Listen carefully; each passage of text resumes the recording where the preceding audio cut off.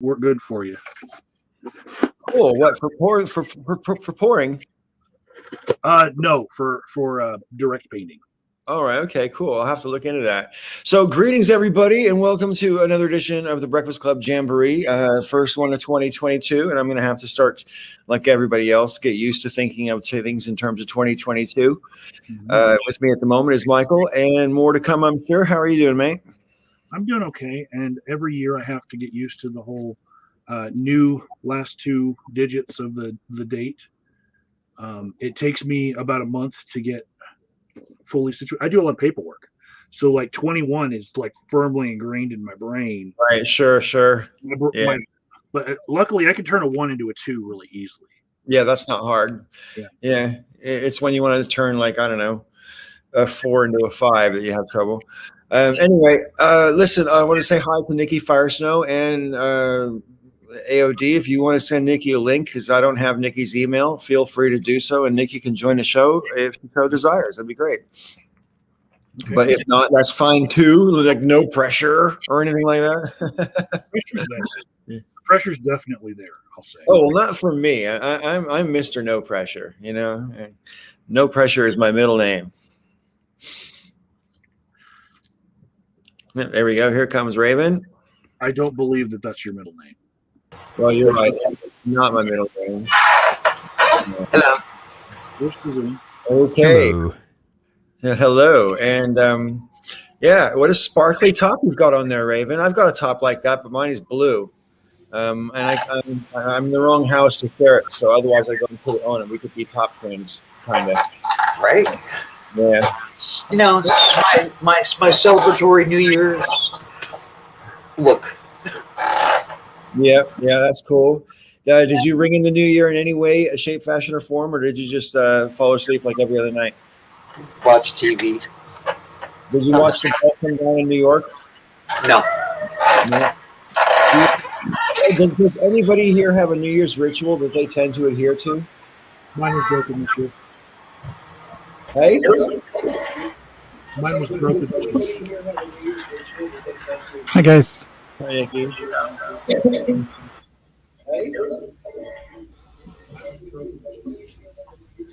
I hear a television. Oh, I hear. Someone's got to mute unless you're going to talk, basically. Oh, sorry about that. That's all right. Yeah, that's all good. But don't feel free to, unmute and interrupt. That's fine too, But I was just asking the group if people have New Year's Eve rituals. I used to, but since my kids grew up and flew the coop, I don't really have that kind of thing anymore. I used to just look for specials on TV that were going to ring in the new year, because sometimes they'd have good concerts, good musicians that I wanted to see. Right. Anymore, they don't have musicians that I would like to see. They have musicians that I've never heard of, but millions of views on YouTube. And do you feel like horribly out of the loop when you find out every musician that you see interviewed by Stephen Colbert, or comes up for a New Year's special, or is featured with this really established artist, and you're supposed to apparently know who this is, but you've got no idea who they are? Does that make you feel old, or is it just me? I'm getting there with you. I'm joining the club. I just deal with it. Also, I have lots of factors making me feel old, friends. I mean, don't think it's just the one thing. I was putting my house back together after packing all my valuables in order to prepare for a fire. Right. How did that go, Michael? Did it get close to you? It was like the closest it got was like 2 highway exits down, but it was like jumping from neighborhood to neighborhood, like over neighborhood, like the embers were coming out from the fire and just like landing in like random little splotches in the Boulder area. And so like all of Louisville and Superior were like toast. Right. I mean, it was hard to watch for me. I mean, I'm sure it was hard for you to watch as well, Michael, because you're more familiar with that area than I am even. But I mean, when I first tuned in, the flames were like 100 feet long and horizontal. I mean, the wind was blowing so hard. It was just unbelievable. And there's no way, there's no amount of human effort that can stop or slow that down when the wind is blowing 75 miles an hour. It's a firestorm at that point. Yeah, it's just get out of the way. And so I was watching the news just to see where the evacuations were mandatory. And, we didn't get the mandatory. We got like the pre-warning. And so we were ready and we're just watching. And then like the wind stopped and we could just watch all the fires on TV. And then we were like, okay, well, it's going to snow at 10 a.m. How fast could this fire move if the wind picked back up? And we decided to stay. And then the next day I had to put everything back where it went. That was what happened to my New Year's Eve, is I was just fixing everything that we tore apart. Right. I had a problem with my computer because I have multiple screens, and apparently the order that I plugged them into, the back of my computer, is very important. Exactly the way that I had it before. Ports aren't interchangeable. And that took about 30 minutes of my time because I was thinking that it was a TV problem or a cable. Were you like labeling everything? No, but I'll remember now to just like, do some shell game with them and see what works next time. Right. No, it's terrifying. Like more than 1,000 houses went or are either destroyed or uninhabitable. And that's 1,000 families, and I do have something to say about that though. If Facebook says that you're within the area that you need to mark yourself safe, right after you mark yourself safe, it takes you to a page where you can get support. So it's like the Marshall Fire support page, right? I go there and there were people saying, we have room for one family, vaccinated, please. And then there were other people saying, we have room for one family, unvaccinated or vaccinated, because what would Jesus do? Not pick and choose. And it was a fight over whether or not families wanted to take in unvaccinated families, all raging on Facebook while the fire's going on. That's just crazy, What would Jesus do? I mean, the whole so far down the rabbit hole at that point. So, we just got through Christmas, and I was thinking about baby Jesus getting rejected from all the little and having to be born in a manger and all that. I have an answer. People's heads. Okay. I actually have an answer. Jesus would put the fire out. Yeah, well, he sent us. That's the answer. There's a foot of snow outside my house now. What? There's a foot of snow? Yeah, there's a foot of snow now. So, like, he just was a little bit late to the game, And that's what put the fire out, right? Was the snow. The fire was, it stopped when the winds got there. Right. Like, the places that were on fire kept burning, and the fire might be contained as well. But the snow was probably 12 hours late. If it had come 12 hours earlier, it would have just solved so much of this problem. Raven, I want to give you some WD-40. I hate this thing. Hey, I had my wish list up all Christmas season, hoping somebody would give me the chair I want on there, but nobody did. There are some key fix though. There are some little key points you could oil on that would get rid of that for at least a couple weeks anyway. Sounds like an old swing set. Yeah. You gotta have some lube around somewhere, right?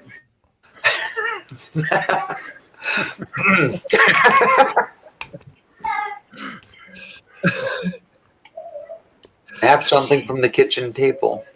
Look, there's a supply chain issue. You have to choose which things are important to put that lube on. Okay. That's funny. You mean lube isn't domestically produced? I'm ashamed. Oh dear. No, well, I mean, anyway, one of the things when I was first flying over Colorado on the way to America last year, one of the things that's very striking as you're flying in toward Denver Airport is how the conurbations are like there's a square, and inside the square will be like 300 houses, and then all around it is nothing, like a whole bunch of nothing. And then like a mile away or a couple miles away, there'll be another square, and it's these massive subdivisions that go in. And I don't have necessarily a problem with subdivisions per se, but I mean, these houses are built very, very densely, and they all, they're very dense. And so it's not surprising when the fire hit those subdivisions that it just went as if the houses were grass, So there were certain neighborhoods that it seemed like every house must have been built out of matchsticks. Right. And other neighborhoods that looked barely touched. And I don't know if it was just where the embers fell or whether it was a construction issue. Like those houses were just more flammable. Like the whole neighborhood went up. Well, it's my understanding, or at least assumption, I guess, that the people who are planning like the development for Colorado want to keep the residential areas sort of tight because they value the open space that Colorado has plenty of. Yeah, there were open spaces right up next to the houses that lost. Right. There's really long, tall crabgrass in those open spaces. Right. And catches embers very well. I'm sure. Right. So I'm not sure if they'll make any different kinds of planning decisions in terms of the density that they pack therein, because even if you split that area up and everybody had twice as much property, right, you'd still have plenty of open space. It's fucking Colorado. You know what I mean? I don't know. Yeah. Well, there's a lot more issues than just that. I mean, it's people can't water the lawns. Everything is dead. There's a lot of different issues. I survived the Waldo fire where I was right on the pre-evac zone, and we just had this when the forest fire swept into town. It was just smoke, and I don't know. I'm still a little bit traumatized from that. I can't like enjoy a campfire anymore because it's the smell of fire. I used to love it, and now I can't after being on the edge of a forest fire. Well, my hometown in California is called Santa Rosa, and a few years ago, there was a fire called the Tubbs Fire. Well, there's several fires, but the Tubbs Fire was the biggest one, and it wiped out a subdivision called Coffee Park, where there was like 1,600 houses. And so they rebuilt Coffee Park. The last time I went there, I couldn't believe it was already completely rebuilt. And everybody's garden now is, I guess they call it 0 point, so you don't have any vegetation in your garden decorations at all. It's all sort of, you can decorate your garden, sure, but it's like rocks and other stuff. And I guess all the houses are kit homes as well, because that's the only way you can build 1,600 houses in 2 years, especially when other parts of town went up as well. I mean, my hometown lost 5,500 homes in that fire. Goodness. It's kind of incomprehensible. You see whole neighborhoods that look literally like a nuclear bomb had gone off. There's just chimneys everywhere, and that's all there is. That's so sad when everybody loses homes, but we're kind of getting climate change is really setting in. We've got to change our fire management practices, which is really the name of the game as regards these fires and the tornadoes 2 weekends ago, and the fucking hurricanes. Every hurricane season are getting worse and worse and worse, and the fire season in the Pacific Northwest is, it's a predictable recurring thing. Yeah. I wonder how. Yeah, I'm just looking at your background. I wonder how brick houses, and you mentioned the chimneys. I wonder how brick houses fare in these sorts of conditions. Well, when I lived in the UK, the majority of houses are made out of brick or stone, and they still catch on fire, but the outside shell doesn't collapse necessarily, but the inside stuff still burns. But the houses don't literally, when the wood house goes, there's nothing left. I mean, if you're lucky enough to put it out before it gets more than one room, you might be able to save the house. But once more than one room goes, you probably don't even want to save the house, because it probably costs more to fix half a house than to build a new house. Yeah. Hi, Sister Danger. Welcome to the show. It's nice to see you. It's been a while. How you doing? I'm doing okay. I don't know how long I can stay for tonight. Is that a but threat or a dare? well, it's not a threat. So, it might be a dare, but yeah, no, I just yeah, there's much going on here. So, but I wanted to pop in because I haven't been in a few weeks. So, Yeah, that's cool. It's Yeah, good to welcome. Good to see you. thank you. I hope everybody had a good holiday and a happy New Year. Happy New Year, everybody! Yes. Happy New Year back. Yeah. That's how we started the show. Just asking about celebrating. And do you have a normal ritual, Sister Danger, that you do every year, or does it change from year to year? For New Year's, not really so much. Don't have anything in particular. We just kind of do whatever it is we want to do. And we were gonna go. I was supposed to go out to Spokane for a party, and that did not happen because literally the day that we were supposed to leave, my friend throwing the party, was like, "Hey, I just tested positive for COVID, so no party." And that was that. I actually had a bunch of things lined up that I was supposed to do. I was supposed to go look at properties with a real estate agent, a whole bunch of things. And I'm like, oh, fuck, this like ruins everything. But then like it snowed, you know, I'm sure, I don't know how much snow you have there, Kazoom, but it basically dumped buckets on us up here. So I think it was overall a good thing that we did not go this weekend. That was going to be our thing. So when that got canceled, though, we were like, screw it. We're going to stay in the house, wear our pajamas forever, and we're doing nothing. Like, and that is essentially, I worked on my my Book of Shadows. That's what I worked on. Like, and then I didn't even know that it was midnight, and then suddenly it was like 1:30 in the morning. I don't even know. When I was a young man, I worked every single New Year's for I think the first like 12 years of my working life, and Christmas. I worked the holidays because I was the guy who said yes when I got asked for more hours. You know, I was that guy. I'll do it. Yeah, I'll do it. Yeah, you know. So I never celebrated New Year's for a long time because I was always working. You know, but yeah, I don't really do much anymore. I mean, we didn't do anything last night. So, Nikki, how are you feeling? I don't want you to be ducking that topic right there. Yeah. Do you feel what like do you mean in specific there? Do you feel like you got the Rona from somebody? I did at first. I was a little bit sick yesterday. I went out with an egg, young, or not young, but a kind of a trans woman who's not really out yet, and just had coffee with her. And did you say egg? You went out with an egg, like an Easter egg? That's an egg. An egg. We call those like people that are trans but haven't started transitioning because it's like they haven't come out of their shell yet, so we call them an egg. Anyway, I learned something new today. I never heard that before.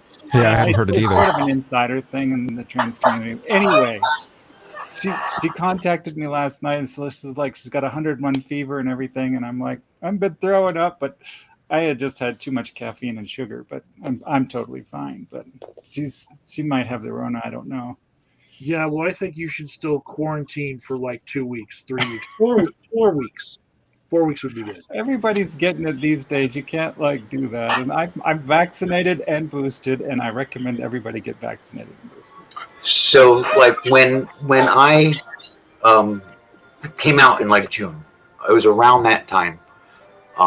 There's a whole bunch of trans women that have been in my circle for a number of years, way since like the YouTube days, that sent me messages just saying, it's about fucking time you cracked our egg. And it was just like, yeah, I was like, oh my God, I'm a trans mom. Oh my God. It's a whole thing. It is a whole thing. And I was just like, yeah, it was really cool. And I am surprised I've never mentioned that to you guys about eggs. No, I never heard that before. Nope, not yet. It's a bubble echo chamber community. Once you're in with the trans girls, it's like, I don't know, it's very different than outsiders. Really surprised I hadn't relayed that though. My bad. Did the egg happen to apologize to you? What? I can't hear you, Michael. I'm sorry. Did the egg happen to apologize to you? She might have. It certainly wasn't her fault. Yeah. She's a sweetheart. I blame people. If you get me sick, it's your at fault for it. So I've gone this long without getting it. I'm throwing blame around if I get it. Well, I was deemed expendable, because I work in construction right from the beginning. So I was like, okay, well, we're just gonna have to work through this stuff. Yeah. Wow. I really want to argue with you about this blame game, but I know that you're joking, but I'm like, well, you can't do that. No. This is how I do my job, over a camera like this. You just blame people. You're like, your problem's on your own. Pull up your bootstraps, kid. No, if I've got this long avoiding people, and I haven't gotten it. If I open up my door for one person, that person gives it to me, I'm gonna be pissed at that person. I want to point out part of your sentence there, particularly the beginning part where you said, "If I open my door, you."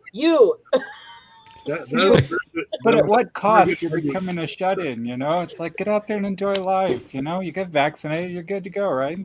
You clearly need to do what the old Onceler did in the story of the Lorax, where you just like have the pipe that sort of snakes down with a cup on the end so that you can like.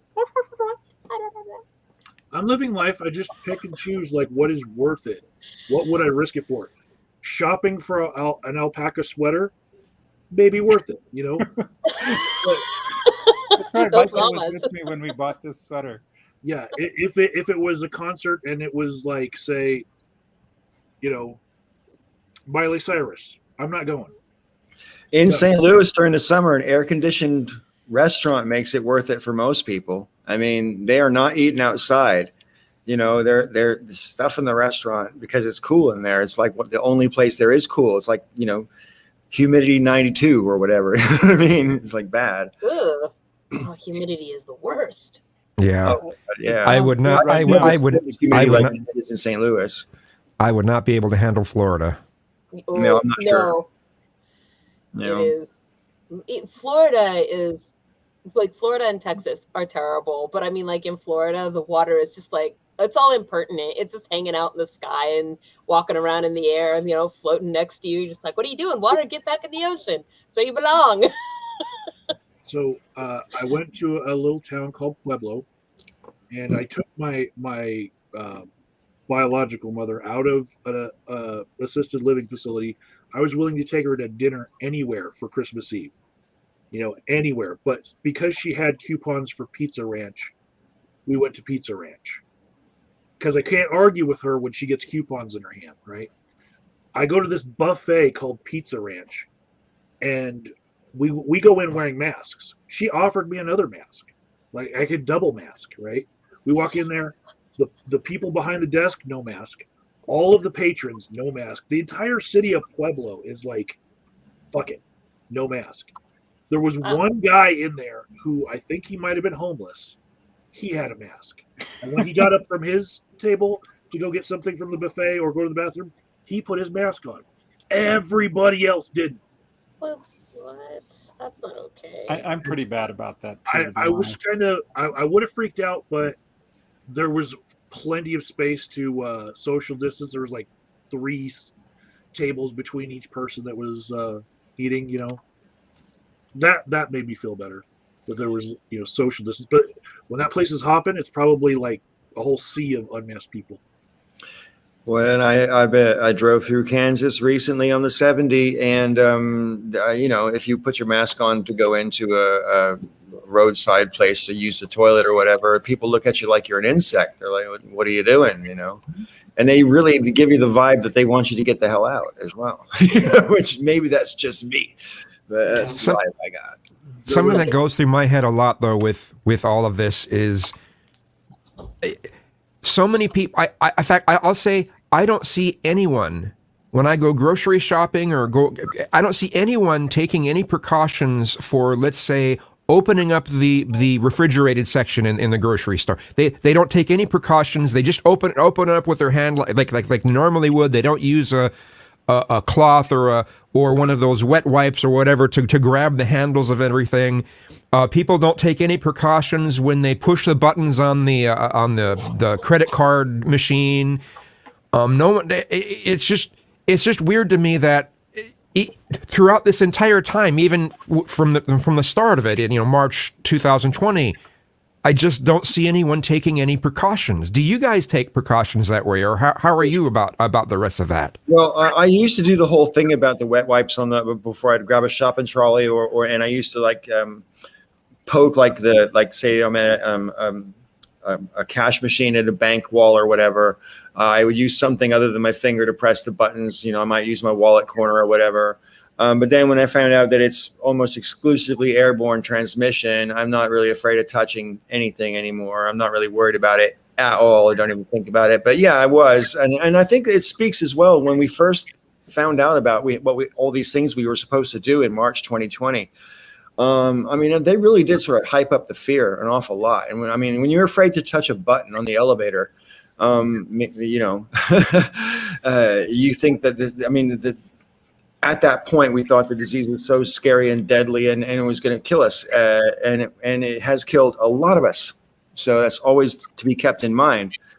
I always, anytime I have to push a button, I use my knuckle or that sort of thing. Because we can still, if you touch something and then you put your finger in your eye because it's so easy, just to, oh yeah, my eye itches, and you just do that real quick.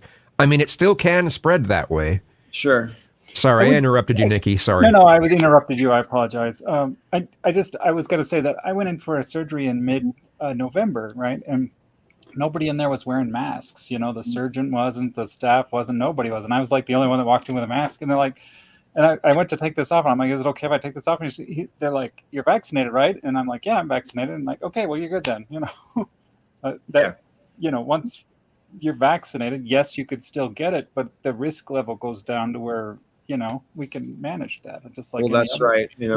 That's my understanding. I'm still in that mindset that Kazum is with certain things. And when I went to the store, I wanted to buy some kombuchas, and I hate the ones with ginseng in them. But I felt bad turning around the bottle to read the ingredients, because then I've been touching all the bottles, and I felt like shit. And I was like, wait a second, it's airborne. I shouldn't feel like shit anymore. But I still feel like that stain of being like germy. We all have germs. Yeah. Yep. And something that the irony is, back in March 2020, I sort of had that feeling like it was everywhere, and it was bad. Don't get me wrong, but now it's everywhere, and I'm nowhere near as nervous about it now as I was. And partly that's because I've been triple vaccinated and I've had COVID, so I feel pretty damn Teflon at the moment. Yeah. I find it interesting that the way that we look at vaccines, or a lot of people look at vaccines anyway, has changed a lot since these vaccines, because prior, most of the time people looked at vaccines as something where that will stop it. The entire point is to stop you from getting it. And now a lot of the focus is on stopping you from getting as sick if you get sick. Well, that's only because this was like an emergency thing. The original reason because it was the whole country was on fire, and so they brought this in, way before it was properly approved, because we needed to slow transmission down, right? It had to happen. Something had to happen because the original efficacies were up near 90% for alpha, and each variant is going to have more ability to break through, and will have breakthrough transmission. For alpha, that was true. Now that we're on different variants, they can get past the ability to keep it from transmitting, but they still can't get you as sick. That's sure. It wasn't like a public policy that made that decision shift. It was the variant that made it for us. Yeah, that's fair. Yeah, Vegas is everywhere. It's right behind you now. Yeah. Yeah. Yeah, it's everywhere. All right. I'm not being facetious about that. I know at least half a dozen people right now that have COVID, and thankfully none of them have any kind of serious symptoms. Although one of them did have, she's turned the corner. So, definitely on the road to recovery. But it's amazing to me how after everything we've been through for the past nearly 2 years, that people still like call up their boss and say, look, I've got tested positive for COVID. I have mild symptoms. And their boss is like, yeah, but can you still come to work? I mean, have we learned nothing, No. It's kind of mind blowing because, I mean, there's one thing to say, it's not taking it seriously by, going partying in a crowded swimming pool or whatever, is one thing, but not taking it seriously by saying, no, you have to come to work for your minimum wage job or we're going to sack you when we know you've got this highly transmissible disease. And I mean, it just doesn't make any sense at all. I don't get it. Well, I mean, it makes about as much sense as the places when they had the hurricanes, or was it the tornado? Hurricane. Anyway, Well, that's right. Yeah, where they were said, well, no, if you try to leave to escape the tornado, you're fired, and then the building collapsed on people. The candle factory. Yeah.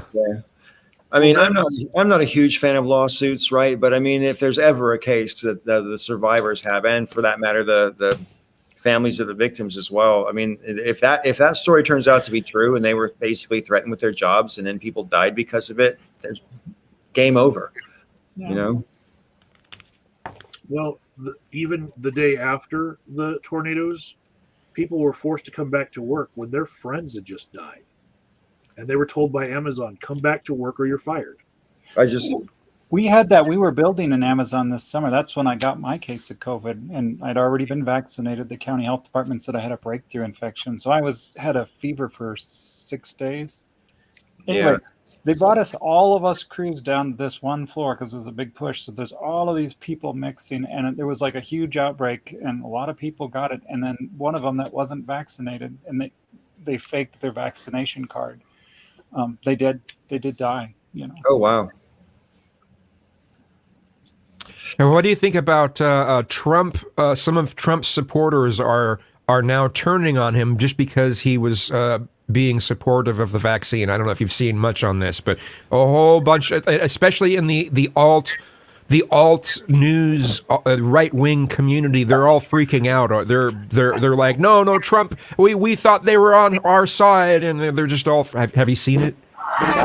He's always been supportive, though. Like he's always been supportive of the vaccine. Oh, he has, but he wasn't there. People ignored it before, but now that there have been some, he's made statements that cannot be denied.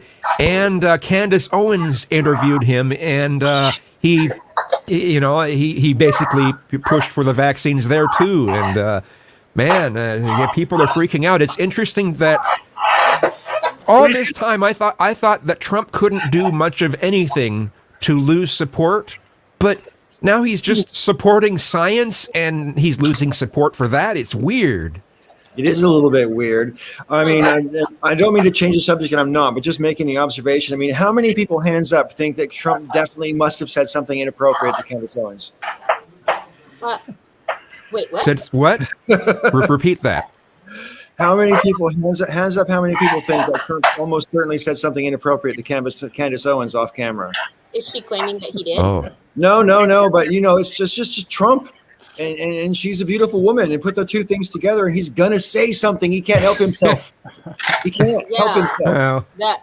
Okay, I get what you're saying, and I guess if I was gonna place a bet like a Las Vegas person, then I would probably place a bet on yes. Yeah, right. I mean, he says inappropriate things on national television. So when he's not on television, I don't think he's going to somehow magically be better.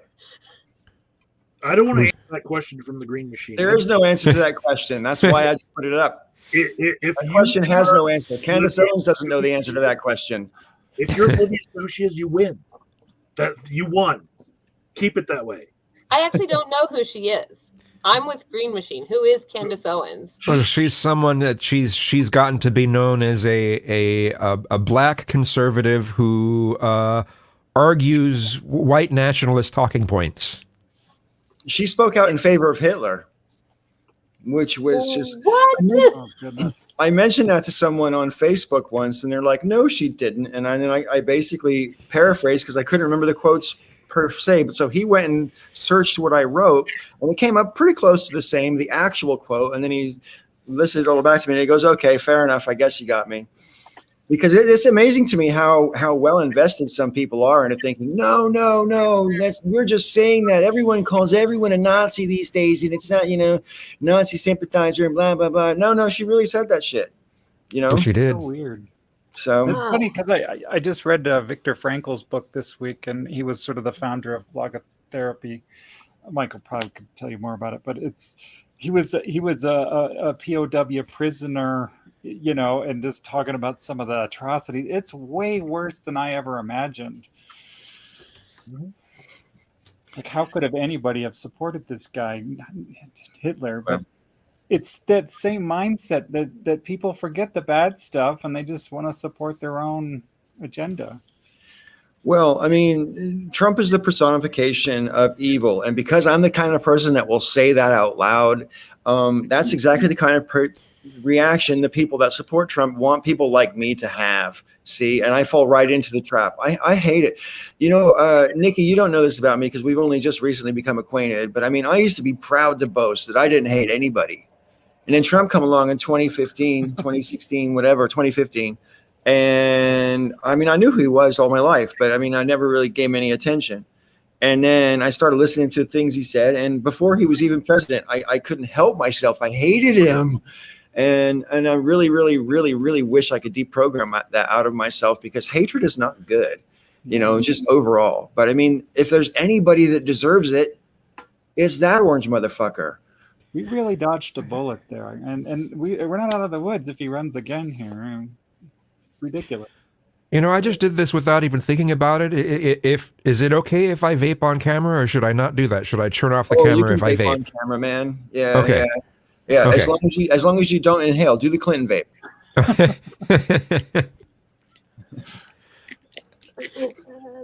That's good. What do you got, Michael's got edibles. Busted. What if I have these brown rocks that I'm dealing with here? They're gonna hurt on the way out if you eat them. I mean, Candy corn. okay, maybe not. I had a questionable YouTube I posted earlier, and I'm getting a lot of hate for it.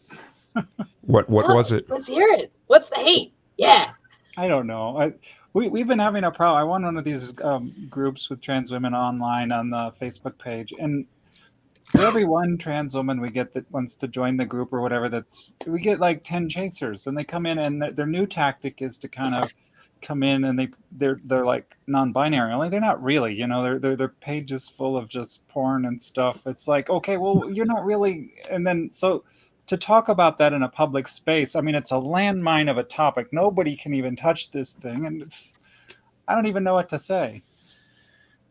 Wait, what is? Well, you made a video about it, so you must have said something, Nikki. Yeah. Well, I mean, my thinking is, if you're gonna, I'm sorry to talk more about trans. That's what my thing is, my MO. But talk away.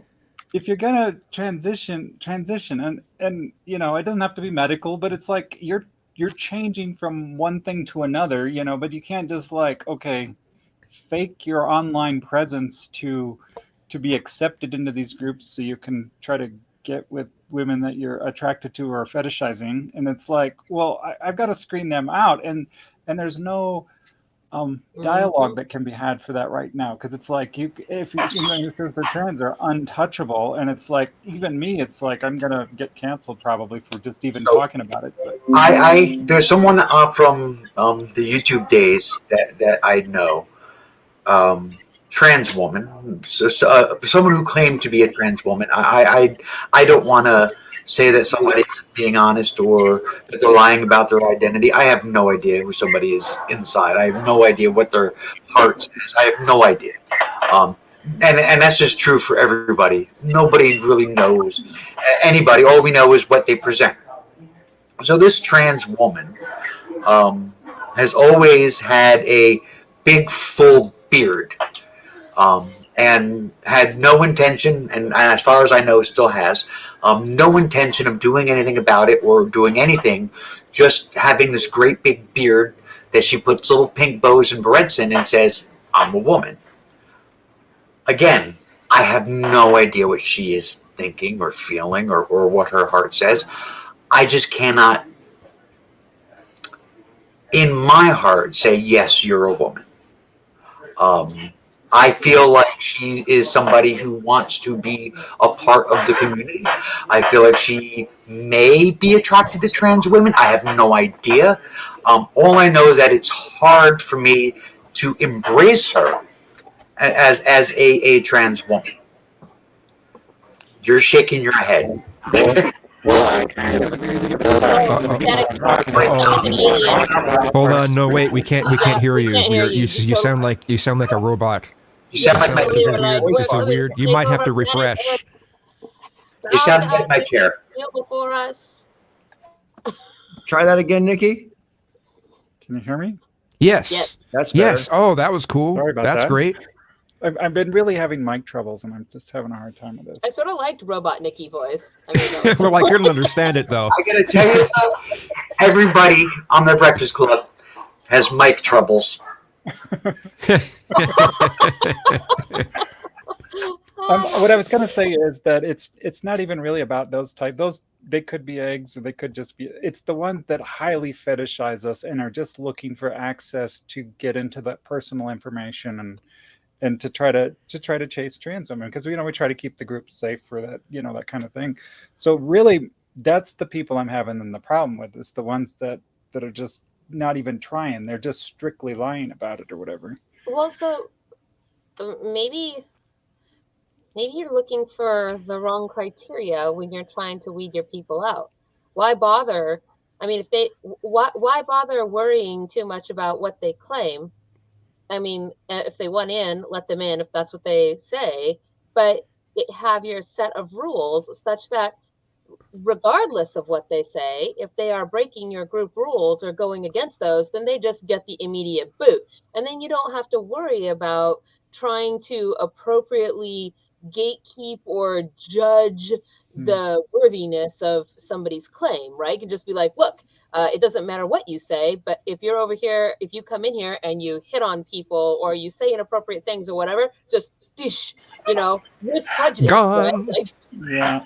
So I mean, I agree, but there is like the point or the period of time in between allowing them into the group and by the time you realize, hey, this person is a problem and you get rid of them. And in that period of time, they've now possibly have begun stalking some women. There's harm that is done in between that you as a moderator wouldn't be able to really mitigate. And that's what you're opening up all of the members of the group to. And we've been in groups I've been in groups like this where they do that. They allow everybody in, but it's a slippery slope. Like right away, the thing starts to crash within a few weeks or months. It's all the real. I hate saying these terms. I'm sorry, they're not real, but it just becomes overwhelmed with too much, and we're our little group is lost in the crowd. So I try to specialize in a small group. I don't really care about the number as long as it's quality kind of situation. Well, then why don't you just make people have to have an invite and put that into your group questions when somebody comes in? So, they go to join the group, and one of the questions is, who invited you to be in this group? Name a member of that group in those answers. And if you don't answer them, you don't get approved. I mean, that's a way too. Yeah, that's what we do. We have our questions, but you get more out of actually looking at their profile than you do the questions. I've got a very cishet question to ask because I have no idea. But okay, so Raven, when you said a moment ago about how you are acquainted with someone who presented with a beard and you had a hard time wrapping your head around that. I know people who have a hard time wrapping their head around trans men who are pregnant, right? Where drawing these sorts of lines and different kinds of understandings, I think is really, really difficult. And I'm not so sure I have any answers for it. I'm just asking a question. So is that a fair comparison or not? No, I don't Okay. think so. Okay, that's my main thing, and I'm open to being wrong because I don't know. But to me, it's like, hang on, I know people who say similar things about this other class of trans people, Right. trans men. So, I mean, if a trans man wants to be a parent and they still have the biological equipment to do so, then they should do so. You know what I'm saying? I mean, that's I feel that. I do feel that. I'm just asking about how other people who aren't that person understand it from the outside. Right, but being pregnant and giving birth and all of that is a biological function of being human. Right. Having a full beard is a presentation choice. Like you have a face. Like, I don't have to do this. I don't have to do this, but I choose to present myself to the world in a way that they understand where I'm coming from. They're like, okay, hey, Rob is now a woman. And that's as far as the understanding needs to go for them. Do you know what I'm saying? And I don't have to say anything because I've given them the visual cues for that. This other person that we're talking about, with the great big, I'm an Israelite kind of out of the Bible, beard, right? They're going around up to people looking like a man, presenting as a man, acting as a man, giving all the signals to the world that they're a man and saying, hi there, I'm a woman and you should respect me as such. And that to me is an issue. And that's a presentation choice. It isn't a biological function. So it's not really a fair comparison. Okay. Yeah, it would seem that someone who doesn't want to spend any effort presenting themselves as the gender that they. I mean, here's the thing. I mean, society does put somewhat unrealistic standards as to gender norms in general are still too strict right now. They've loosened up over the years, but still, I think someone who doesn't do anything to help present them as the gender they say they are, I think it can hurt. I think that can hurt the trans community, honestly, at this time.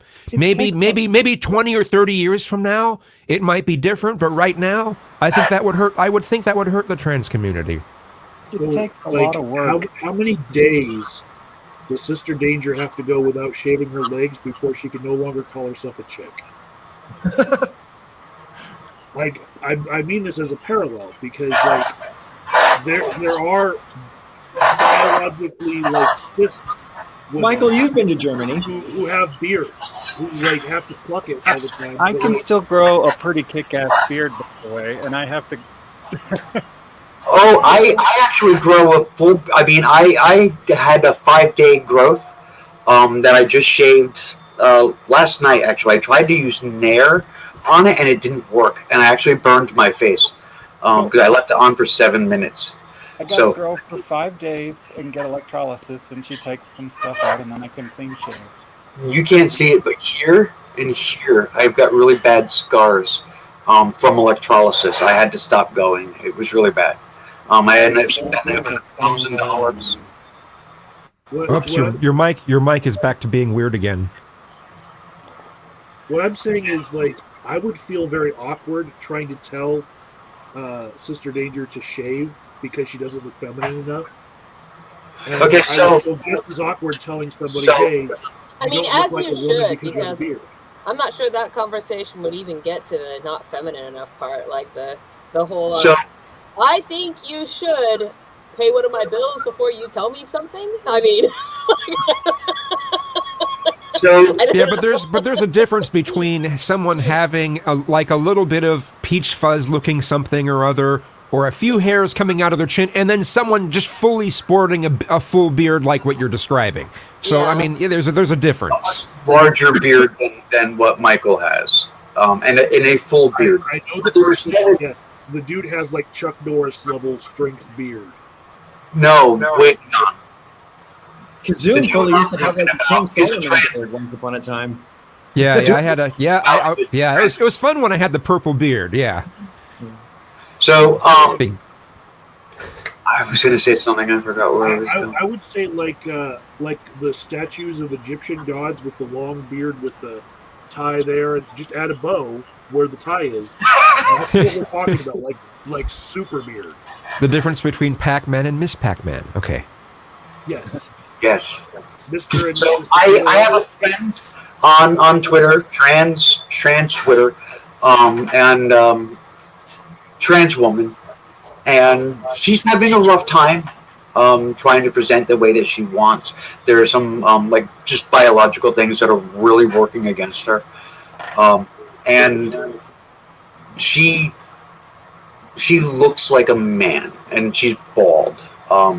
And she doesn't wear a wig. She doesn't want to wear a wig, and that's fine. But she looks like so, and she's having a lot of issues. And she'll tweet things like, "I'm so upset. I went to the store and the cashier called me sir," and I feel for her. But I don't think that the cashier, is a bitch. I don't think that anybody was mistreating her or intentionally misgendering her because she looks like a man. And like I said, I feel because I get called sir. I mean, I look like this, and I went to get a COVID booster shot, and the girl behind the counter said, "Sorry, sir," and I got pissed. Right. And I am sorry. I am not your sir. Yeah. Have I seen this on Napalm's channel before? This story? That's funny. Bitch! Beard. Yeah, that's a good one. But I mean, she called me sir, and in that case, I believe she was like intentionally, legitimately misgendering me. But this woman I'm talking about on Twitter, I don't think that that's the case. I think that people just don't know. And then she gets all upset and she rants about it on Twitter about how horrible people are. And I feel for her, but at the same time, it's like that what you're thinking is happening isn't. You look like a man. My roommate in London before I moved to America is a man, and but he's like a heavy metal rock dude. So he's got like long sort of heavy metal rocker biker hair, right?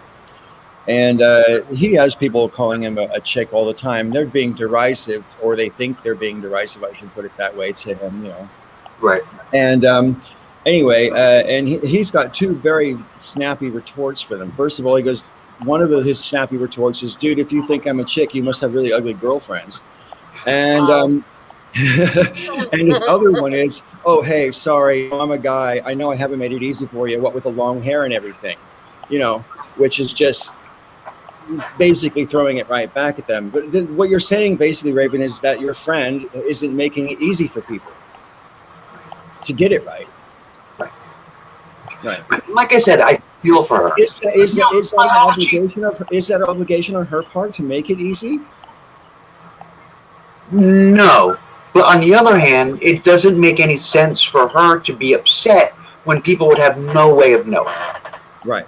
See, that I agree with. Like, I mean, Well, it's ridiculous. It's ridiculous to get upset when people just don't magically, mind-readingly get something right. It's one thing though. I mean, even no matter how you look, like if somebody literally called me a sir, well, I actually probably wouldn't care. But if somebody called me a sir and I did care, I would simply correct them. And then if they did it again, I would have skipped past all politeness and I would just start calling them whatever I wanted to call them.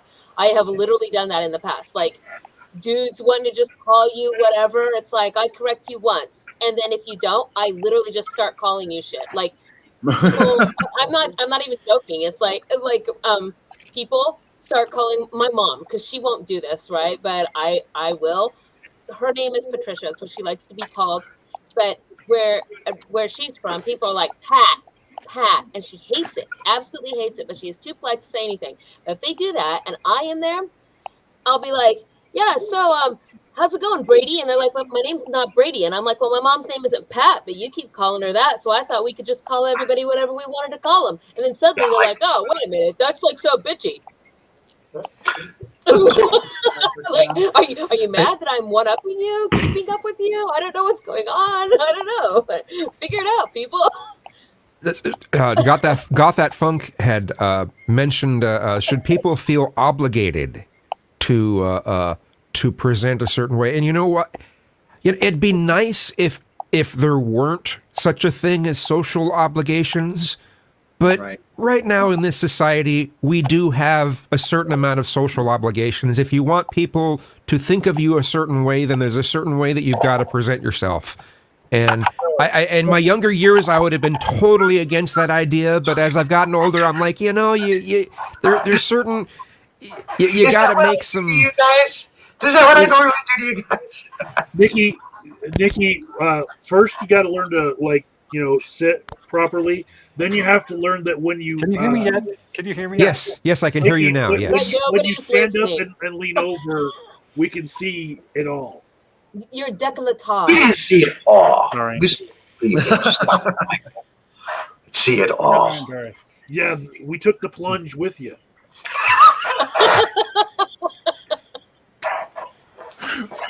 Well, it'll make for a great playback, I guess. Yeah.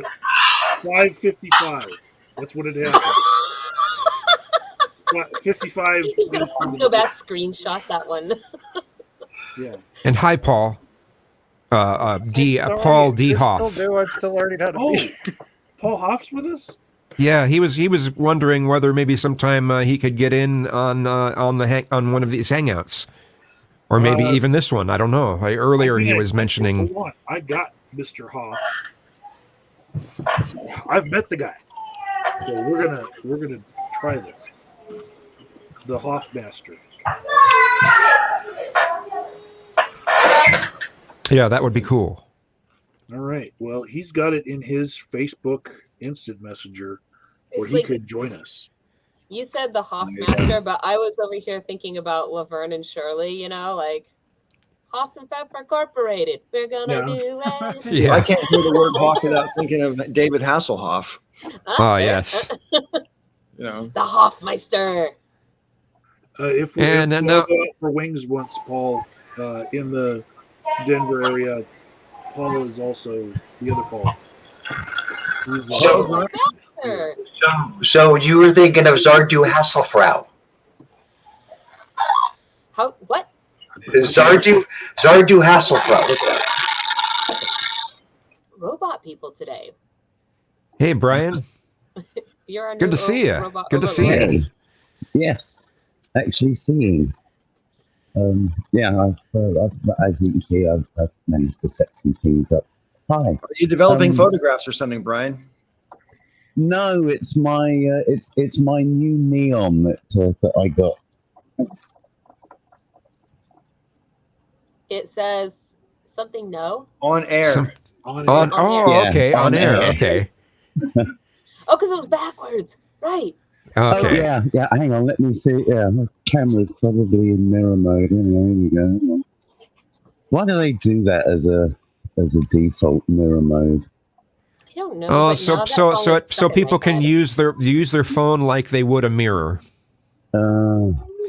Yeah, that's the Zoom. I do it. Yeah, I can't see an option for it, so yeah, I'm just. It just no says worries. Ray, no. There you go. I'll just try to remember that your left ear is your right ear, Brian, and other than that, I think we'll be fine. Yeah. I think you're right there, Paul. CRB Vegas says they do shit backwards in the UK. Roads, signs, Yep. Everywhere there's signs. No, that's not backwards. That's not backwards. It's like it's what's the word? Opposite. Reversed. Yeah. It's reversed. It's not backwards. If it was backwards, we'd have eyes in the back of our heads. It's evil Spock world. Exactly. Kizoon, my better half says she has a question for you. I'll just relay it. Okay. She wants to know if you are going to work with Mama Max. Okay. I don't know. The problem that I have with Mama Max is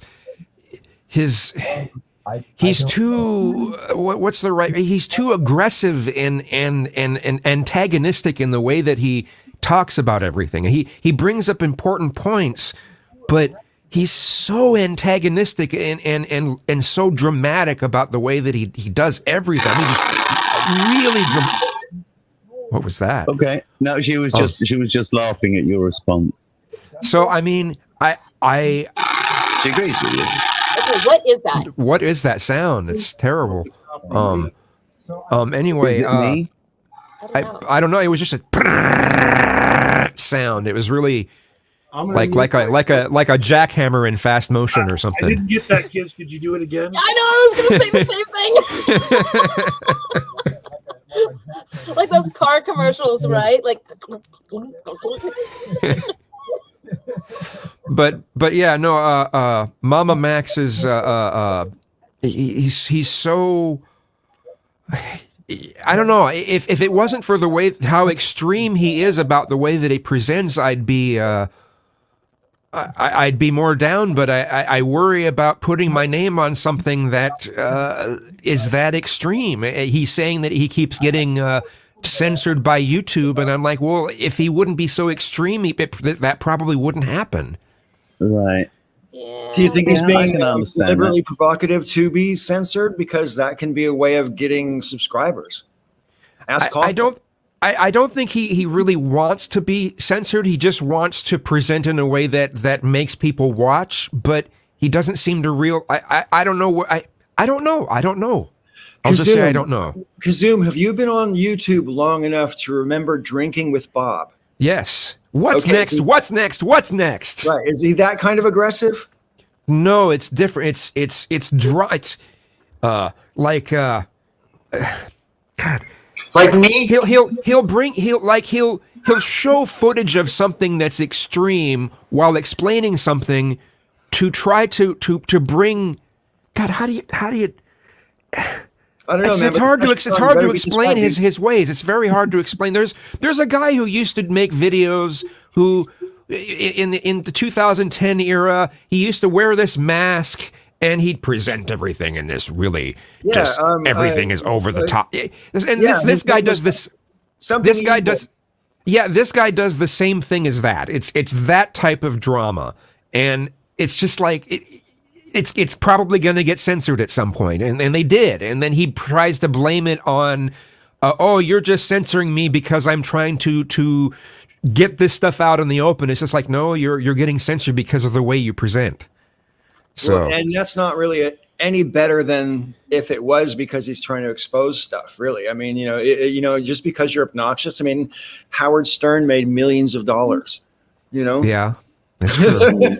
Oh, but was he? I would like to rich welcome Paul before D. he Hoff to made the show. millions This is of the first dollars? time for Paul. It's great to Hello, see you, Paul. Welcome to the group. My name's Paul as well, and everybody else you can get to know as you're here on the show. My name is not Paul. Okay. Yeah, Sorry. my name is not Paul as The well. reason there's a D in there is because I tried Paul Hoff. That was used already on YouTube. Oh, okay. That's all. So I got Any my- relation to the Hoff? But somebody has to, elephant in the room and all that. No, nobody. Nobody of any significance. Well, it's good to have you here, Paul. Welcome to this little corner of madness. I just happened to come on because I just watched Agent of Doubt's video, and then there was a link, and it brought me here.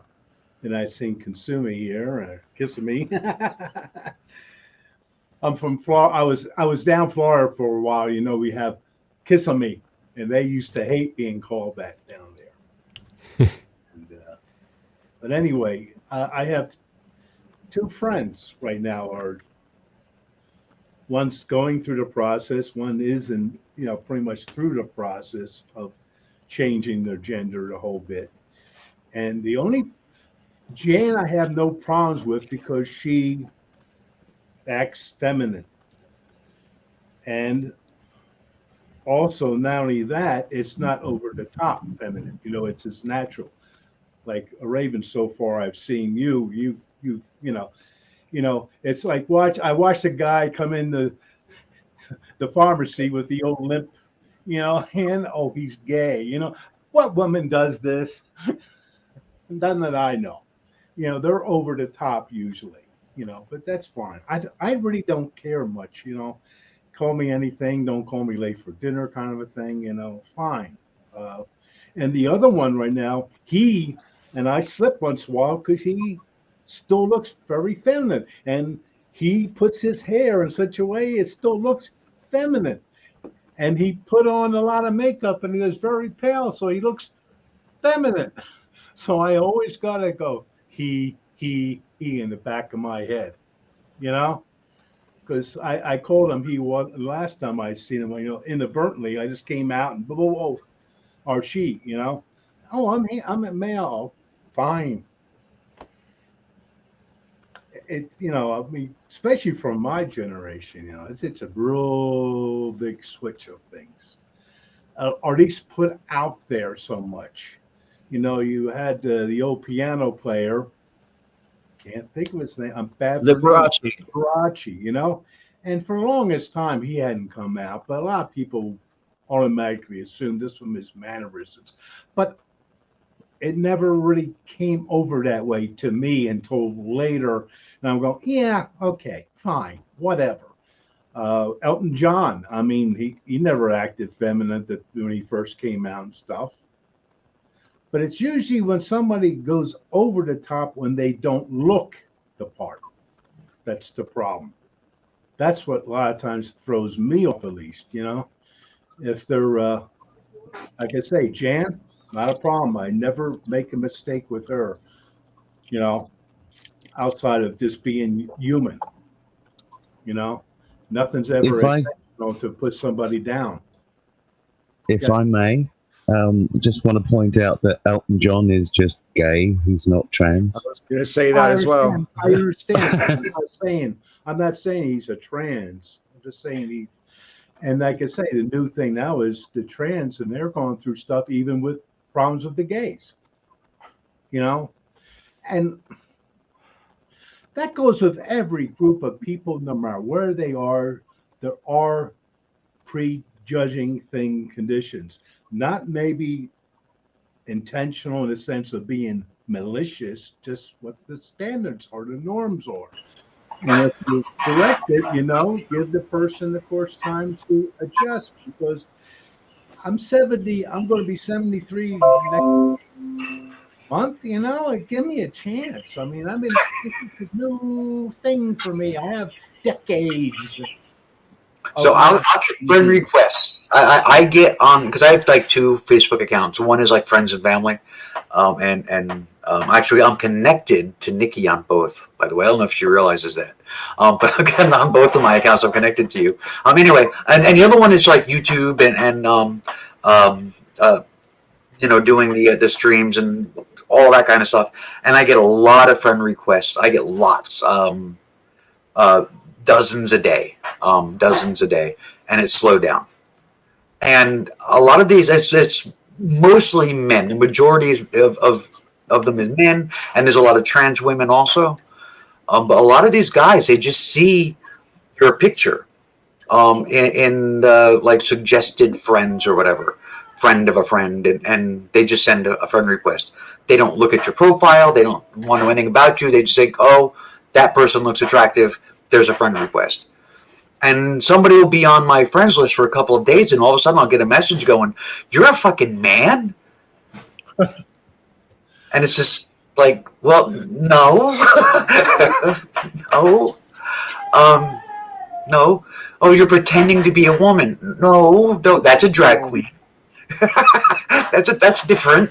It's hard to escape that tranny trap stereotype that somehow the media gave us long before I was born. Yeah. Well, Jan's voice is very feminine. It's in tonality and stuff too. Like sometimes I just feel like you guys shouldn't even dignify comments like that with an answer other than, "Wow, do you really talk to every single person straight out the gate about what their gender is, you weird fucking creeper?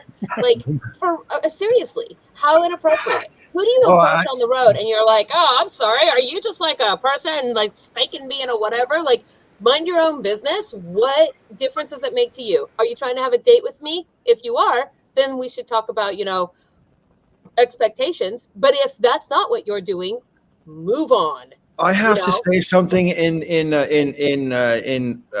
appreciation of my British friend and his whole country, because whilst not everybody does what I'm about to say, what you just said, Sister Danger, is something that I think everybody should do a lot more of, and which they do a lot more of in the UK, and that is they mind their own fucking business a hell of a lot more than they do in America. I mean, when my second wife used to have like 9 piercings in her face, and the number of people who thought themselves entitled to ask her about her genitals would blow you away. I mean, you'd be sitting at a restaurant and people say, hey, what you got going downstairs? And it's like, whoa, I don't talk about my private parts to strangers. Do you? I mean, not in a restaurant anyway. Now, New York, though, wouldn't the New York City, not necessarily New York as a whole state, but New York City is known for minding their own business. I'm doing my thing. You do your thing. Well, I'm walking here. Yeah, well, Yes. there's one reason for the New York City.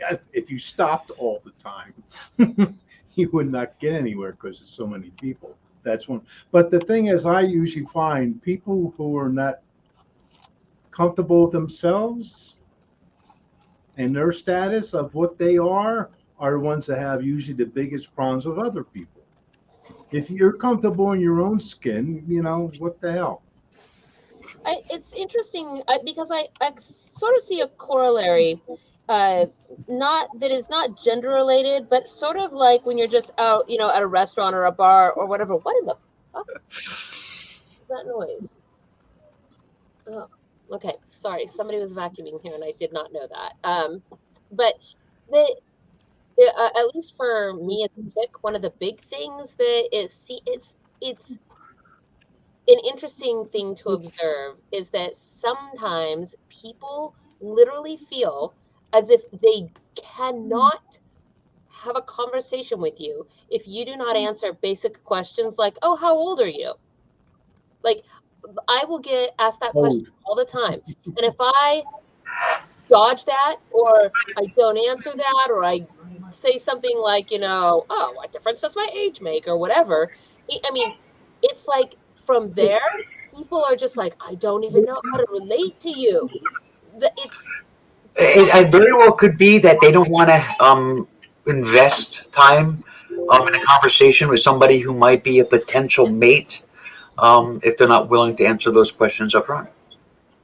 I mean, that could if I may just interject quickly on to the point you've raised there, Sister Danger. There is the world today, as Paul has observed already, is not what it was. I mean, I'm going to be 60 next year, and I can appreciate where Paul's coming from. This is not the world that I grew up in. Now, one of the things that's true about the world today that wasn't true 30 years ago is how easy it is to find yourself in real shit. Because A, you didn't know that somebody was too young. B, you didn't know that somebody was this, that, or the other. Yeah. And the backlash from making those mistakes can be harsh. So I don't actually blame people for wanting to, make inquiries like, how old are you? I'm not talking about though in that true. Context. I mean, I'm not talking about in that context though. It's more like what I'm speaking of is sort of like I'll be in a conversation with somebody. We'll be talking about say music, for example, and then they'll say, "Well, how old are you?" Like, "Oh, like you wouldn't know what this music is. How old are you?" Because that's a fair question. That's a fair question, because if you're not old enough to know the era, then how would you know? Well, sure, which is totally fine, but also not the point that I'm making. Like, and I agree with you, right? Like, I get what they're doing with that, but the not answering of that question has the weird result that people then somehow no longer know how to go forward. It's like they've just hit this massive stumbling block in all conversation, and they're like, like completely until they, I don't know, they figure out that they're gonna take a different line of questioning, or but it really So seems to befuddle people. maybe, maybe they feel as though if you're not willing to answer that, then they feel like you're being closed off, and it does become a stumbling block because it's just, how do I engage with somebody who is closing themselves off? How do I engage with somebody who doesn't want to engage? Oh, And I mean, yeah, but my point your of bringing this question, up wasn't to talk. I didn't. I'm sorry. I feel like now I've accidentally hijacked this conversation. I was only making a corollary to the whole trans, like, man woman thing, that sometimes I feel like questions like age or man or woman or whatever, they shouldn't be answered, because people shouldn't be talking to you based on those things. People should be engaging with you on a more idea to idea level, right? As Just opposed person to, to person, if that makes sense. Yeah, like a person to person level, as opposed to just, I'm talking to you because you're in my age group, or you're in my preferred sexual partner group, or whatever. That's what I That's was a fair trying to. point. Yeah, but That's all I was saying. it does raise another issue. Isn't the right word? Topic, which is sort of correlated to this. I think I'd like to just throw a question out there just to get everybody's reaction. Now, when it comes to racial blindness, yeah, 20, 30 years ago, that was seen as a good thing. Now it's seen as inherent racism. So what about, just now we were talking about being gender blind in your interactions with people. Yeah, it's like, well, we're having a conversation. What does my gender matter? Yeah. Yeah. All right. So does the same effect hold true? Is in, say, 20, 30 years' time, is gender blindness going to be seen as inherent sexism? Just so you see, I got guys up there. That is an interesting question, actually. I think that's kind of relevant to now in its own strange way. It doesn't even have to take 20 or 30 years. That's why I threw it out there. I see it. I see it in like 5. Jumping I off, don't really know. I don't really think you can predict stuff like that. I mean, the culture has changed so much just in the past 20 years. And if you said to me in 2002 that we'd be where we are now, I wouldn't have probably believed that. Well, Paul, it wasn't so much, the predictability of it that I was focusing on. It was more the concepts involved. It was like, should. Well, okay, should is a wrong way to go. But puts a value on it, yeah. Yeah, I mean, what is the value of gender blindness? What is the value of race blindness, etc., within a functioning society? Yes, Mike. I have a prediction based on something that Hoff said. In 2022, there will be a Republican office holder who will be caught in bed with somebody that he has railed against publicly for politics, and he will be disgraced and have to leave office. Oh, I kind of would like to weigh in on That's the. happening all the time. What do you mean? They're the ones that It's my prediction. Yeah, but the ones that usually point real seriously at somebody else is always, they forget the other three pointing back at them. Mm-hmm. It happens so many times. How many times have you said, it's the old, projection, they just project what, I do this, that, and it turns out that's what they are. You know, it's like, why can't you just be what you are? You know, that's what I'm saying. If you're not comfortable in your own skin, that's when we have problems. You know, that's I'd when we like have to respond to hard Brian when I get a second. relationships. You know, I'm comfortable in my own skin. You know, not that I'm old. I like to get rid of that part. But you know, I'm comfortable in my skin. I'm comfortable as being a male, whatever. And I'm not uncomfortable being around other people. Now, if I see a guy kiss a guy, does it hit me? Yeah, but it goes away as time goes on and I get to know them. I have family in those relationships, married in those relationships. And does it turn me off to them? No. I go by what they do. Mm-hmm. And that's a hard thing to do for a lot of people. They gotta have every little thing in its place. Everything has to be a regimented, you know, I'm so sick of it, you know? Mm. I think it's Gotta be really this. important Okay, and when asking people aren't questions. feeling comfortable in their skin and they're just little eggs, that there's people in this world that like will help welcome them into their new selves. And I think that if we don't have more welcoming places for people, then we're going to have a lot more of these people being found to be exactly the thing that they've been hating on all this time.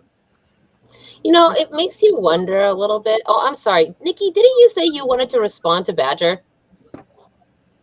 Yeah, I've been wanting to kind of get back to that a little bit because it was a very good question. I just couldn't get a word in.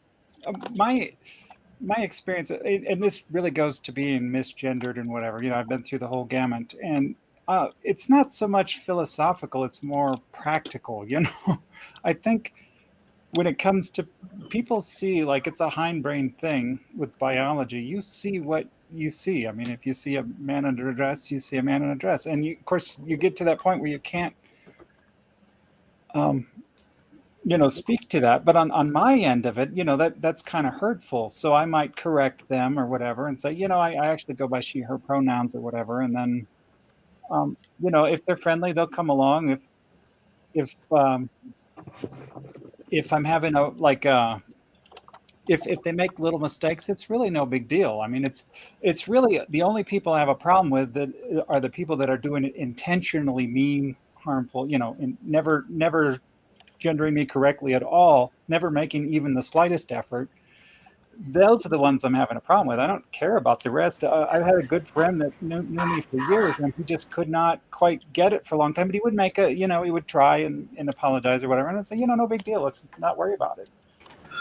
So This is the first time I've met you, Nikki. But hi, by the way. But I have to say, first impressions, I find it gobsmacking that on first impressions that you would get misgendered. Well, I didn't always look. To be like honest, you know, it's been a while. well, okay, yeah, fair enough. Yes, you're now as you want to be. So yeah, okay, well, Brian, fair. you didn't get to take the plunge with us, but we had proof positive that Nikki can pass. But I don't doubt it.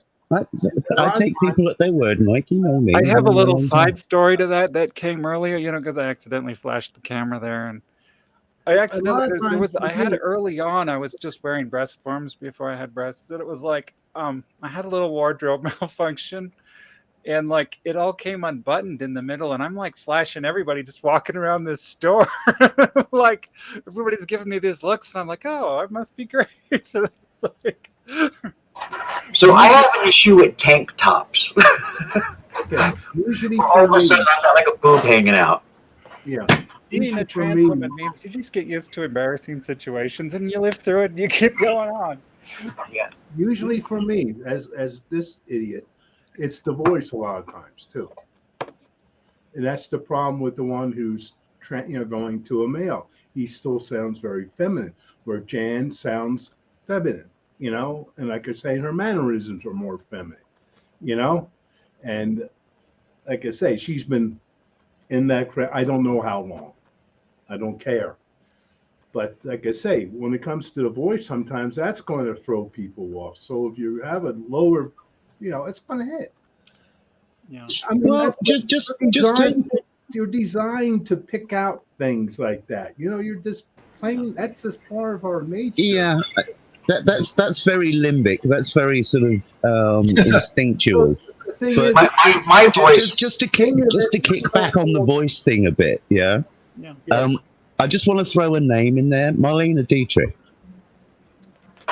My voice is actually a huge source of dysphoria, and it's one of the reasons why because I said I was going to go back and make videos going back to YouTube, and I made like one or two, and I really haven't gone back, and it's largely because of my voice. I think I'm working on it.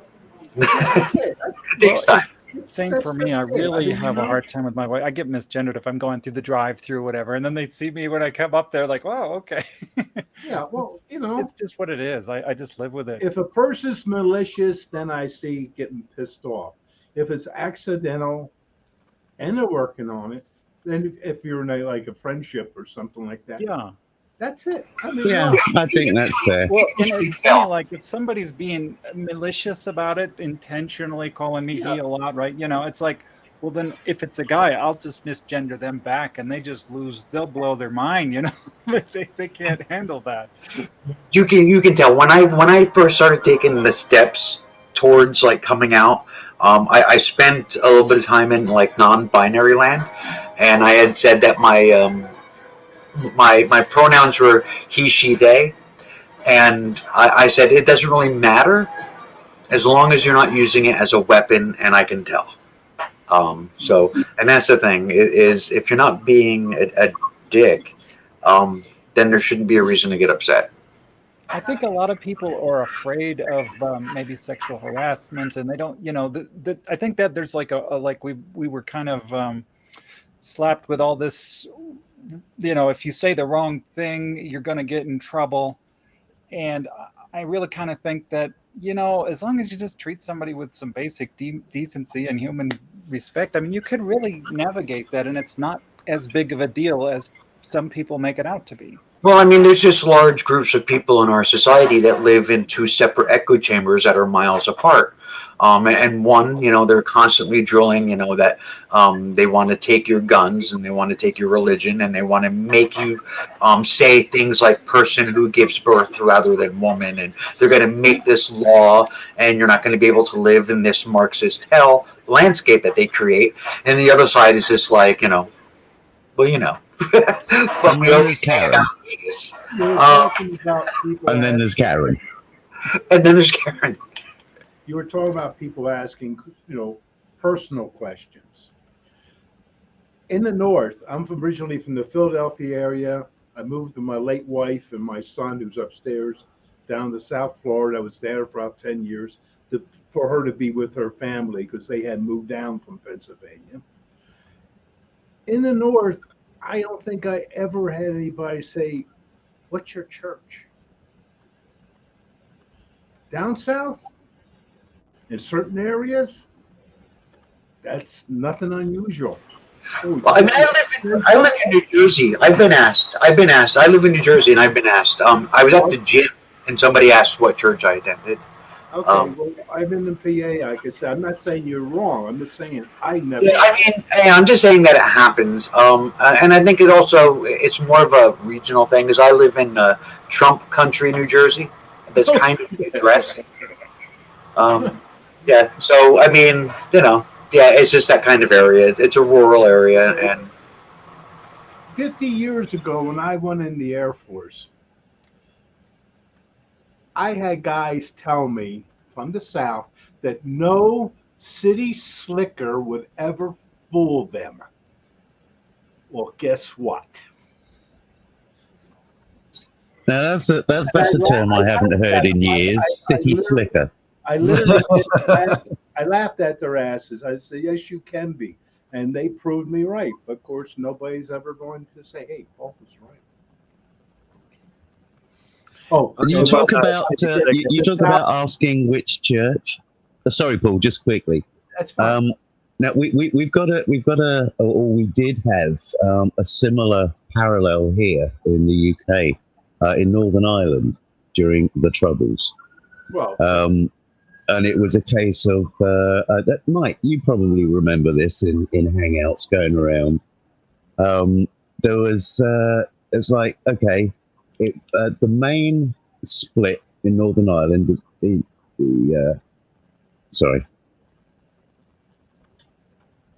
the Protestants and the Catholics. And if you happen to be an atheist in Northern Ireland, you'd be asked the question, well, are you a Catholic atheist or a Protestant atheist? No, that was it. Funny. I mean, yes. Yes, right. Yes.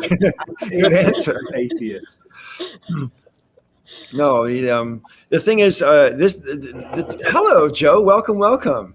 Howdy. The thing is, I don't want to go down this rabbit hole too far, Brian, but since you mentioned the Troubles, one thing that really struck me about it is I used to pay a lot of attention to the way to that problem on the news before I moved to the UK. And it was always presented as Protestants versus Catholics. And I totally had this idea that it was a religious-based war. And that turns out not to be true. The Protestants were basically loyal to the crown, and the Catholics were basically wanted an independent Ireland. So it was really a nationalist war. But it was not presented in America like that at all. It was presented like freedom fighters for to get rid of the crown. The British occupation. Totally interesting the way back it was presented in the 80s. Like the IRA was bad because they're doing terrorism, but the overall goal was somehow like not necessarily. I don't know. It was weird, man. A long time ago, things were reported differently, and it makes me realize how easy it is to get the wrong idea about someplace else in the world because you only know what you see on the box, and anything else you don't really know. Yeah. The thing is with that. One of the reasons why it had to be resolved following 9/11 was that old adage, one man's terrorist is another man's freedom fighter. Sure. And you could not have a war on terror when you guys were supporting one man's freedom fighter. It wasn't our government supporting it, but it's certainly a lot of rich Americans. No, exactly. Yeah. But it was well known that the NRA and various other organizations were supporting. But just quickly, and then we can move on and say hi to Joe. That issue, the Catholic Protestant thing, that goes way back into the days of the Tudors, and before that the Stuarts. 1400s. So it's a very old conflict. Right. I have three things to say. One, to the point you just made there, Brian, about the to the degree that it's Catholics versus Protestants, in Ireland, after the Republic was formed, before the Republic it was still under British occupation. So obviously, the Protestants were under law, advantaged. So one thing we found out with Suzanne doing her genealogy is that in her family, we found that part of her family, the one that shares it, the side of the family that shares a name with you, one part of the family was Church of England or Church of Ireland, which is the same thing, and the other part was Catholics. And basically, it worked is that the men were Church of Ireland and the women were Catholic. Because a Catholic woman could marry a Protestant man, but a Catholic man could not marry a Protestant woman. So by having the men be Protestant and having the women be Catholic, it would maximize their marrying opportunities. It's a small form of eugenics as well. And that basically, and it turns out like she met some of her cousins that from Cork. They're still on the family farm from back when. They've been in the family like 200 years. And it's actually still kind of like that. I mean, they kind of stopped it, like probably 40 years ago, but up until about 40 years ago, the family was still doing the same thing. I was not aware of that. Yeah. Now I don't know that was a universal thing as far as, different families doing it, but certainly her family was doing that. But it's kind of wild. Now, so hi everybody. Sorry I'm late. I had a friend come over and things ran long. And three, I want to say that under the current configuration, Kazoom is Alice. Right. Alice? So, What? Brian, you brought up the Tudors. Oh, yes. That's interesting because I'm actually a descendant of Richard de la Pole, the White Rose, Ah, pretender to the crown, yes. which is Indeed.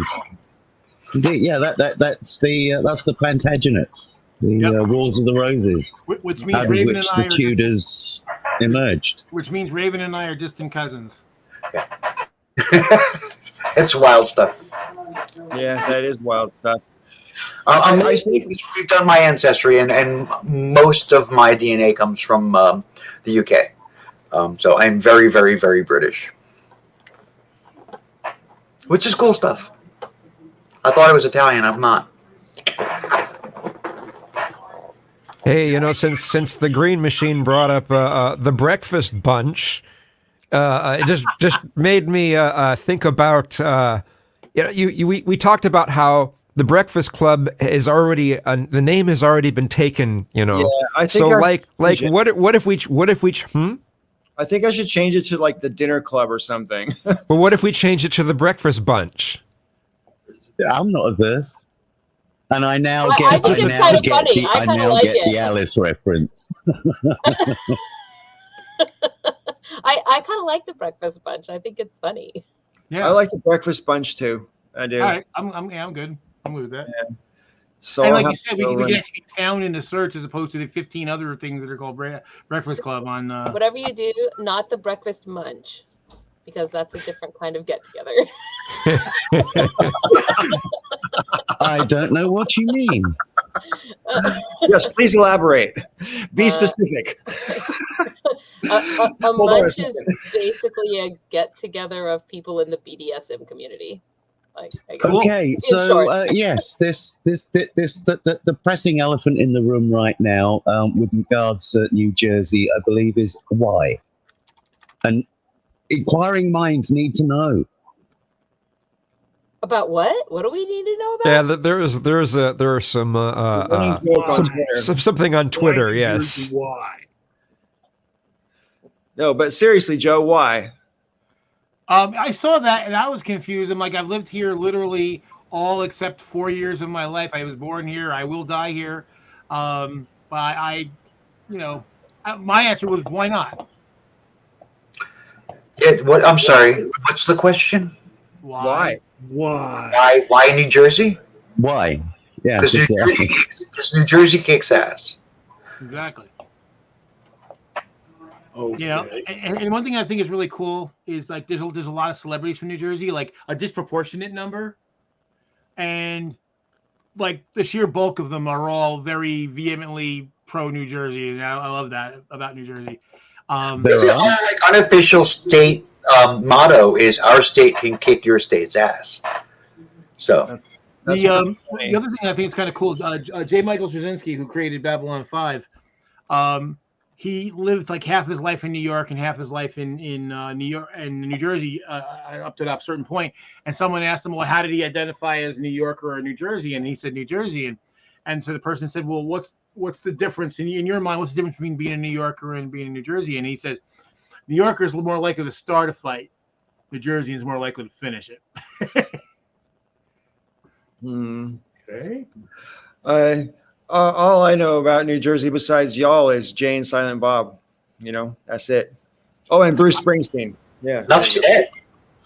I've been to their store in Red Bank, and I went to high school with Brian O'Halloran, who played Dante. Wow. That's Actually, we kinda used cool. to play D&D. It was funny because a number of years ago, we were on Facebook, and I noticed that a friend of mine, another friend from high school, was friended with him, and like I wasn't drawn to it. And I was like, "How do you know Brian O'Halloran?" He goes, "Joe, we went to high school with him. You used to play D&D with him in the library." And I went out and I dug out my yearbooks and I went through and I was like, because when he was younger, he didn't have a mustache. He looked very different. You know, he hadn't filled out yet. So I'd never recognized him until after. I was like, oh shit. So, but I actually, I went to, there was an event, you know, where it was we like watch the show, and then there's some of the celebrities from the movie are there, and he remembered me, and we talked a bit. So yeah, he was cool. And I actually, when I was one of the times I was in the UK, actually the trip where I met you and Brian in person, a woman in Pimpern hugged me because I knew him. Okay, I know him. Somebody give me a That's adorable. For Jonah said, I don't have state jingoism. And I'm like, well, I guess I kind of do, because we've got such beautiful areas, and you like beautiful like nature areas. You don't have any poisonous insects, not even ticks, no poisonous plants. What do you mean, not even ticks? We don't have ticks around here. We don't have to worry about ticks here. Yeah, they don't have them. It's wild. Yeah. Not very much. Not in the whole state. Not in the whole state, but in any of the parks that are in city along anywhere between like Olympia and probably Bellingham, and you just don't have to worry about ticks. You can just freely enjoy nature, and there's so much beautiful nature here. So yeah, I do have some state jingoism, I guess. I'll take your city parks and up you the Rocky Mountains. There. Okay. All right. Well, we've got Mount Rainier here too, though. I'm in Denver. For what it's worth. But I got a kick when I lived in South Florida. Everybody kept talking about the mosquitoes. I said, there are areas that are civilized. And we don't have this. I never got bit in my 10 years, never got bit by a mosquito in Florida. So, and they would say, oh, the big bugs. First of all, bugs don't bug me, I'll walk up to a bee and pet it. Just bugs don't bother me as long as they're not poisonous. That's why I don't like Australia, because everything there is poisonous. So like I can. Oh, go ahead, Raven. I can like walk outside and jump onto a trail, and then take that trail all the way to Georgia. It goes, all the way. It's right here. Like literally, almost literally in my backyard. There's a trail that goes all the way to Georgia. So that's you're talking about the Appalachian Trail. For 2 seconds, Yeah. I thought that you were like doing kind of a takeoff. Gonna take a train southbound. I'm in Georgia now. Like I thought you. That's pretty good. But the Appalachian Trail is right here. What is that? Yeah, it sounds.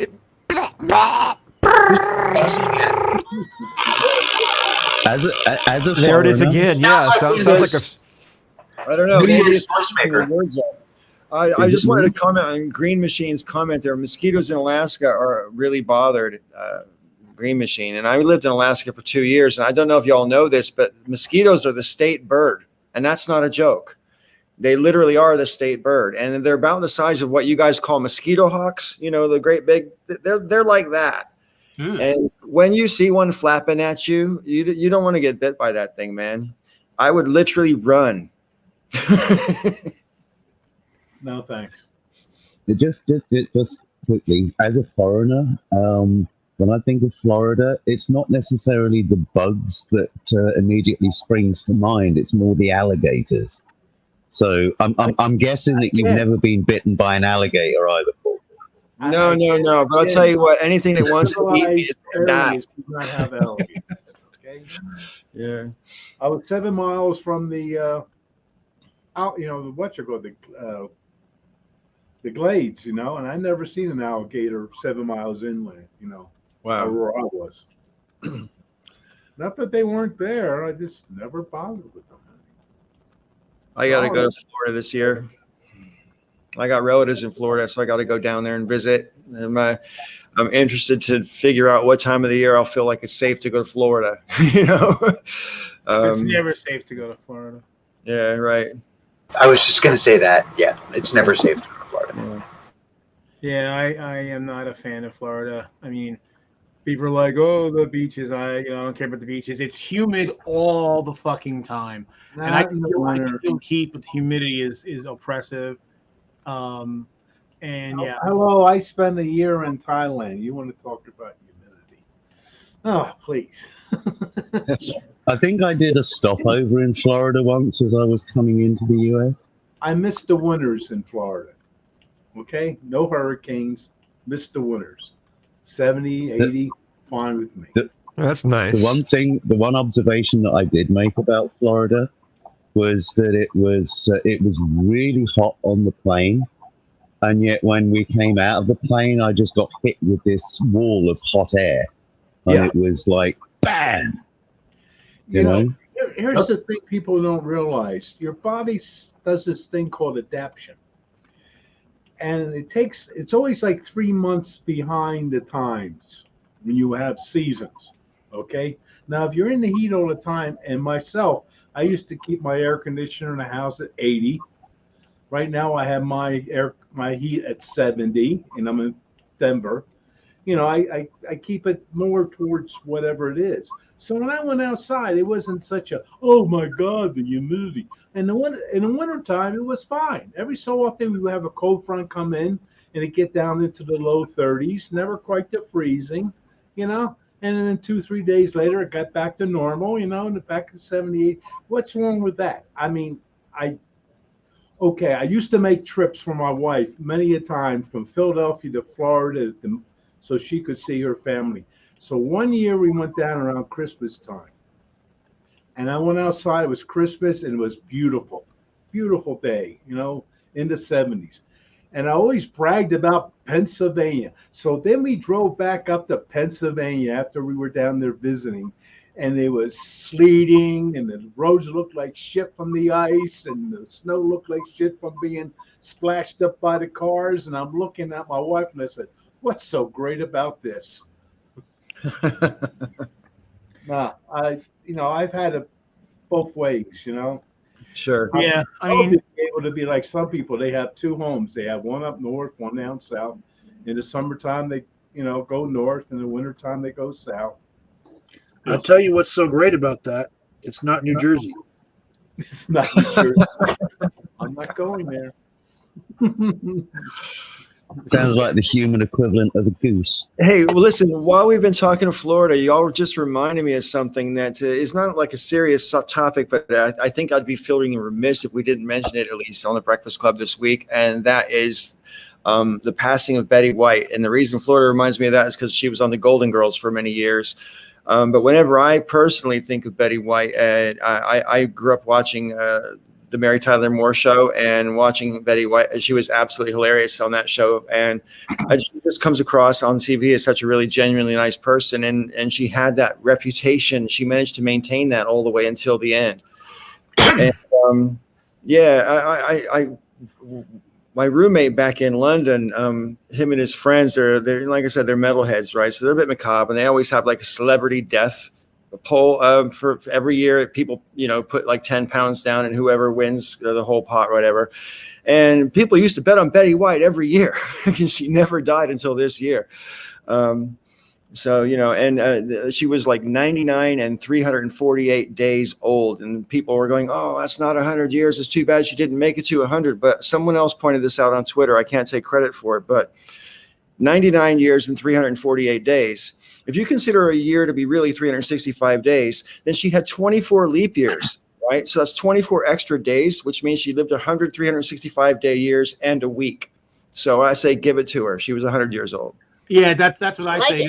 Because on the normal on our stupid calendar, she's only 17 days short, and I said, you know what? Fuck it, that's 100. You know what I think is weird is how much everybody wants her to be 100 years old. It's interesting, isn't it? Me too. I'm with you guys. I'm like, yeah, give it to her. That's a good way. But why are we so obsessed? Well, here's the thing. Here's the thing with that magic number. I've got a cabinet there. It's a beautiful piece from the 1920s. It's a record cabinet. It was built for Bakelite Records, 12-inch Bakelite Records. It is in, it's got a slight scorch mark on the top. But other than that, it's in mint condition. Beautiful piece. And it, like I said, it dates back from the 1920s. Now, until it hits 100 years old, it's just... It's old furniture. It's vintage. not antique yet. Yeah. It's vintage. Right. But as soon as it becomes an antique, that thing's worth a mint.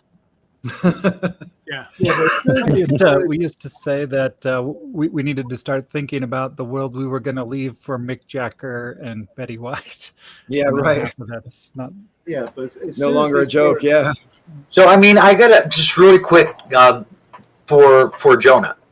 That fear, I have news for you. You don't have to worry about it. Yeah, the thing is, I mean, they obviously, started talking about her 100th birthday coming up, I said they just jinxed her, because that happened with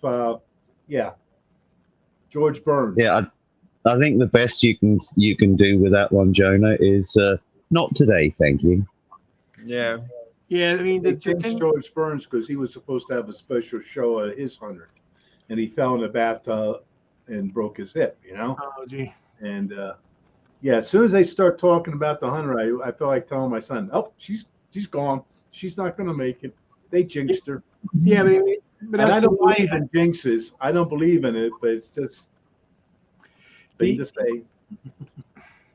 The thing is, there's a lot of numbers that we give a lot of significance to. Obviously, 3, 7, 10, anything multiple to 10, 10's a thing because we got 10 fingers, and 100 because hey, you added a digit. Now you're 3 digits now. And 100%. Right? What's something's the best? It's 100%, right? So Right. We just give a lot of significance to certain numbers, and look, it is a long ass time to live. I mean, very few people live that long. I mean, I do have, thankfully, a couple ancestors that lived over 100, which is pretty cool. In fact, my great-great-grandfather, Jackson Daniels, he lived to be 108. He was born into slavery in the 1840s and lived to 1957. Wow. That's pretty impressive. I'll tell you That's what. good innings. I think I mentioned this before, but I used to say to my kids that I try to live to be 150. But then when I hit 50 years old and realized I still have 100 years to go, I kind of like, you think differently about it. I mean, I think, longevity is important, but quality of life is also super important, of course. And I feel pretty lucky insofar as considering I'm nearly 60. I feel, my vitality is okay. And I don't really feel as old as I feel, if you could take my meaning. I mean, I feel like I should feel older, I guess is a better way to put it. But it's coming and there's nothing you can do about it, right? Yes, Raven. I was just speaking of something that is coming and there's nothing you can do about it. Has everyone here watched Don't Look Up? Not yet. Nope. No. Not yet. We'll have to I talk only just managed to catch up with I the have. Squid Game. I have. I won't talk about it then. Yeah, we'll have to talk about it next time because I have to see it before we talk about it. Speaking of which, though, I was just thinking, I think another reason why a lot of us wanted to stare to see 100 is that, we think that most people who make it to 99, very often they're suffering from some form of dementia. Their bodies are falling apart. You're usually wheelchair bound or bedridden. But she was still vibrant at 99 years old. I mean, she's still out there doing stuff. She was in TV shows and movies last year, and totally lucid, still doing stuff, and that's amazing. I think that's. I mean, look, I'm almost positive that I'm not going to see 80. So to have her just be that vibrant at 99 was pretty amazing. Probably not My next door neighbor, my immediate next door neighbor, is 94, and she's incredible. She's lived here in the village since 1932, and she's 94, and she's.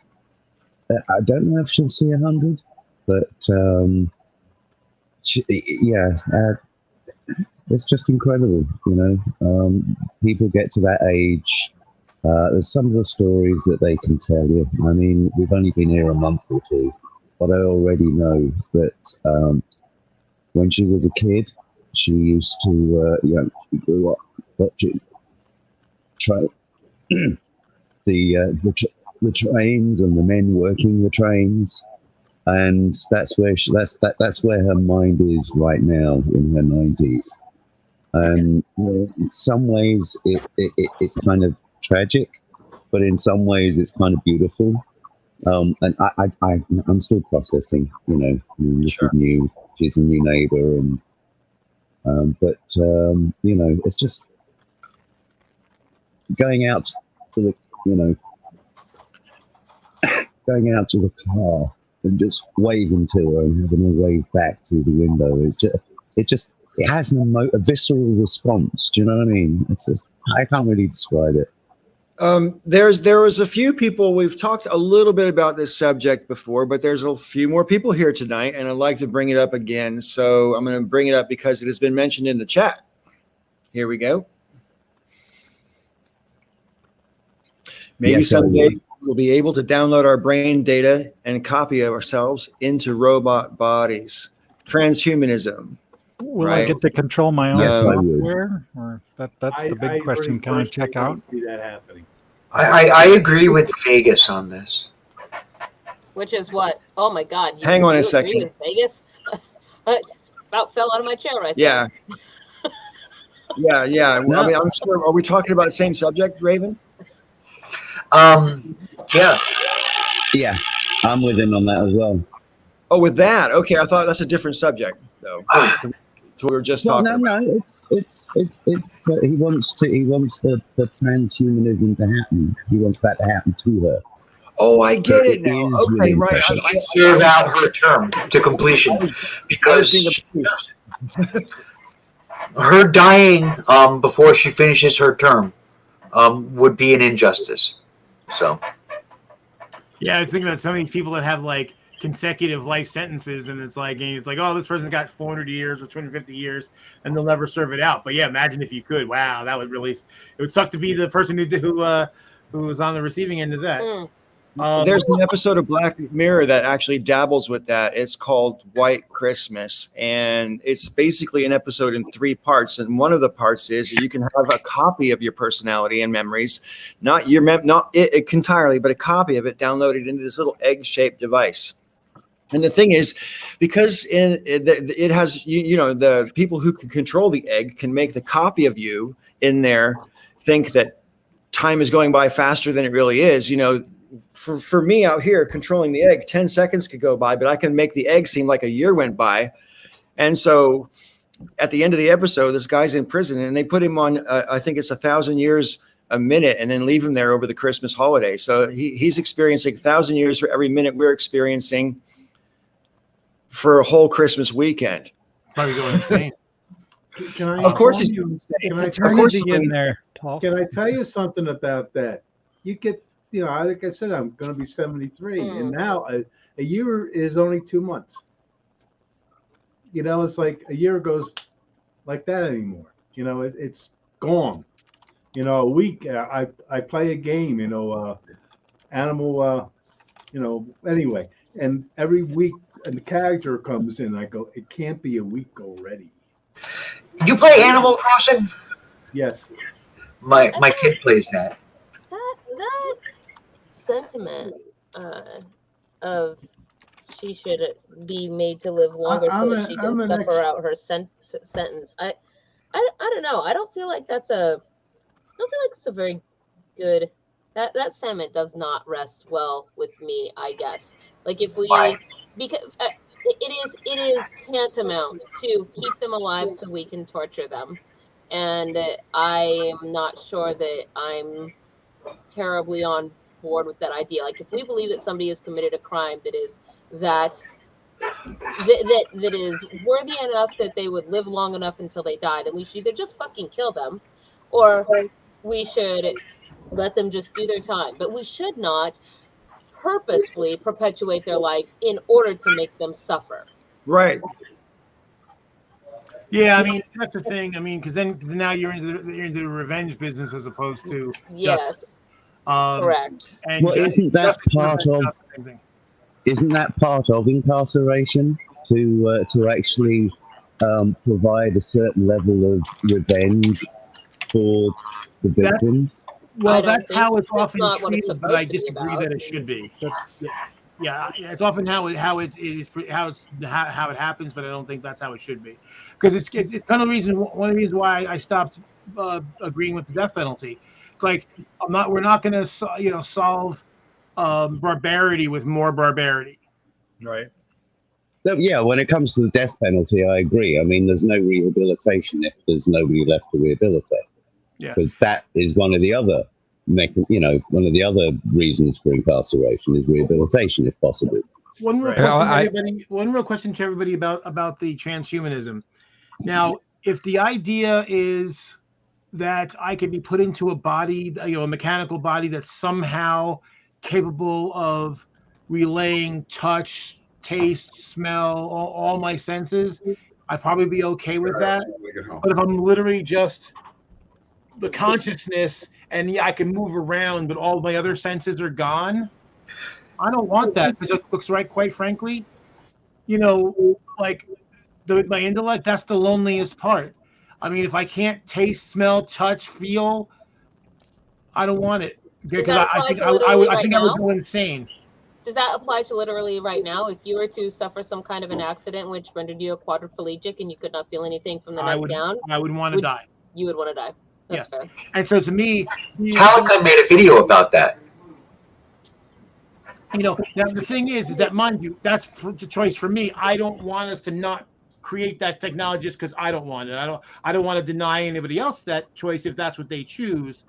But for me, like I said, if I'd be limited to just I'm an automaton that I'm driving a Joe-bot, I'm a walk, for all intents and purposes.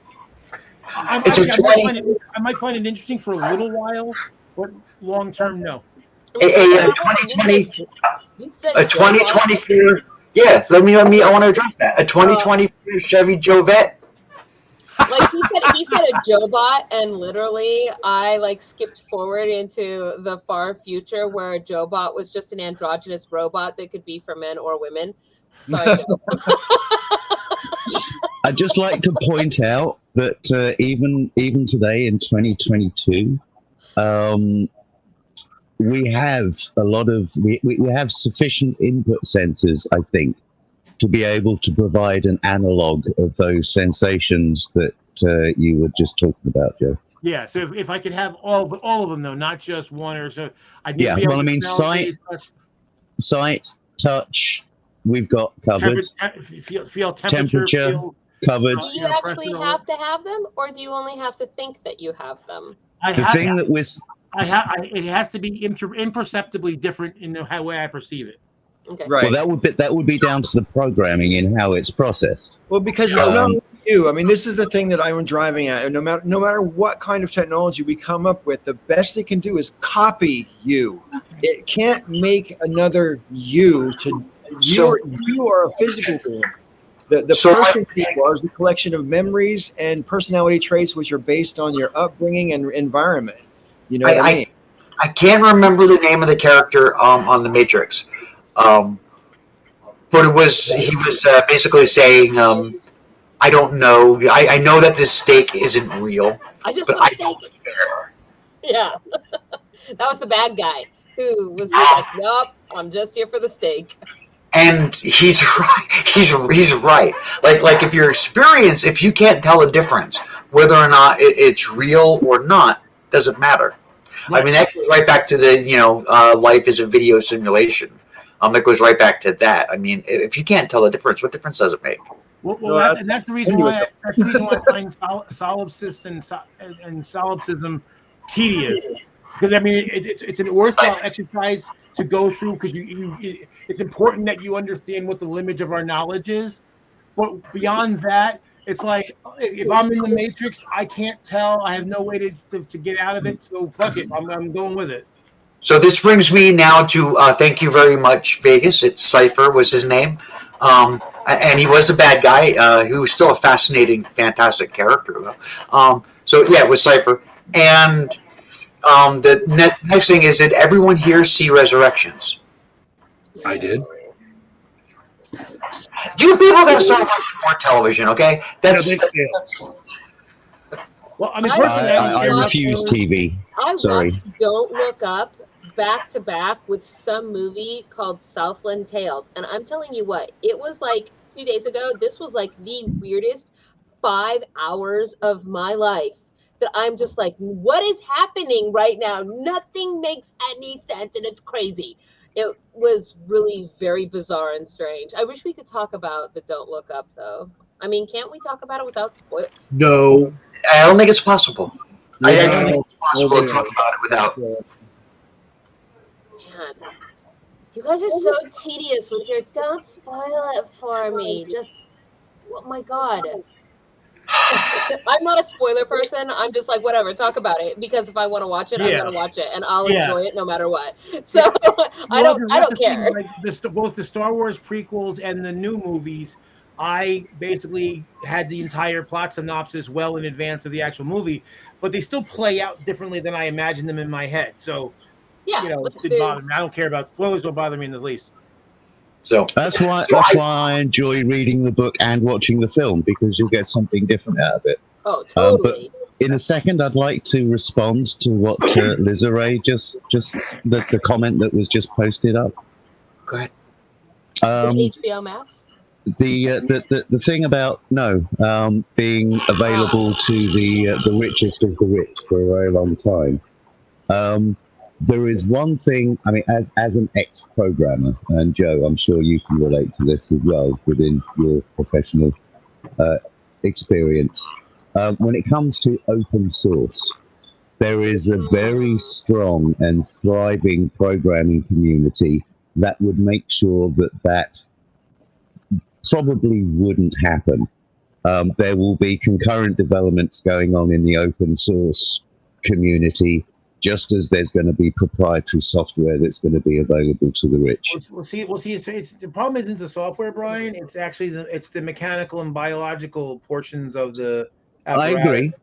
I agree. But when you've got China producing really cheap components, you're gonna have people in their basements knocking up all sorts of prototypes. Well, see, what I'm picturing is kind of like if you played Fallout 4 and you had the synths, who were basically, the idea came from replicants in Blade Runner, but the idea is, so the first generation looked very obvious, and then the next generation looked more real, and eventually you got to the fourth generation that were indistinguishable, to the point where even the synths themselves didn't necessarily know that they were synths.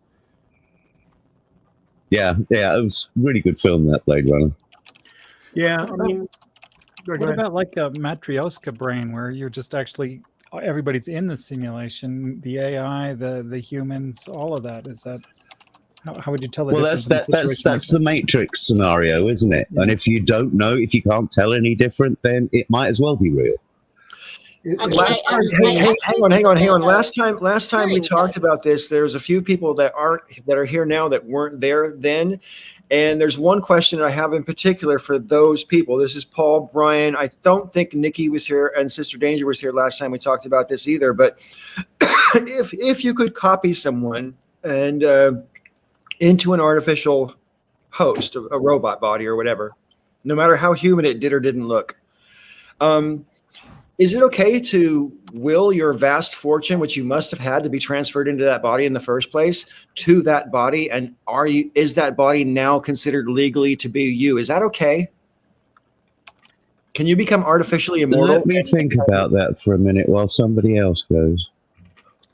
I wasn't around for that question either. I think that depends on whether or not your artificial you is actually an entity that is that has consciousness. How can you determine that from the outside? There are tests for it. Well, I mean, a Turing test is like the most basic way for determining that sort of thing. Although we have, at this point in time, I think stumbled into AI issues with AI being able to fool Turing tests. And I don't know if I'm speaking correctly on that in the most immediate sense of the term, but that's what I seem to recall it being at a few years ago. But then again, I mean, if it has reached that point where it is indistinguishable, then does it matter? Like, kind of back to what Joe was saying, right? Like, does it matter if it's so advanced that it is for all intents and purposes? I mean, what's the difference between? The difference is that it may be effectively immortal and be able to. I mean, if you can, let's just say the richest person in the world gets a body which they can indefinitely replace the parts of. They will always be the richest person in the world forever and ever, because they will be able to build their wealth forever and ever and ever, and have more power than regular people who are human and natural born people. A class of robot rulers. First, think of this: people have willed their money to cats. Yeah. The other thing, well, actually, so why couldn't you will your money to something else? Here's the thing, though: you can will your money to a cat, but a cat doesn't legally own the money. There's generally a trust for the benefit of the cat. I understand that, but still. But here's the one thing, though, Paul. I disagree with you in one place. Just because someone's the richest person in the world now doesn't mean that even if they can live forever, because people can lose money, other people can surpass them. Adnan Khashoggi was the richest person in the world. He's still alive, but other people surpassed him. Empires rise and fall. Yeah. I mean, there's also the idea. Well, like France, I think, for example, in France, you can't keep your estate or will your estates, or if you do, when you die, something like 90% of it has to go to the government somehow. I don't even know exactly how, so don't freaking quote me on that. But yeah, we've got inheritance taxes and things here as well, capital transfers, etc. Right, and so like there could be things like that put into place. You could put things into place. I mean, if you really thought that it was going to be a worrisome point, that I just think I worry that you can have an elite class of ruling robots. You know what I mean? That once upon a time were people, but have removed themselves because they could economically afford to remove themselves from even the necessities of survival that human beings have. Are you talking about? But why do we care?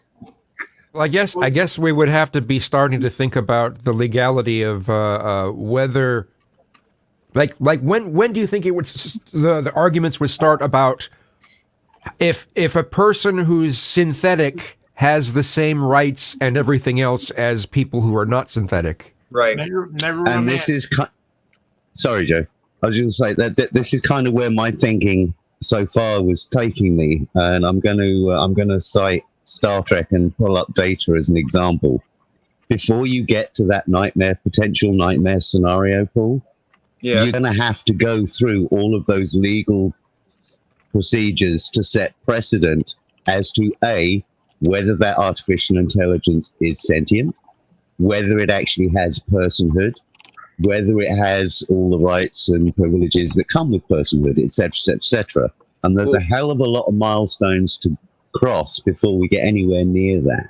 Yeah. I don't know. That's just where my thinking starts. Okay, but I mean, a baby can't exercise its rights, but it still has the rights to its own existence. You know what I mean? I mean, you can't just go, well, this kid can't decide to live, so I'm going to kill it. Because it's a baby. Well, I mean, doesn't that go into the abortion arguments? Well, abortion, a baby, from my point of view, you're not alive until you're born, but that's just me. If you're not born, you're not really here yet. But that's just me. And generally speaking, under the law, that's generally how it is. If you're not a person until you're born. Yeah. The other thing too, not only are the legal hurdles, but quite frankly, there's still a ton of technological hurdles before we even get close to that. But this is actually the reason why, as someone who's worked in automation for over 30 years, I do not understand the human conceit, the obsession with making a human-like automaton. The whole point of having automation is to provide a tool for people, or to do repetitive motion things that you can do more efficiently than humans can, or things that are dangerous or injurious to humans.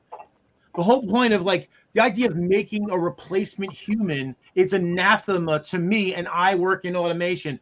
I don't know. But why they're make talking our about robots giving these things wings and everything. I mean, you're not just going to be a person anymore. If this stuff, I mean, assuming we don't kill each other with biological, chemical, or nuclear weapons, and project your mind forward a couple of hundred years, and this type of science takes off.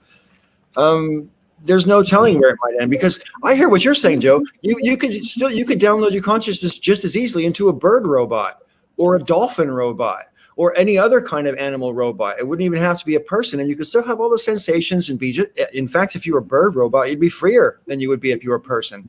What I hear Joe saying is You that know he who wants this to own is, right? robo-slaves. That's Alita. Joe doesn't want the robots to be too human, because then they wouldn't be able to be enslaved. Joe wants robo-slaves. No, because see, if they're not sentient, sapient beings, they're not slaves. But if they want, as soon as they are, and you make them work for you, they are slaves. Well, that's what we're talking about. We're talking about downloading people into robots. Here's the thing, Mike: is a conveyor belt a slave? Okay, Here's the thing, now is there no is circuit in your shop right now that isn't called slave or labeled slave? Okay, so I can kind of see where Paul is coming from a little bit on this, and I guess that I could maybe be in favor of. I guess I don't really think it matters where your consciousness ultimately is if you are a sentient being. But if it was a point of concern, can you not just make it such that a person may retain as much of their wealth as is necessary for them to maintain their existence, right, without dying? Because at that point, it's almost as if once you've passed this, it's almost like the person is just a living book, is what they are. And to kill them is to extinct a certain sort of knowledge. And while there's nothing wrong with taking your book out and burning it or whatever, I personally cried I still cry at like the burning of the Library of Alexandria. Okay. I'm just like, dear God, so many beautiful things were lost. Like in the movie Agora, I say it wrong all the time. Anyway, I cried. Like, people die in movies. I'm like, whatever, but they burned down a library, and I was like, it's terrible. And the knowledge of the books. Whatever. There was a tragic moment in our history. But once people are outside of a biological body and therefore can be sustained forever, the quality of their life also is now different, and therefore we can put different standards on it, right? They don't have to worry about organs failing, for example, because they don't have them. But I do still think that to delete a consciousness is the same thing as murder. There's no difference in that. And so it shouldn't be allowed to happen. You know, if that thing is alive, can suffer, can feel pain, all of the stuff and things, I don't see what difference it is going and killing somebody versus just, killing data. What would happen if there is? Oh, I'm sorry. Real quick though, we've done this argument, or not we personally, but these arguments have been done with people. These arguments have been done with Indians, Africans. Same argument. How do we know they're conscious enough or sentient enough? This stuff goes way back. Well, right now we have tests for that I'm not going to claim are perfect, but we do have a series of scientific tests that we would apply to any, at this point, biological being, in which we determine things like, is it alive or living? Is it conscious after it is alive? And they have to meet basically certain, not just one criteria, but several criteria. They had tests for them too. Yeah, we had tests in the past too. We had problems with that. I'm just saying. I'm not saying there's not a solution, but I'm just saying don't forget that this has happened before with people. No, I mean I'm not even disagreeing. I'm just saying what if us trying to devise the best test that we can manage to devise before dealing with the situation that you're talking about is not good enough for you, then what is good enough for you so that we can best deal with the situation in order to move forward? Some it's never there. I just wanted to, without derailing, because this is fascinating, but there is another route as well, which I know Paul will be aware of it, but I'm not sure if he's edging us that way or not. But you've also got the augmentation route. I mean, at what point do we tell somebody, no, you cannot have that augmentation because it will make you more or less immortal? Well, I can tell you what the answer to that is right now, at least in America, and it's not the same in America as it is everywhere else. That's But why you mean the land of the free, you're not really free to do what you want with your money your own body? No, are you kidding me? I'm Basically, sure. like not with what you're talking about. We have really stringent laws when it comes to basically medicine, like the ethics of medicine and biology and legal stuff and things that are almost they're archaic and they need to be updated and changed. I think Paul has been edging us towards that conversation with that entire career he had, augmenting people. I don't like the for word like edging. decades. Like he's been like changing people's physiology and just pushing the envelope. Like I think that Brian's onto something there. Hey, just something I just wanted to be blunt, Ravin, you are augmented. Real quick, can we use off so we don't get confused, which is Paul? Sounds good. Something I just wanted to bring up is, what would the legality be of a computer virus that somehow has gotten consciousness? So what if there's a conscious computer virus? What would the legality be of that? And if there was a way to extinguish it, would there be a problem legally with extinguishing it, I should say, since it's conscious? Well, the thing is, it's committing criminal acts. Can you arrest the virus or put it in jail? Yeah, it's just a weird thought.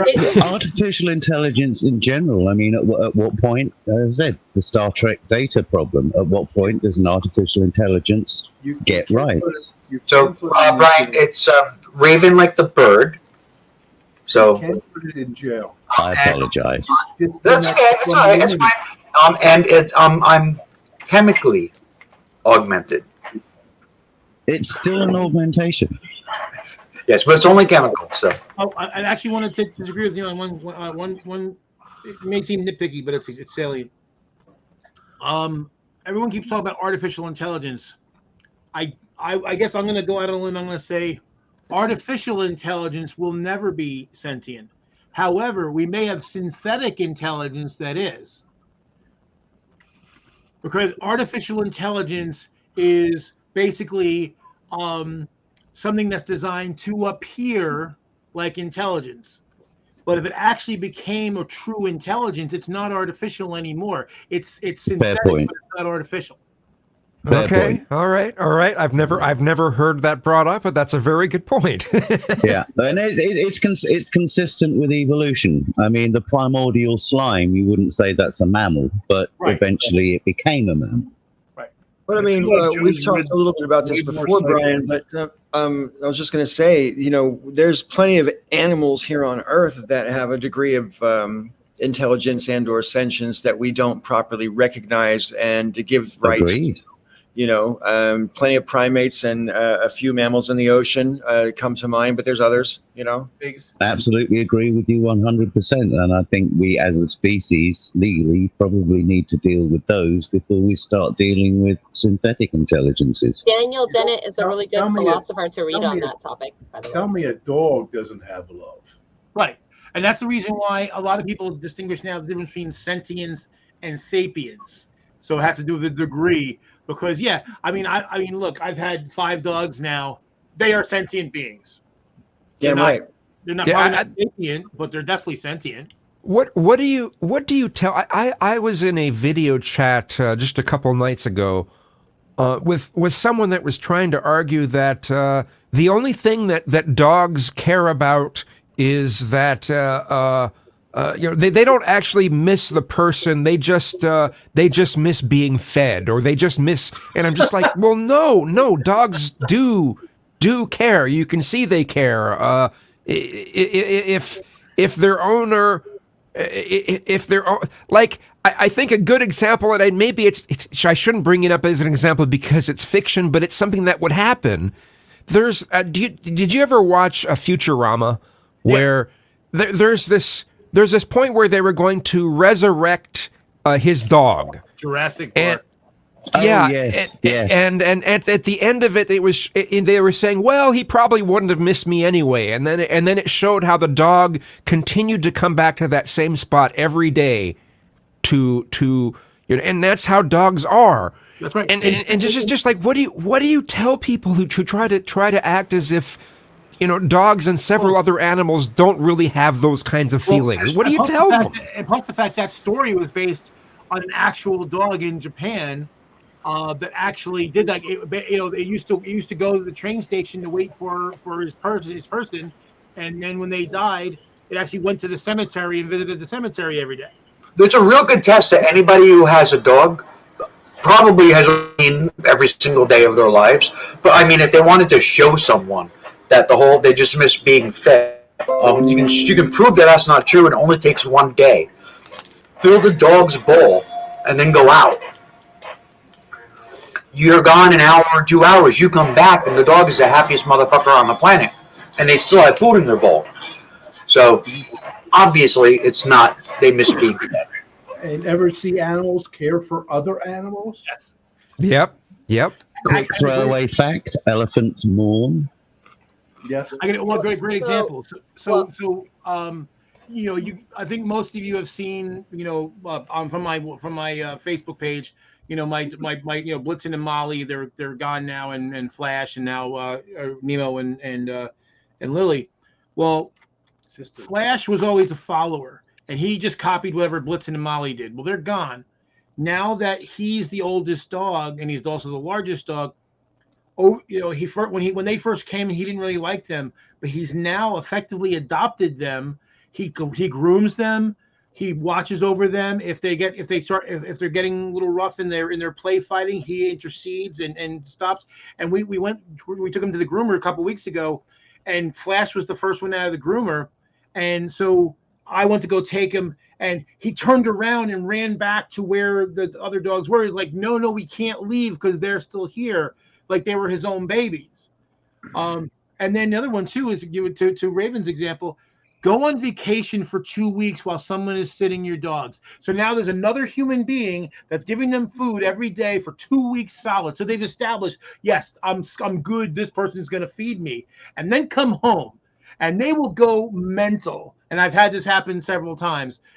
The idea. I mean, there's so many people who say shit like this, and they clearly never had a dog in their life. So I guess that, like, I feel like those answers, I feel like Hoff's answer was kind of biological, evolutionary. It was like, that is how humans also behave when it comes to, caring for the young or sick or whatever, right? So a legitimate answer. I also think that, the answers, Joe's answers, I would call that kind of experiential evidence. But I guess that if you really, really wanted, if it was me and somebody was just gonna blow off those types of answers, because they haven't had a dog or whatever, doesn't matter. I would take the tactic of trying to first clarify what they think emotions are to begin with, because we know that emotions are a biological function that are caused by chemicals that happen in our brain, and that same thing is going to hold true for animals. So there is no way to say that if you agree that the animal experiences the equivalent of its chemical scenarios like a human would, then you must also acknowledge that means the animal is going to have emotions as a result of those chemical combinations and occurrences within its own brain, just like people do. So exactly. So a couple of things I want to say. So one, I want to address that real quick. So like, if you have a dog, if you have a pet, and your animal, your pet, does not react that way with you when you go away and you come back, and they don't get, unless it's a cat. and they just don't give a shit that you came back. That might say something about you. Yeah, exactly. Not their capacity to love. It might say something about you. That's Exactly. the one. And the other thing is, Vegas, I am so sorry. That is so sad, and I feel really badly for you. Joe, actually, most of the people in here might know, might remember my dog, my Penny. She was 13 when I had to put her down. It was just like 2.5 years ago. My God, is it really that long already? Like 2 years? But like most of the people in here are probably, I think, familiar with Penny, and she was my best friend, and she was my driving buddy. And when I had nobody else, there was a time when it was just me. I had no one else, and I mean, she would she was my whole world. And Joe was there with me when it was time to let her go, and it was one of the hardest things I ever had to do. And thank you, Joe. Thank God that Joe was there. I'm gonna be destroyed when my oldest cat dies. I will not be okay. Like Peach has a cat. Peach's cat is 18. Oh wow. Yeah, mine is 17. She's amazing, and she's spry, and she's healthy, and everything else. But we know, just because she's 18, she's not long. Yep. For the world, and I will be affected by that. But I can't imagine how much that's gonna hurt Peach. Yeah. Not looking forward to it. But Yeah, I was want to, Vegas, for all our arguments and everything. I don't begrudge anybody. I mean, that's, to me, like, and I think I might have said it last time.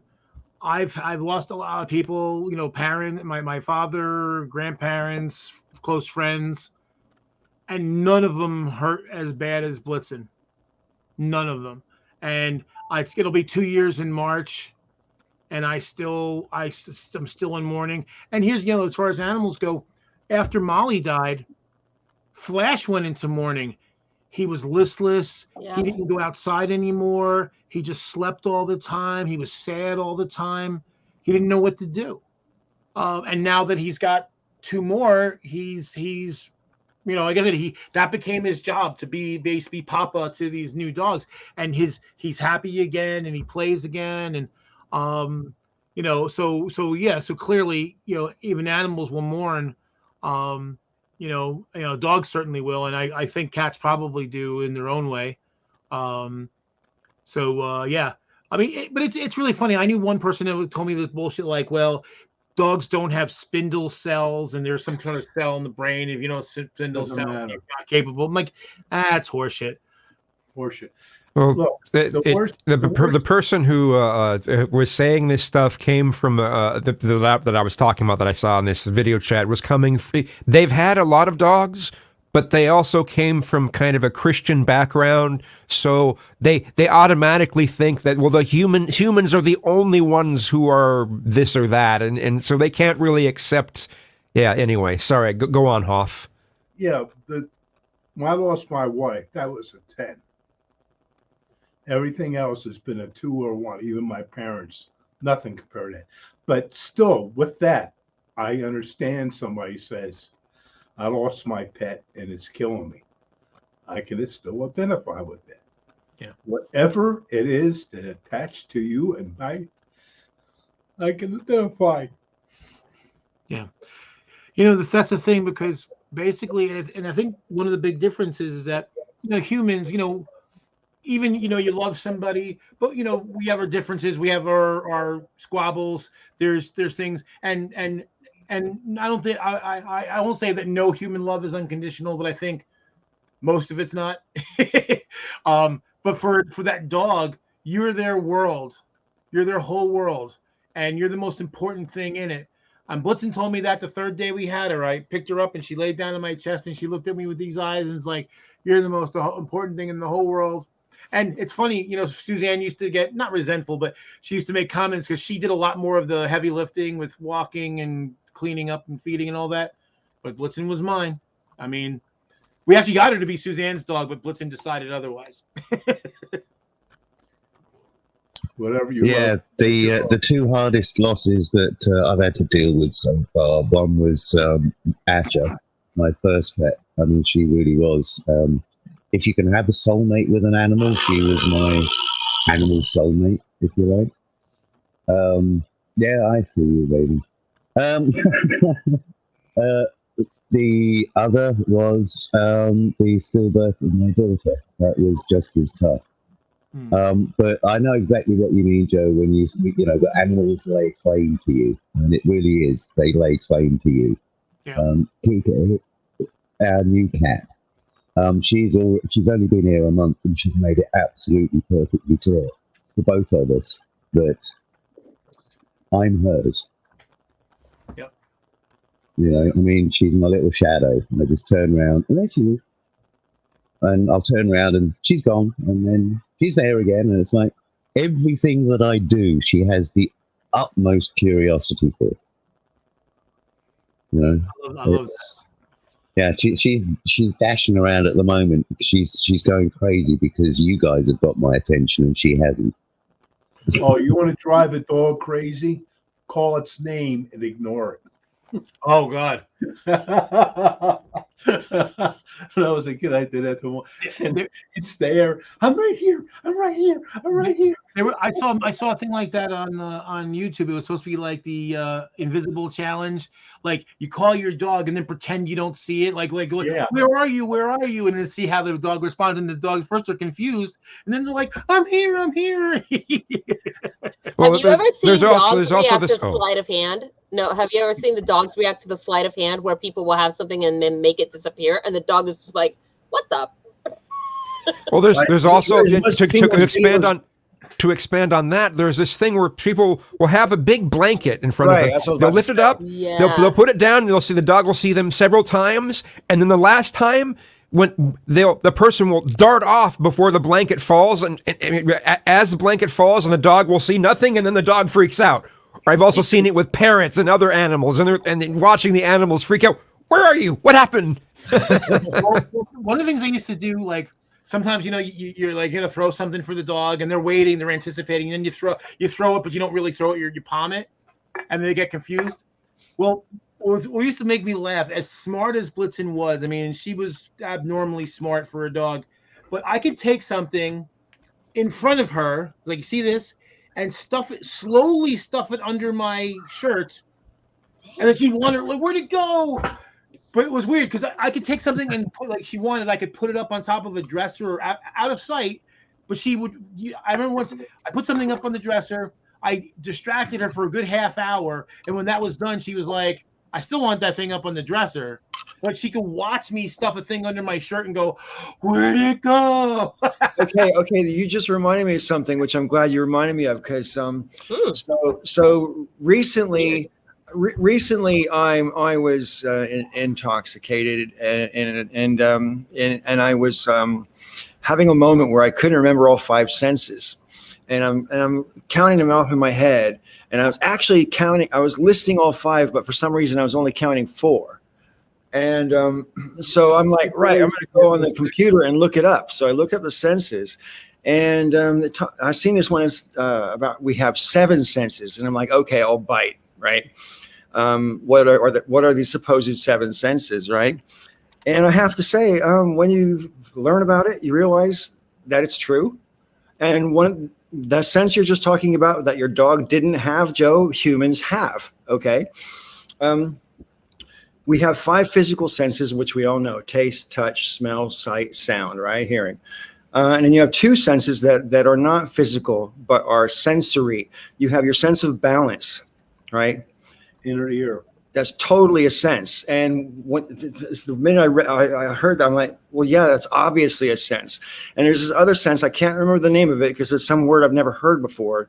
Proprioception. That's the one, Joe. Thank you very much. And basically it means like you can sense stuff behind you, even though you're not looking at it. Like say you've gone through a doorway and there's a door to shut. So you reach back with your foot and you know right where the door is because you can sense where it is because your senses have already told you where it is and you have that ability. The dog does not have that ability. Out of sight, out of mind.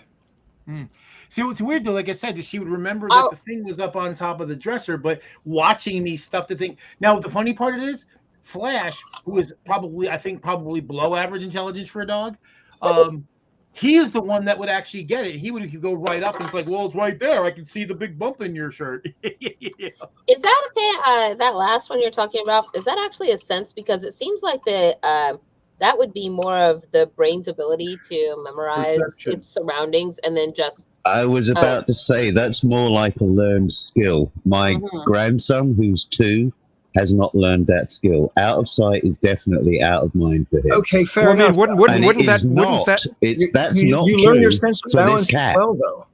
But when it comes to what you were talking about, though, wouldn't that be something that someone would get just out of, like if someone was blind, okay? Someone blind would have to use that type of thing all the time in order to get their surroundings. Exactly. And other animals are able to, other Memory animals that also are blind plays a that are part able to do, in yes, this. memory, exactly. In this sense. You can watch animals in the pack and that stuff, and you can see them planning how to strategize to get that gazelle. Well, actually, what they're talking Yeah, about. I've actually got a. Sorry, just quickly, I've got a thought thing that you can do that actually helps perceptualize this. Yeah, and what you do is you close your eyes and you imagine that you've got walls each side, in front, a ceiling, and a floor, and you automatically perceive a wall behind you.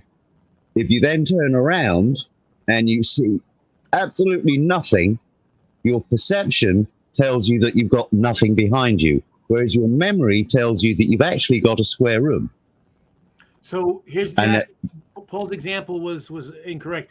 So it has to do with something where our body parts are. So they give an example of closing your eyes and clapping. I can't see, but I don't miss. Oh, right. I misunderstood that. Yeah. Yeah, body parts, Okay, yes. There's another thing sometimes what they do is they'll put goggles on a person or a screen, and then they'll throw a vision from behind, and also they have almost like an out of body experience because it shows a whole perspective of where they are.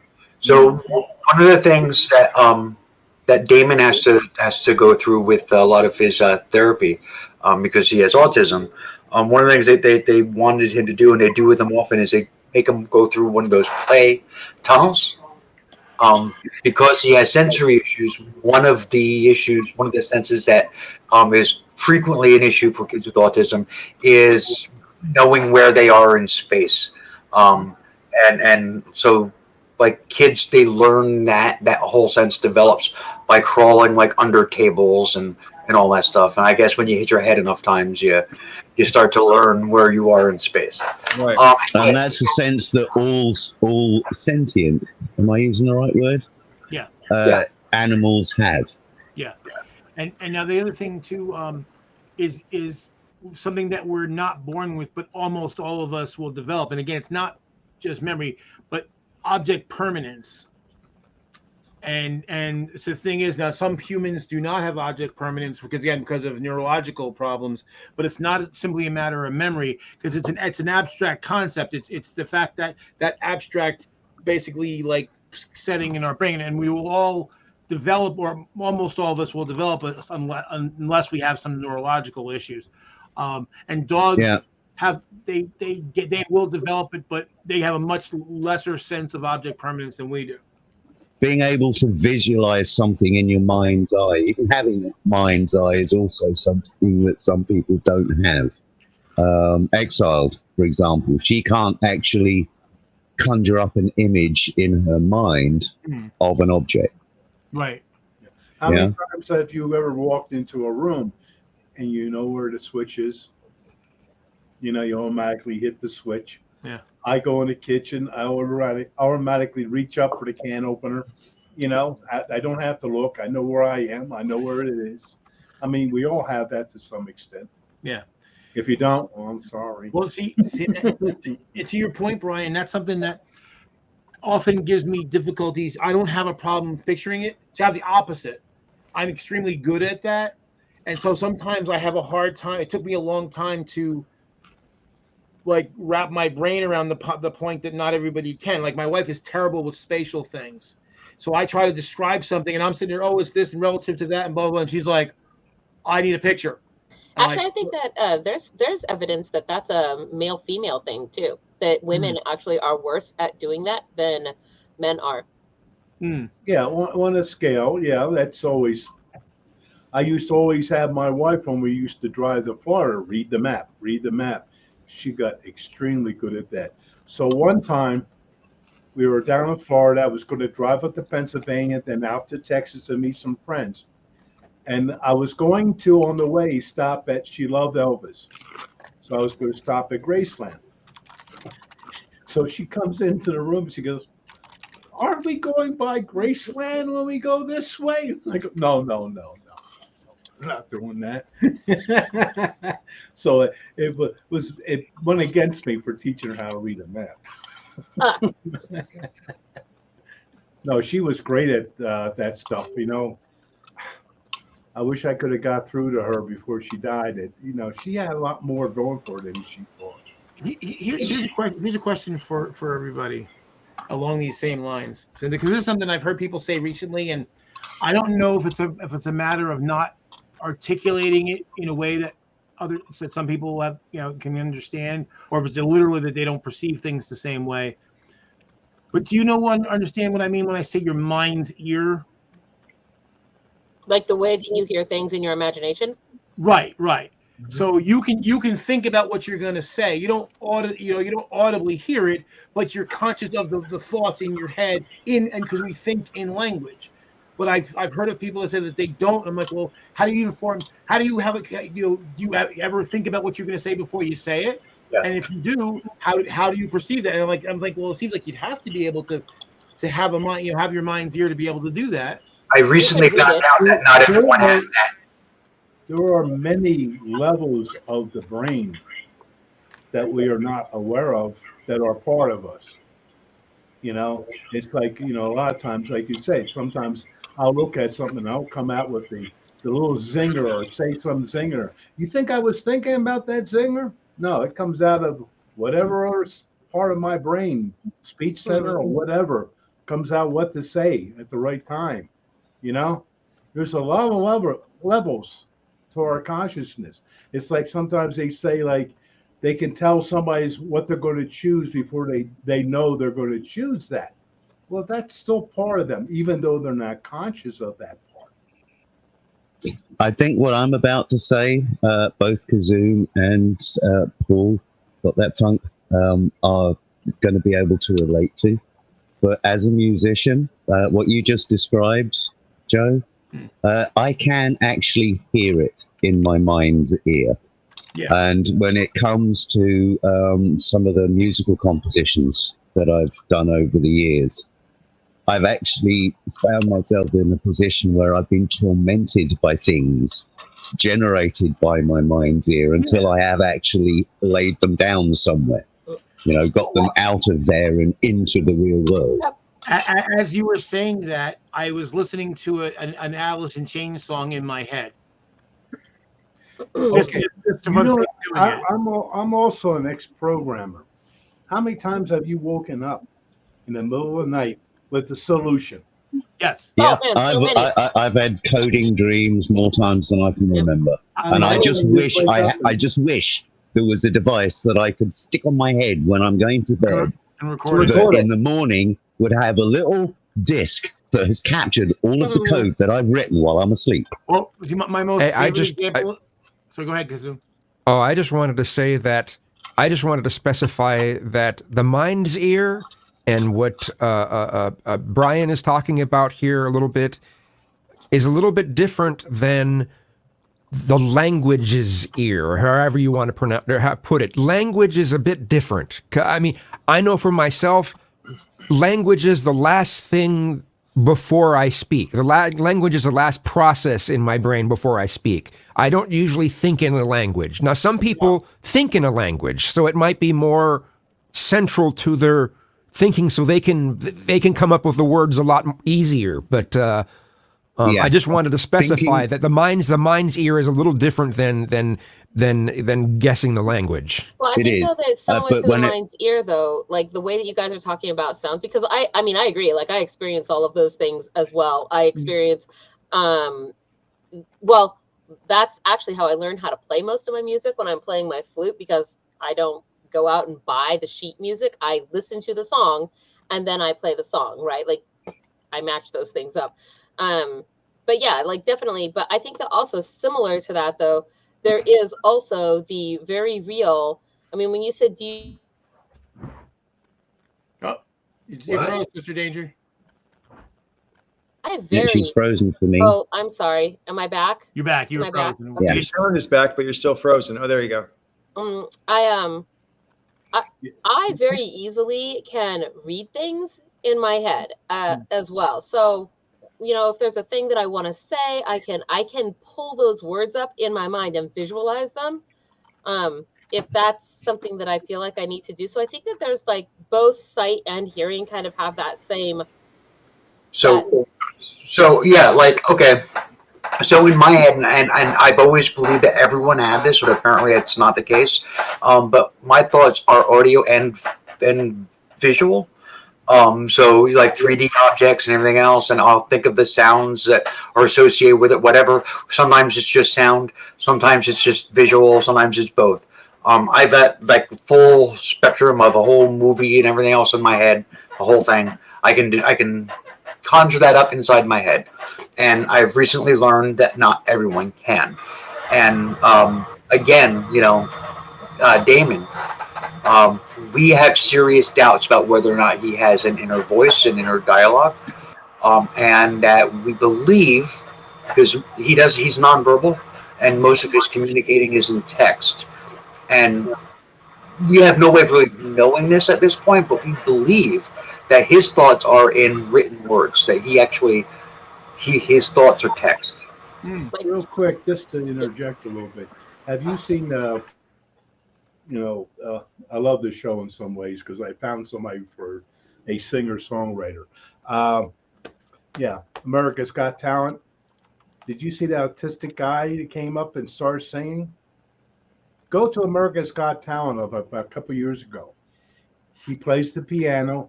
He Yeah, I saw him. beautifully, and he's autistic. And when it comes to that, he's anything but autistic. If you want to say that, like I say, the mind has many layers, and to not understand that there's things in there going on that are still part of you, even though you're not conscious at the moment. They are still part of you. So when Hoff, when you mentioned programming in your head or in your sleep, my favorite example of that is I was working in this one job, and I was stuck on this one thing, and I had a dream that night, and in my dream I could see me. So I'm a character in my dream, Right. and I had a blackboard, and I explained to me how to do it, and I wrote it out on the board. And then I woke up and wrote it down, and it worked. Yes. So I was literally dictating to myself how to do it. When I was overseas, I loaded bombs on B-52s. And in there, I was driving the tractor, which hooks up to a trailer, and you have the tongue on the front. And then you got to back that thing in to a U-shaped lifter, And the first day, the guy's trying to teach me, oh, forget it. I was all over the place, right? Had a good sleep. The next day I came in. I'm not saying I don't remember dreaming anything, but the next day I was there. I was putting it right on in. And he looks at me like, who is this person? Yesterday, this asshole couldn't do anything. And now it's going right on in. And it's because part of your brain. That dreams are very important. Even if you don't remember them, they are there. They are there. You're processing things. And like I said, many layers. You don't know what's going on with all the different centers. They don't go, hello, I got something to say to you. I don't have a speech center, so I can't really talk to you. So this was a conversation like similar to this. This was a conversation that I recently was having with a friend of mine about basically parapsychology and what is the psychic phenomena. All the different types of psychic phenomena, just like everything that people consider to be psychic.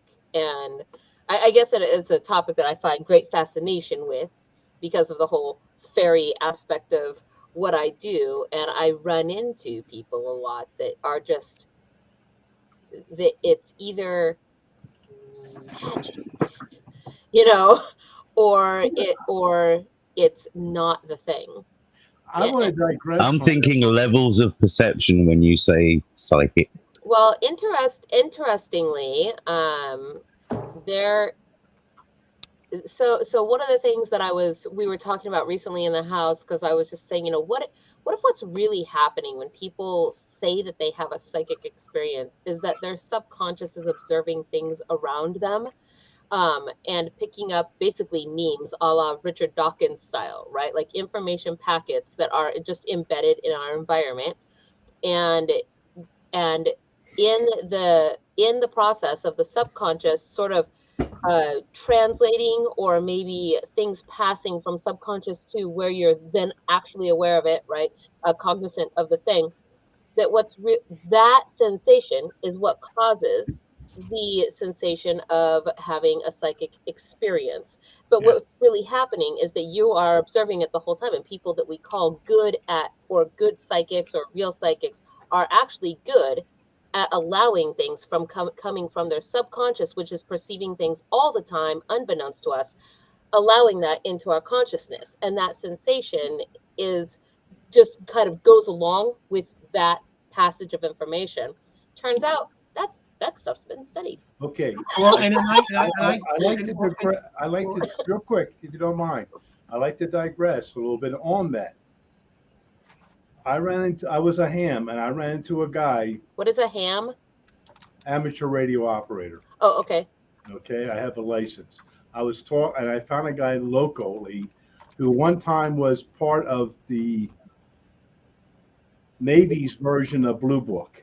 Blue Book was, flying saucers and stuff, and he went out there and investigated people. And what he found, this might be somewhat related to what you're talking about. What he found out is a lot of people who've seen visions of, because that's what it was, visions of flying saucers and stuff. A few weeks prior, up the month or whatever period prior, that had a traumatic experience in their lives. And then after this was their brain's way of rectifying that situation in them, and they would see a flying saucer. Because they would put stuff in front of them, drawings in front of the person, not say nothing to them to draw attention to what they were looking at. Then they would pull it away and say, what was in front of you, and can you draw that? And it'd be terrible. But when it came to the flying saucers and things they thought they seen, they can go into rivets, great detail of what they've seen in their mind's eye of that, So I'm just saying that's just something to throw in there to give you something else to think about. Because like I said, all along, there's a lot of parts of your brain that are running gambit, unbeknownst to you. Yes. Other functions. And then they surface, however it may be, into songwriting, because I have somebody I really love that does that. And all that shit, where does it come from? All of a sudden that words are coming out of your mouth or coming to your pen, and you go, oh my God, this is great. Who the hell thought of this? It wasn't me, but it was. Yeah. Yeah, there's so much I could throw into the conversation right now, but I really want to hear from Mike, who said virtually nothing. Because he lives in Stargate Central. So. I don't live in the Springs anymore, Brian. No, I know, but you're still not a million miles away. No, he's I mean, they still fly overhead. Huff's closer, actually. I'm in Denver. He's not far away.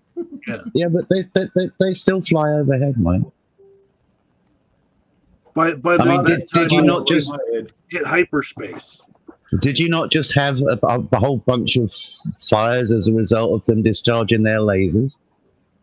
I'm sure that's one explanation that somebody probably had, because it was the Boulder area, I'm sorry. Are we talking about Jewish space lasers? What? No, Stargate space lasers that go old. In the shape of, they were lasers in the shape of flames. Hey, Raven. First rule of Jewish space lasers: don't talk about Jewish space lasers, or the rabbi's going to come and beat you. Yeah, I had to put stuff. I put it on the Facebook. The fires are 30 miles north to me. You know, basically, I'm in the clear. Don't. Yeah. I want to go jump back really quick to what Sister Danger said, and I agree with. I think that what you said is most likely true, and because I've even noticed. Have you ever? It's probably happened with you guys. Have you ever? So there's a conversation about whatever, and then you just come up and say something, and you're like, "Why do I know that? Do I know that?" And then you look it up, and you see that you were actually correct. And I think it's one of those cases where, you perceived this in your subconscious, but you were not aware of it, and then your brain just said, "Oh, this is relevant. Here you go, boom." And and I think the main difference is most people are less aware of this process, and mentalists are extremely aware of the process. Yes, they are. Yes, That's what a they mentalist are. does. Basically, they're constantly noticing those things, but they're conscious of all the they're conscious of what their subconscious is doing. For what tiny bit of it's worth, I knew James Randi. Cool. Did you actually know James Randi? What? Yeah, because I lived in South Florida, and one of the things I did look up, he wasn't too far from me. And at the end of the month, cool. the last Wednesday of the month, they would have open house. Yeah. So one day I went to see him before I found out about this, and we got talking about stuff. And then as he's walking away, he's, by the way, we have an end of month meeting, blah, blah, blah, blah. And I got to know him. After a while, all of a sudden he had hardly anybody come around. He had a library that was turned into his meeting hall, which was named after Isaac Asimov. I always get that name wrong. Asimov, whatever. And after a while, it got real crowded at one time. I used to just leave the room and let the new people go in because I've heard all these stories. So if you want I have plenty of little tidbits of stories. But he used to like to say, I'm not really somebody who tries. At the end, he says, I don't try to debunk anything. Because a lot of people call him a debunker. He says, I don't like that. You give me the evidence. Yeah, well, that's true because a debunker is basically starting off with the premise that whatever it is not true, right? Which is not the skeptical. The skeptical is like, well, let's see what the evidence plays out. Did you ever see about the book that they found that had somebody had opened up this old book? It was when he used to make it out of sheepskin, whatever. Oh, the Necronomicon. No, wait. Yeah, and they opened up one book and they seen writing in there, and then the Necronomicon was covered in human skin. Yeah, but anyway, in this one hymn book, they seen writing further down inside, and then what they did is this guy, he was a billionaire. He bought that book and then gave it to the scientist. Do you mean the Voynich manuscript?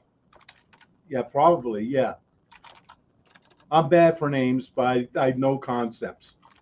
But yeah, it was the one they found that who was the great mathematician of way back when. Okay, not the Voynich manuscript.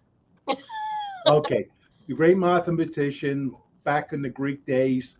He already had, after they had gotten this thing, they realized that he already knew of different sides of infinities 2,000 years ago.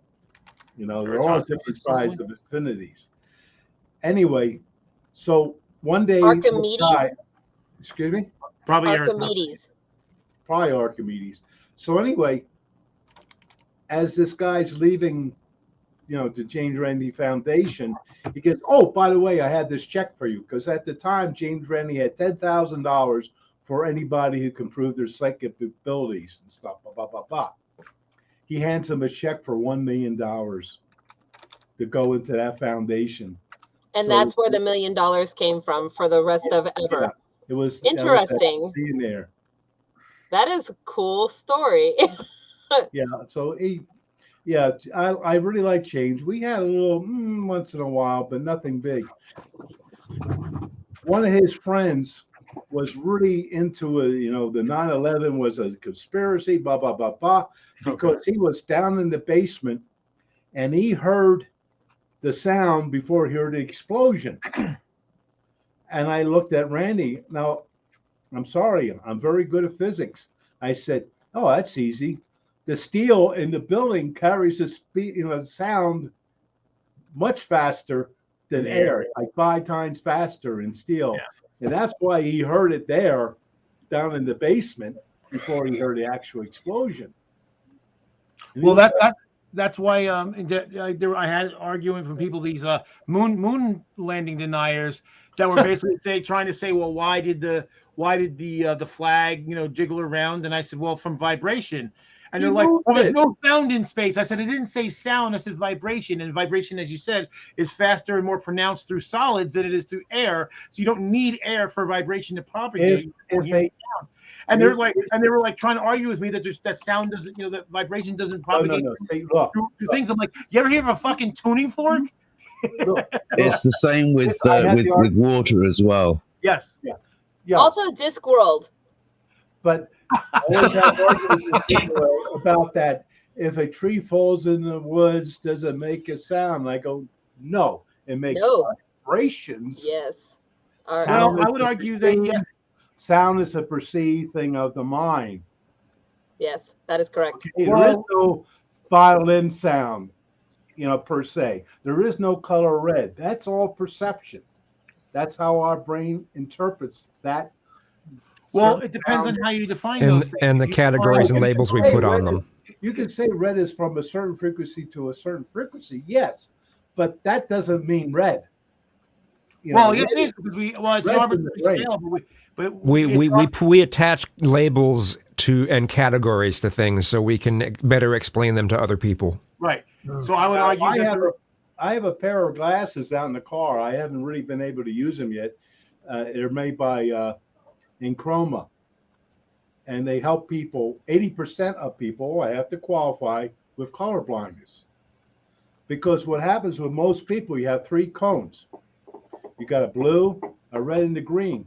And with people with red-green color blindness, the red and green overlap too much. The brain can't handle that information. It's not designed for it. So one guy who came out with that was in one of those serendipity things again.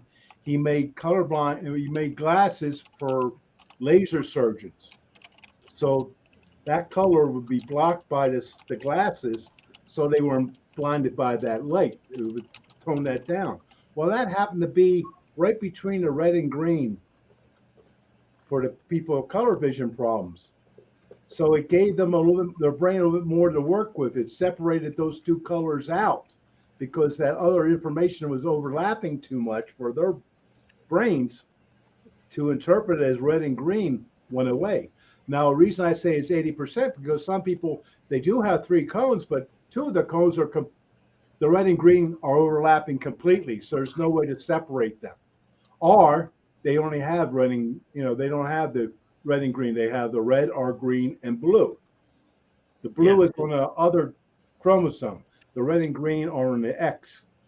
Well, I thought that only women were able to have that 3rd cone. No, that it was a genetic thing. No, women can sometimes see into the ultraviolet, right? But they still only have 3 cones, and then we all have 3 cones. Well, most of us have 3 cones. But they could have 4 because they have 2 X chromosomes, which could give them another cone. Maybe that's what I mean is 4. Yeah. The extra cone is what I'm trying to say. Yeah, whatever number that is. I'm trying to finish the thought I had. There's 4 cones, and they can perceive a zillion more colors than our normal vision. Okay. Well, I just want to jump back to the thought I was in the middle of when I got interrupted. So the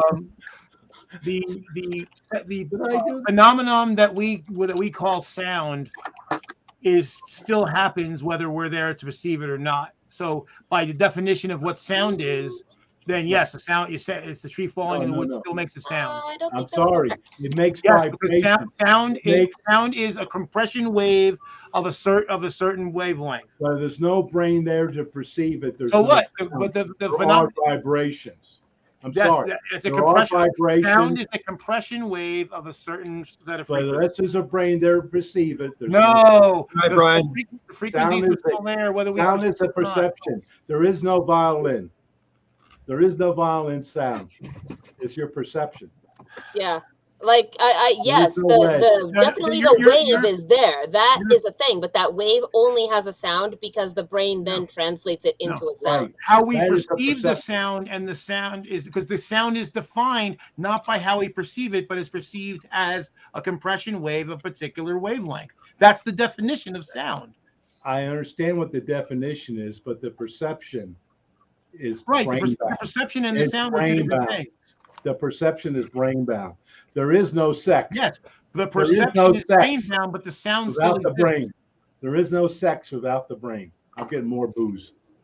So this I'd actually, just like agree with that. the- But the- vibrations that travel through the air or another medium and can be heard when they reach a person's or animal's ear. That is the physics definition of the word sound.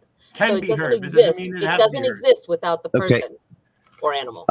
before jumping in and building on what Sister Danger and Hoff have sort of individually touched on, I'd just like to say that, Joe, you are definitionally correct. Sister Danger, you and Hoff are perceptually correct. Right. And I was I mean, I Yeah. just read it Now- off the internet, so Now, whatever. now, that brings me to the thing I wanted to expound on a bit, and that is levels of perception. Right. Yeah. Before you go there, Brian, that's when I finished my thought. My point was I wasn't arguing on the perception side. I actually agree with them. But the whole point is that even in the definition that Sister Danger said, it says can be heard. It doesn't mean that is heard. It didn't say is heard, can be heard, because the wavelengths are there. That's the fact that there's no one there to hear it doesn't make them go away. It's just there's no one there. But why bother to specify? Why bother to specify can be heard? Right? It doesn't matter Because whether it has to because be within the audible range of humans for us to count the it. We only can settle this reason- argument right now. Okay. Did the universe exist before people were here to perceive it? Yes. Yes. Bingo. There we go. And the only thing I can add to this is, like I said before, I don't care that it's not a real state. As long as I believe it is, that's all that matters. Exactly, and that kind of leads straight into what I was wanting to build into, which is, perceptual truth, definitional truth. Yes, the universe exists. The sound waves exist. The light waves exist, and whether or not they're perceived, that is when you start messing around with quantum states and probabilities and things like that. And when it comes to perception, you've got individual perception, which is the first person experience, and you've got shared experience, which is group perception, and that's where language matters. Okay, so I want to address really quick. I want to address Green Machine. Before people, there were turtles here, and there was one turtle in particular who was the creator of the universe, and his name was Artuin? His name was Duck. Duck. Oh. Duck. Duck the turtle. Here. Duck the turtle that created everything. Here's another thing I want to throw in the mix if I can get my brain together again. Alcohol is not a great thing for that. or it is.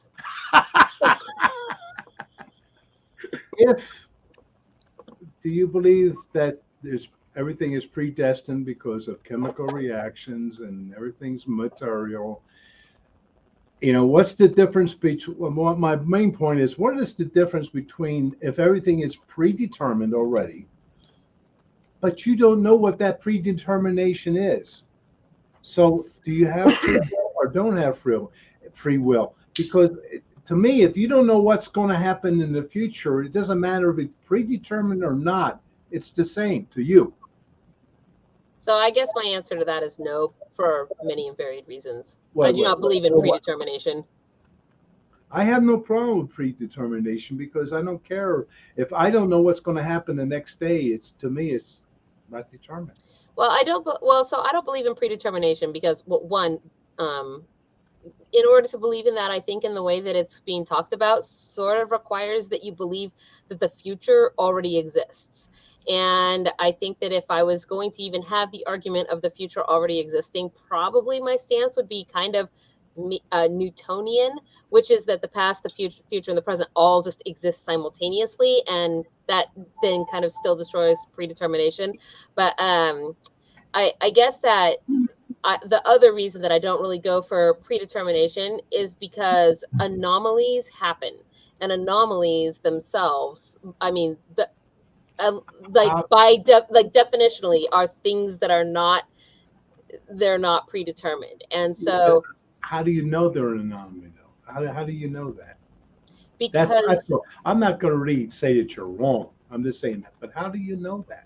Oh, you can feel free to say I'm wrong. I won't get butthurt. I might get butthurt, but I won't get long-term butthurt. No long-term? Oh, then it's not worth my time. The only time I really care to get into a conversation about free will is in the religious context, when people talk about God and they say that he gave you free will, to which I typically would say that they're full of shit, because if they're talking about the God of the Bible, the Abrahamic God that is supposed to be all-knowing, then free will is impossible, because every decision you're ever going to make, he already knows what that is. So that makes your entire existence pointless. Outside of that context, I don't think it's very useful to really even care about free will. Yeah, I view determinism as in the same category as solipsism, tedious. And because here's the thing, where I look at it is, if we really truly live in a deterministic world, well, then everything I do, including not believing in determinism, is not my choice. So it doesn't fucking matter. And if we don't live in a deterministic world, then it really doesn't matter. Yeah, so but it doesn't matter. My whole premise is, how do you know the difference? I don't know, and I don't even care. That's why I say it. That's why it doesn't bother me. Because it's kind of like I was a deist for a while, and then I realized how deism actually made less sense than theism. I was a deist until I discovered that Santa Claus didn't exist. Oh man, I'm still a deist. Wait, are we talking about God or? Yeah, well, so the reason why to me deism didn't make any sense to me anymore was that if there's this being that created everything, but just doesn't interact with its creation for whatever reason, it doesn't feel like doing it, or can't do it, or whatever, it's basically irrelevant that it's there then, because it has no way to let me know what it wants. I have no way to perceive it or detect it. Okay, so there's a difference. Irrelevant as one that doesn't exist. Okay, so right, but something being irrelevant and whether or not it exists are two different things. They are, but it basically, since it's irrelevant, I don't have to worry about it. It brings you to the same kind of, not conclusion, but attitude, I guess. Like if something doesn't exist, then it doesn't matter if you think about it or not. But if that thing does exist, but doesn't give a shit about you or have any impact on your life at all, then it doesn't really matter if it exists or not. Right. But they are still two different things. So it's just like, actually, I can believe, I don't believe, but I can believe in a deist, God that created everything and just walked the fuck away. I mean, I can believe in that. I don't see the point in it, though. But there's no reason to believe it, because there's no way. Can I just say real quick? No, arguably, the difference, meaningfully to us, in whether or not it is actually there, is that if something isn't there, then that implies that, I mean, it's just nothing. It's a void of things. But if something is there, and these things are happening, and it's letting some of these things happen, we then have the question now on our plates of, if that thing was like a person, for example, would you be okay with a person? I don't know. Would you be okay with a person that enacted some of the things that God is attributed to having done, and them not suffering punishment? But these are kind of should that fucking thing be punished for all the shit that it's causing on this earth or not? But this is the difference between a theistic and a deistic God.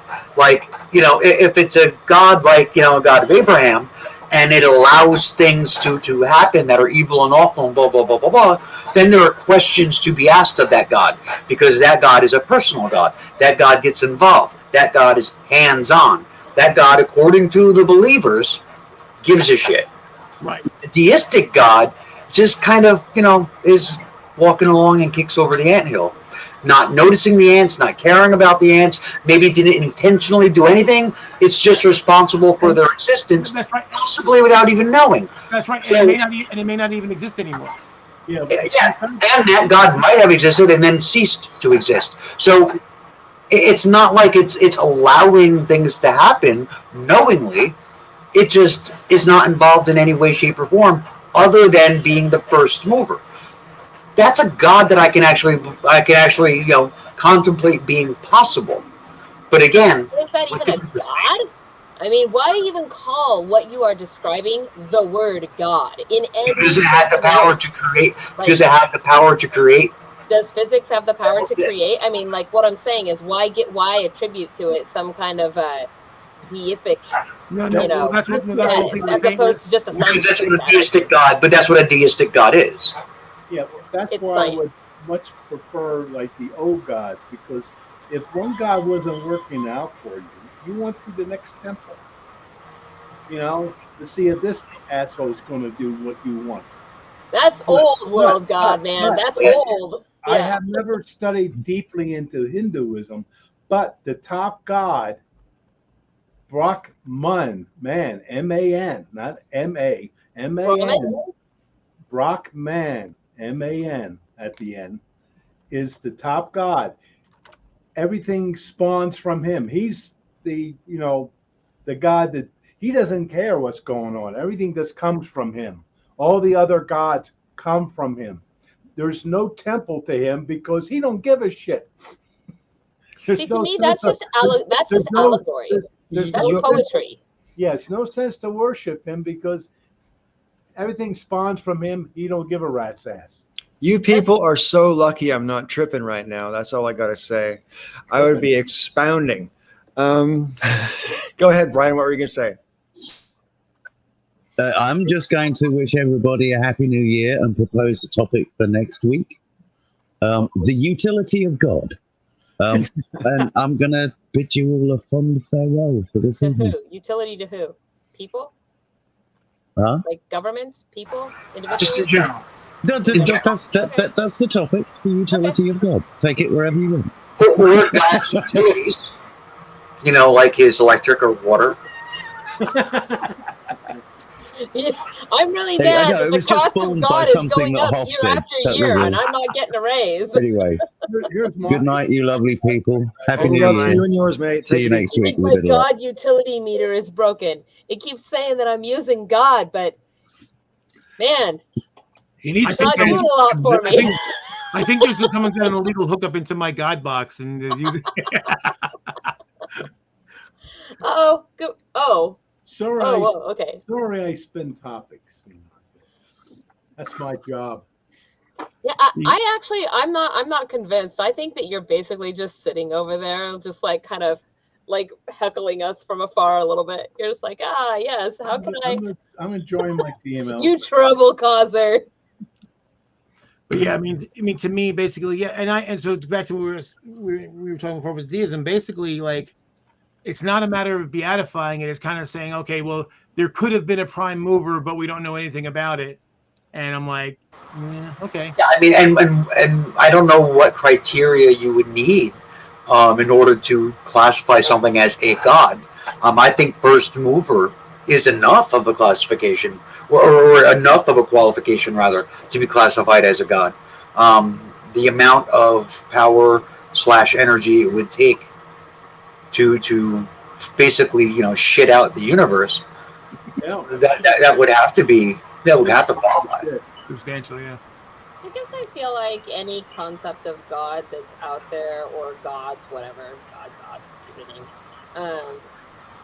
necessarily involves a in our image aspect to it. Otherwise, there is no difference between what you are describing and just a process of physics in the general day-to-day of the universe. Well, but that's the whole point. The two are indistinguishable because we have no way to perceive that being, even if it did exist. So it's indistinguishable from just natural processes. Right. And it doesn't matter. Meaning that at that point, it's just poetic description Right, of and that's natural the reason why I processes. was saying it made no sense to be, Oh, be a deist anymore, because even if there was some entity, power, force that was conscious that was the cause of the universe, since it's indistinguishable from just natural forces, there's no point in thinking about it because it's irrelevant. And because it doesn't make any demands on you or your life, it doesn't interfere with you and your life. It doesn't have an impact on your own creativity or free will and your choices. If it does not have any of that, then that's a God that if somebody were to propose and be able to say, hey, I could say that's something that I might be able to buy into. Like I said, when I dropped Santa Claus, which was do good and everything, I right away made a connection between the two. And the difference is with Santa Claus. So Santa Claus, there's an ask, right? Santa Claus has an ask. Santa Claus isn't just there. You have to be good, and he knows when you're not. Right. Santa Claus, he knows when you're good, knows when you're not. He's going. Right. He loves you. He loves you, but he's got a hell for you. Yeah, I mean, so there's an ask. So I mean, like even from like the deist perspective, even Santa Claus is far too much of a personal god. Yeah, I mean, the other thing is that like pantheism is kind of similar to deism in a way, but the other thing there is now you're kind of deifying the natural processes of the universe. Deitism only survived when a lot of things were not known of how they function. That's what I'm trying to say. Yeah. Okay. Yeah, it's just a poetic description for what is now physics, known by physics. Right. At that time, when a lot of people were deists, they didn't understand gravity. We didn't have a different vocabulary. And I mean, still we have stuff to learn. I'm not going to say, oh, we're at the end of learning. So, but what you're describing is more. But nothing on the whole chain of events ever has God said, and then this is how it happens. Right. So what you were just describing about gravity and everything else and not knowing how things work. I mean, the way I understand that is would be more explained in a religious sense by like a pantheon, like what Joe was just talking about. But I mean, when I'm talking about deism and like a creator God, that doesn't need to describe anything. It doesn't need to, define how things work or describe how things work or to explain anything at all. No explanation for anything would be needed. It's just a first mover. Well, Raven, Hoff mentioned a minute ago the sort of the Hindu version of God. I mean, at the top of the pantheon, that's exactly what the divine is. The divine literally doesn't do a damn thing. Right. Just the first mover. That's it. Yeah, that's it. He's not even the first mover in the premise that he knows he's moving anything. Well, he doesn't even need to know that. Yeah, that's right. Nothing is. That's what I'm saying. Everything manifests from him, but he don't give a rat's ass, so it doesn't really matter. So it doesn't really matter. Right. But see, Sister Danger, the difference is there are people who believe that it was actually a consciousness that is responsible for the existence of the universe, and they are deists. Like there was a time where I believed, because I was raised Christian. I was baptized twice in my life. The second time I was baptized as a Catholic, as an adult, and I was only to get married in the church. But I was never really like a believer. The closest I came was I was at one point, I believed in a creator God. I was a deist, where it was more of, not like I was just describing, but more of like a God who, kind of like the Greek idea of the gods, with the humanity, they'll just play things for the gods. That kind of a deist God, where it was. Yeah, and they were very, very human. Yeah. They were very human, those guys. So, I mean, that's the thing. Like I was a deist for a while, and the idea was that, because I was raised Catholic, the idea that the universe, because it's so drummed into me that the universe was created by a conscious entity. So I perceive, the Abrahamic religions are fucked up and they're wrong, but there's still this, prime mover. As a Catholic, very much what's that? As a Catholic, you thought. It's funny. It's real funny. No, well, Catholics believe that God created the universe, so yeah. But then when I stopped being so you're talking about your own religion. Sorry, the way your hands were motioning, I thought that you were kind of saying, as a Catholic, I thought those Abrahamic religions were messed up, and I'm like, wait, what? Well, that's why I stopped being a Catholic, because when I realized that they were messed up. But so the thing is, but I still had drummed into me my whole life that the universe came into existence because of some conscious entity. So I dropped religion, but I didn't drop the conscious entity part. And it took me a while to realize this is, basically, if there's no reason to believe it exists because there's no way to perceive it, and reality just being, the consequence of natural forces is indistinguishable from a reality that created by some conscious entity. So then I realized that if there's no reason to believe there's a conscious entity, but even if it is there, it's irrelevant. Okay, I belong to a lot of. I have been functional lately because of the virus that a lot of people don't believe in came into being, but the first biggest dropout of religious people are Catholics. All the ones of people I met in these groups, the biggest group, the real biggest, only because they're not bigger, is because their percentage is so small, is the Jewish, because they don't have a hell to worry about. Also, you can stop believing in God and still be a Jew, because there's also the cultural side of it as well. I'm not talking. Everybody's got their cultural thing. I agree with you there. You got your cultural thing. But I'm talking about believing in a God is the Jewish people, because right away they don't have that hell hanging over them that the Catholics and everybody else has. So they jump the ship a lot quicker. The Sheol, that just means a grave. That's all that means.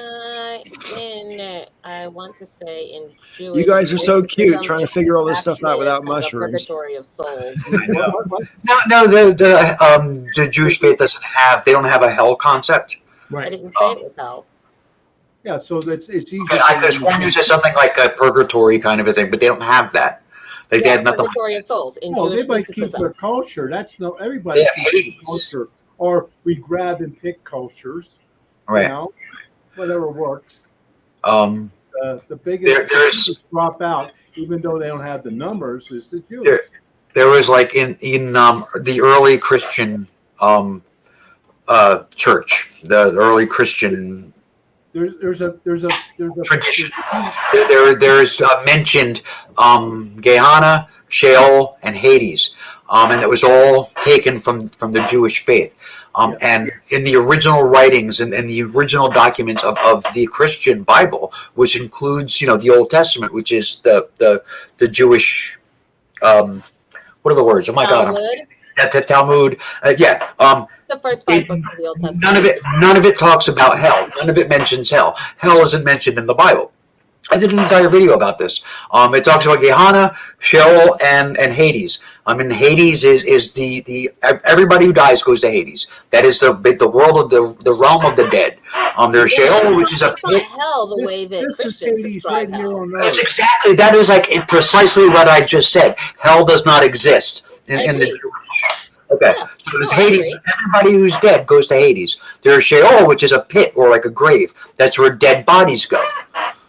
Right? And then there's Gehenna, which is a garbage dump where the ancient Jews used to burn their garbage. And it's mentioned in the Bible as a place that they will send people who are awful people. I guess sometimes to be killed, I guess. But it's basically a garbage dump. It's a real place that you can find on a map. Basically where fire. Like the descriptions, the written descriptions of it are very similar to what Christians see as hell. Right. In fact, there's one part in the New Testament where Jesus makes reference to Gehenna, basically saying that hell. He's the one that kind of he's quoted as basically being the origin of the idea of hell. And he says hell is like Gehenna, and so that's where the Christians get the idea that hell is a place of fire, and it's also where Muslims get the same idea, and that it's a word in the Semitic language is Gehenna. Right. And can't they be original? No. You all have it. Nobody is. You all have it completely wrong. Hell is when your goddamn bottle is empty. Amen. That Gallo? Yeah. See, I suffer from broken cup syndrome too. My ex-wife's father used to sit every night when he ate dinner with a great big gallon jug of Gallo wine with the finger loop, and he would sit and he would just like hold it by his finger And drink that whole. That is like so much wine. That's a lot. Oh, just in case anyone cares, they are rebroadcasting the Betty White Saturday Night Live episode tonight in her honor. Yeah, that's pretty cool. Yeah. Yeah. Speaking of hell, I was going to say, the old expression, hell is other people. I was talking to a friend the other day, and they've kind of, over time, Mike can probably speak well to this because it's something definitely you probably speak way better than I can on this, but is basically kind of how they classify introversion. And one way of school of thought was that, do people in general make you feel energized or drained? Now, people who are introverted are people who generally feel drained by interaction with people, although they may have exceptions for certain individuals or certain types of group of people. Are they talking or not talking? That changes my answer. In general, I'm talking. I'm dominating. But the thing is, I thought about it because that's something that I don't know. See if you guys have this. So I have a hard time if I. It's one thing if you're having a conversation like us, everything flows and it's all over the place. That's one thing. But if you ask a question, a direct question that requires a direct answer, and there's some people that seem to be, like I've encountered that they don't understand you want a direct answer, or they have this meander, or they have to go through like 50, so you say, where's the bus stop? And they have to tell you their life story before you find out where the fucking bus stop is. Those people are literally torture to me. Uh-oh. I'm actually with you on that. Like, when I ask a question, if somebody cannot just answer that question, I mean, unless whatever they're about to tell me is directly relevant to why they can't just answer it, because that indicates then that the form of my question was incorrect, right? So like if you ask where is the bus stop and the answer is that it's not there because bus stop is the wrong term to use for what you're talking about, they have to tell you that in order for the answer to make sense, right? But if it's just like, it's just one block up and they have to tell you their life story before you get to that part, I am so with you. It's like, shut the fuck up, get to the answer. Yeah. And it's like the scene in The Princess Bride. Exactly.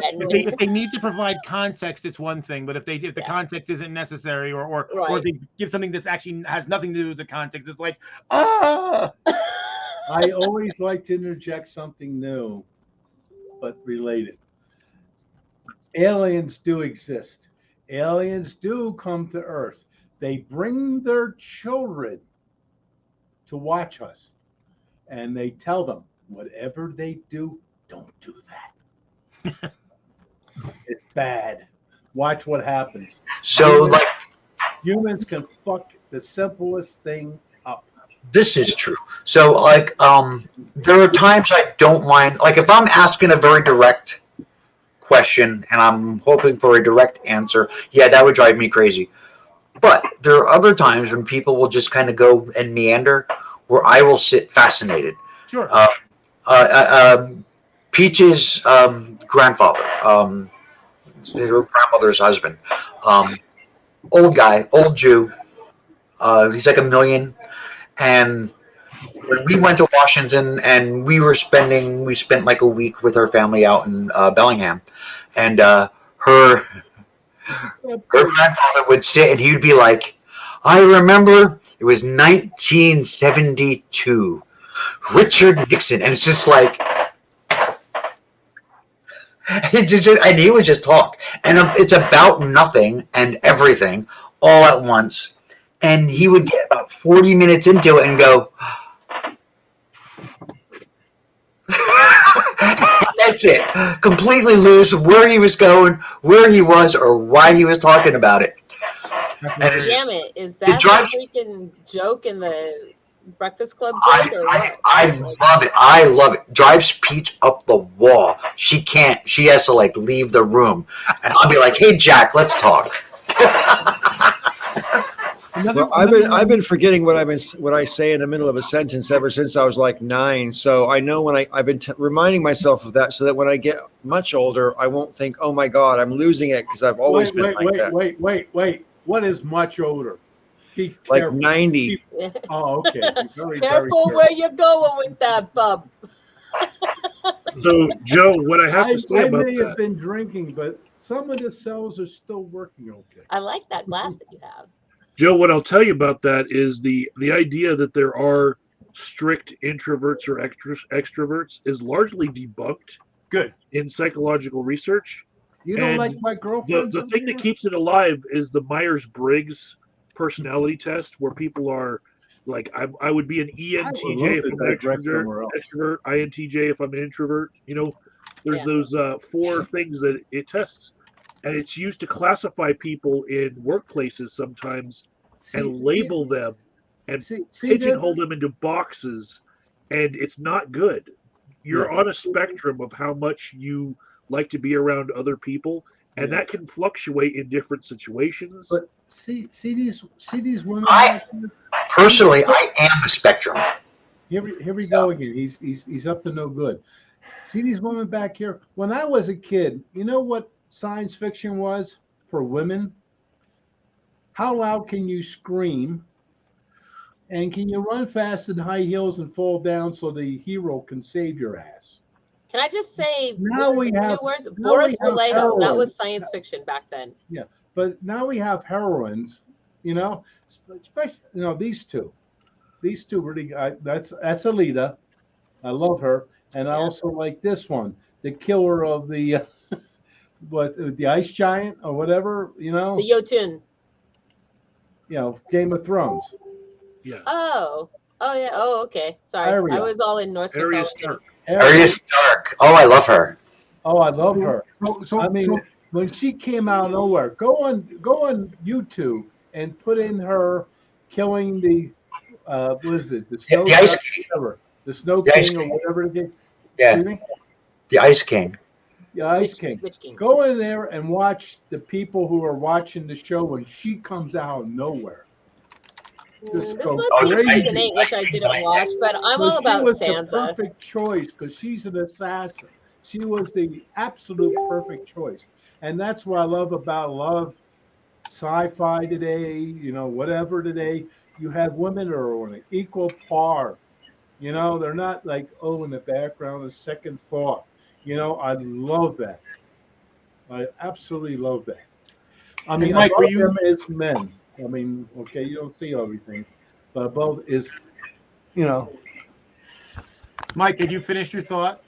Oh, nice. I feel like I was there. Basically, just responding like you wanted some expertise on the whole introversion thing, and I feel like it's kind of like how there are still saints having idols made of them.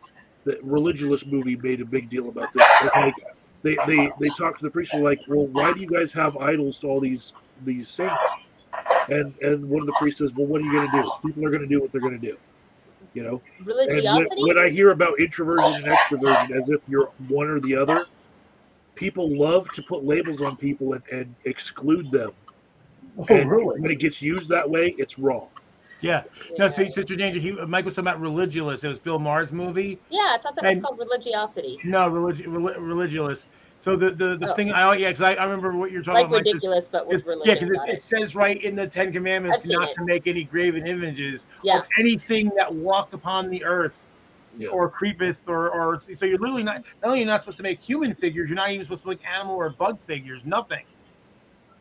And but then there's statuary, and that was one of the things I always thought was weird when I was Catholic. Like, doesn't it say you're not supposed to do that? Does anybody know what the historical years and years of studies that say that it's just not so.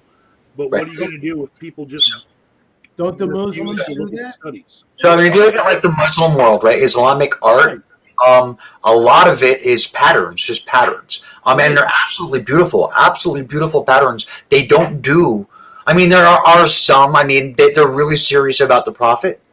But I mean, it's also they believe the same thing. There's no. You're not supposed to make graven images of anything, of any living thing. That's why its patterns are very big in Muslim art.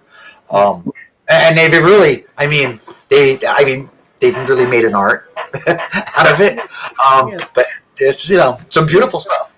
The problem with that is that you're excluding everything for the wrong premise.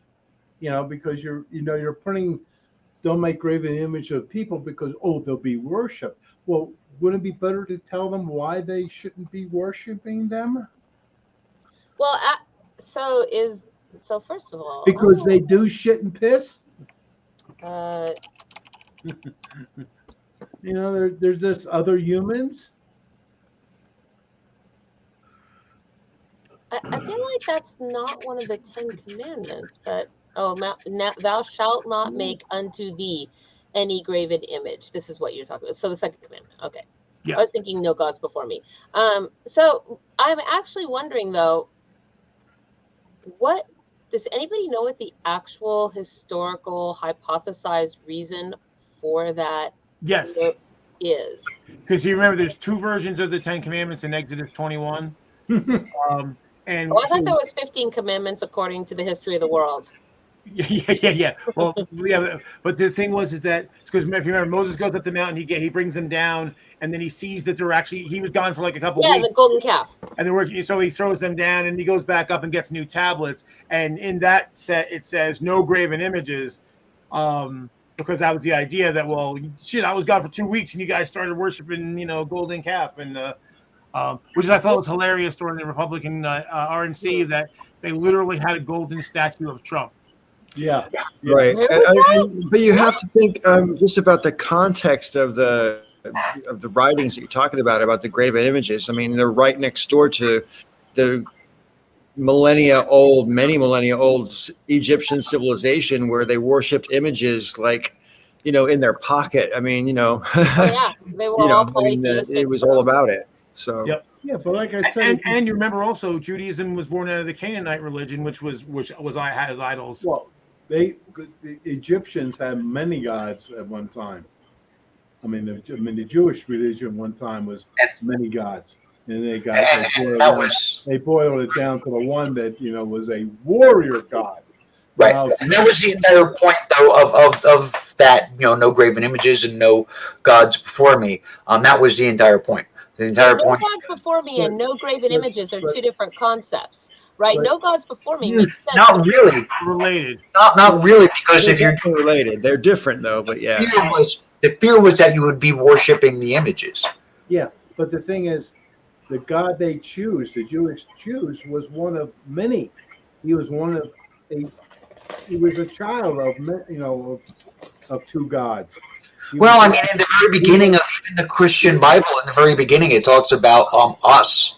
That there are other gods. Here's the full image. They had many gods. Then they boiled it down. Yeah, we know this. That was a warrior god. You don't see what I'm doing with this because I don't. The warrior god explains everything when it comes to to jealousy, because a warrior god doesn't know how to he's a warrior. He doesn't know how things start. So that's why things start. Here's the full passage. Thou shalt not make unto thee any graven image or any likeness of anything that lies in heaven above, or is in the earth beneath, or that is in the water underneath earth. Thou shalt not bow down thyself to them, nor serve them. For I am the Lord thy God. I am a jealous God, visiting the iniquity of the fathers upon the children, upon the third and fourth generation of them that hate me, and shewing mercy upon thousands of them that love me. So literally in the same passage, it talks about no graven images and not to bow down to them, no gods. And not only that, you just read one part. How many generations? 3 to 4 third and fourth generation. Yeah, right. And that's one we had one atheist meeting, a Jewish rabbi came in. He says, this stuff for being guilty for Adam and Eve. That's been more than 4 generations now.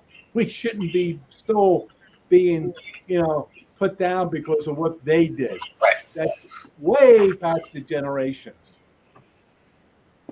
Oh man, that logic does not translate to a whole bunch of other shit in religion, does it? Nope. Nope.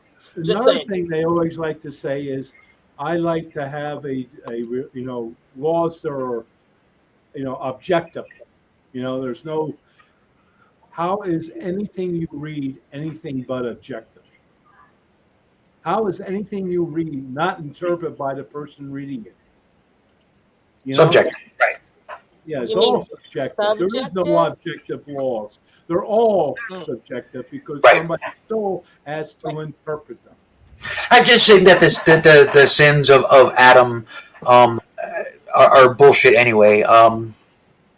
Well, the concept of sin is bullshit. Full stop. I mean, sure, the concept of sin, but just saying that you have to pay for basically the failures of Adam and Eve in the Garden of Eden because they ate the fruit of knowledge is absolute fucking bullshit because they didn't know that until they did it. Right. Who gave God his authority? There you go, thinking again. Damn it. Yeah. Yes. Like I said, at the age of 6, 7, I dropped the whole shit in caboodle because, the God thing, okay, God, blah, blah, but the Jesus thing never, ever made any sense to me. No, God, sacrifices himself to rid the world of things that just the whole thing. Yeah, the whole thing doesn't make any sense. It never connected with when I was little, and I was brought up Christian.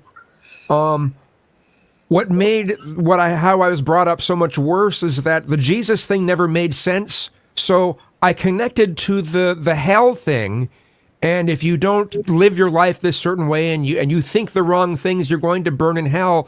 But there was no chance of redemption because the Jesus thing never made any sense. Right. So it was just that's the way religion affected me as a kid, and it just destroyed me. It still destroys me to this day. The carrot and the stick aspect of it does make sense. If you're good, you're rewarded. If you're not, you're punished. What is the sense of unlimited torment, torture? Isn't the idea of anything to learn from? Right. A loving God wouldn't do that anyway. I agree with Christopher Hitchens. I'm on the Christopher Hitchens school of thought when it comes to the story of the crucifixion. It's immoral. Christ's suffering itself is immoral. The whole concept of you can do somebody's time if they break the law. You could do somebody's time. You could pay the fine for them. You could carry the weight for them. But you could never, ever remove their responsibility. And it's kind of horrific to think that the creator of the universe believes that, or that his believers could believe that he could remove your responsibility. That's horrifying, because what that basically means is you can do absolutely anything. You are not responsible for any of your actions because the sin or the responsibility of your actions can be taken away from you by the sacrifice. Deathbed. Hey. Right. Oh, sorry. Well, That's I just want to say. Do y'all remember Defender of Reason? Vaguely. She was a middle-aged blonde lady in Texas. She used to do a lot of skits on YouTube, and then she had to quit because she was an atheist, and basically they were going to fire her if she didn't stop doing what she was doing. I remember loving God. Yeah. Anyway, we had a conversation once back in the day about whether or not the crucifixion symbol is even appropriate for public display, because it's basically you're glorifying a torture scene.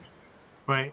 You're literally worshiping a murder, and it's also a graven image. Right. Well, the other thing too that never made sense to me is when believers try to guilt you into believing. They'll say he sacrificed his son for you, and so what they're doing is they're invoking, like as if it was okay, Paul, you're a parent. Raven, you're a parent. Like so that'll hit you on your strings. Like, oh well, he gave up his son. Like, yeah, but it's him though. It's not his son. And he woke up 3 days later. What sacrifice? He sacrificed a weekend. Right. You heard that. And where is he supposed to be now? He's at the right-hand side of God. So what the hell did he give up? He's still a fucking God. That's right. So it wasn't Where's his his sacrifice. So but he went through the motions. So even when I was a believer, so it's like God, sex. Like you just go through the motions. Okay, now that's a first. so when I was, what, you never been fucked by God? I hear a lot of Matt Dillahunty here. Hey, God. Yeah. So when I was a believer, even it never made sense to me, this idea that Jesus was God's son, but also God. Yeah. Like, well, how can he be his son? Matt Dillahunty. How does God have a son? God doesn't have a child. I hear a lot of Matt Dillahunty's talking. I seen him in here in Denver. You know, I'm fascinated by listening to all of you guys because I literally never, in my little atheist journey or whatever, I never went through. I never encountered these things. Never went through any of these things, and I listening to you guys talk about it makes me wonder what I would have done if I had ever had somebody encounter me like in that way. You know, I mean, I have such a boring how I became atheist story, right? Well, apparently you didn't move in the circles of the great debate community on YouTube, because this was all the things that we've been talking about are the central conversation. But by the time I came to all of that, like I was just like, I don't know. I was long since already there. I discovered all that stuff long after I had dispensed with the idea of God. And my dispensing with the idea of God was basically like reading a Dr. Seuss book and going, oh, cat in the hat's not real. Okay, got it. And like it was that simple. I didn't have a great debate internally here. I mean, when they try to do the guilt trip on you, is they acted like, well, you should believe because you owe it to, like, he did that for you. I'm like, I didn't ask him to do shit. See, like that's the thing. Is, like, I never got to that point in conversation, not with anybody other than people I chose to argue with on board Sundays on the internet long after the fact, right? Yeah. Like when I go out and maybe. It's interesting. Is like 14 years ago today. 14 years ago to this day, the relationship I was in at that time ended.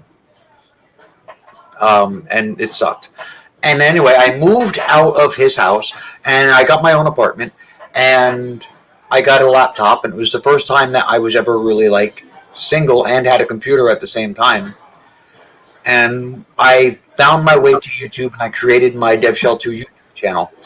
And one of the first people I find on YouTube is Thunderfoot. And the second person I find on YouTube is Aaron Ra. And I'm watching their videos and I'm thinking, these people are saying things out loud that I've only ever said in my head. Right. I've been very fortunate. I know Aaron Ra. I know Matt Dillahunty. I mean, I met him. You know, he had a bypass surgery. Yeah, I was just thinking he had something about that on his Twitter recently, but I didn't know what it was. He was showing his scar. Yeah, he might have to go 5, but they only had to do 3. But anyway, like I said, I know James Randi. I've been very fortunate. A lot of people. I ran into the one singer. What the hell's her name? She's wrote a lot of songs with, Shelley Siegel. You know, I used to like Thunderfoot, and then he got a little too. He got all sexist, weird. Yeah, that's understandable. Like a Thunderfoot. Hey, listen, friends, really it's coming up towards 4 hours, and I really got to get off. Joe, do you want to carry the show on, or do you want to wrap it up? Paul's got to get off. Praising. That, Paul.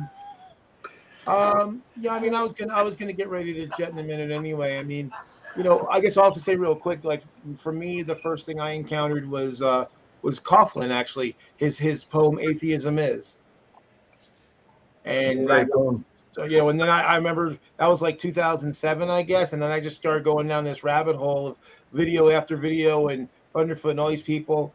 Yeah, actually, I'm actually very good friends with Aaron. I mean, Aaron has stayed here at my house a couple times. I'm friends with Aaron. I'm one of the, I think maybe Joe. Have you ever cooked for Aaron Ra? I've cooked for Aaron Ra. Oh, never done that. And if Peach and I ever get married, Aaron Ra is going to officiate our wedding.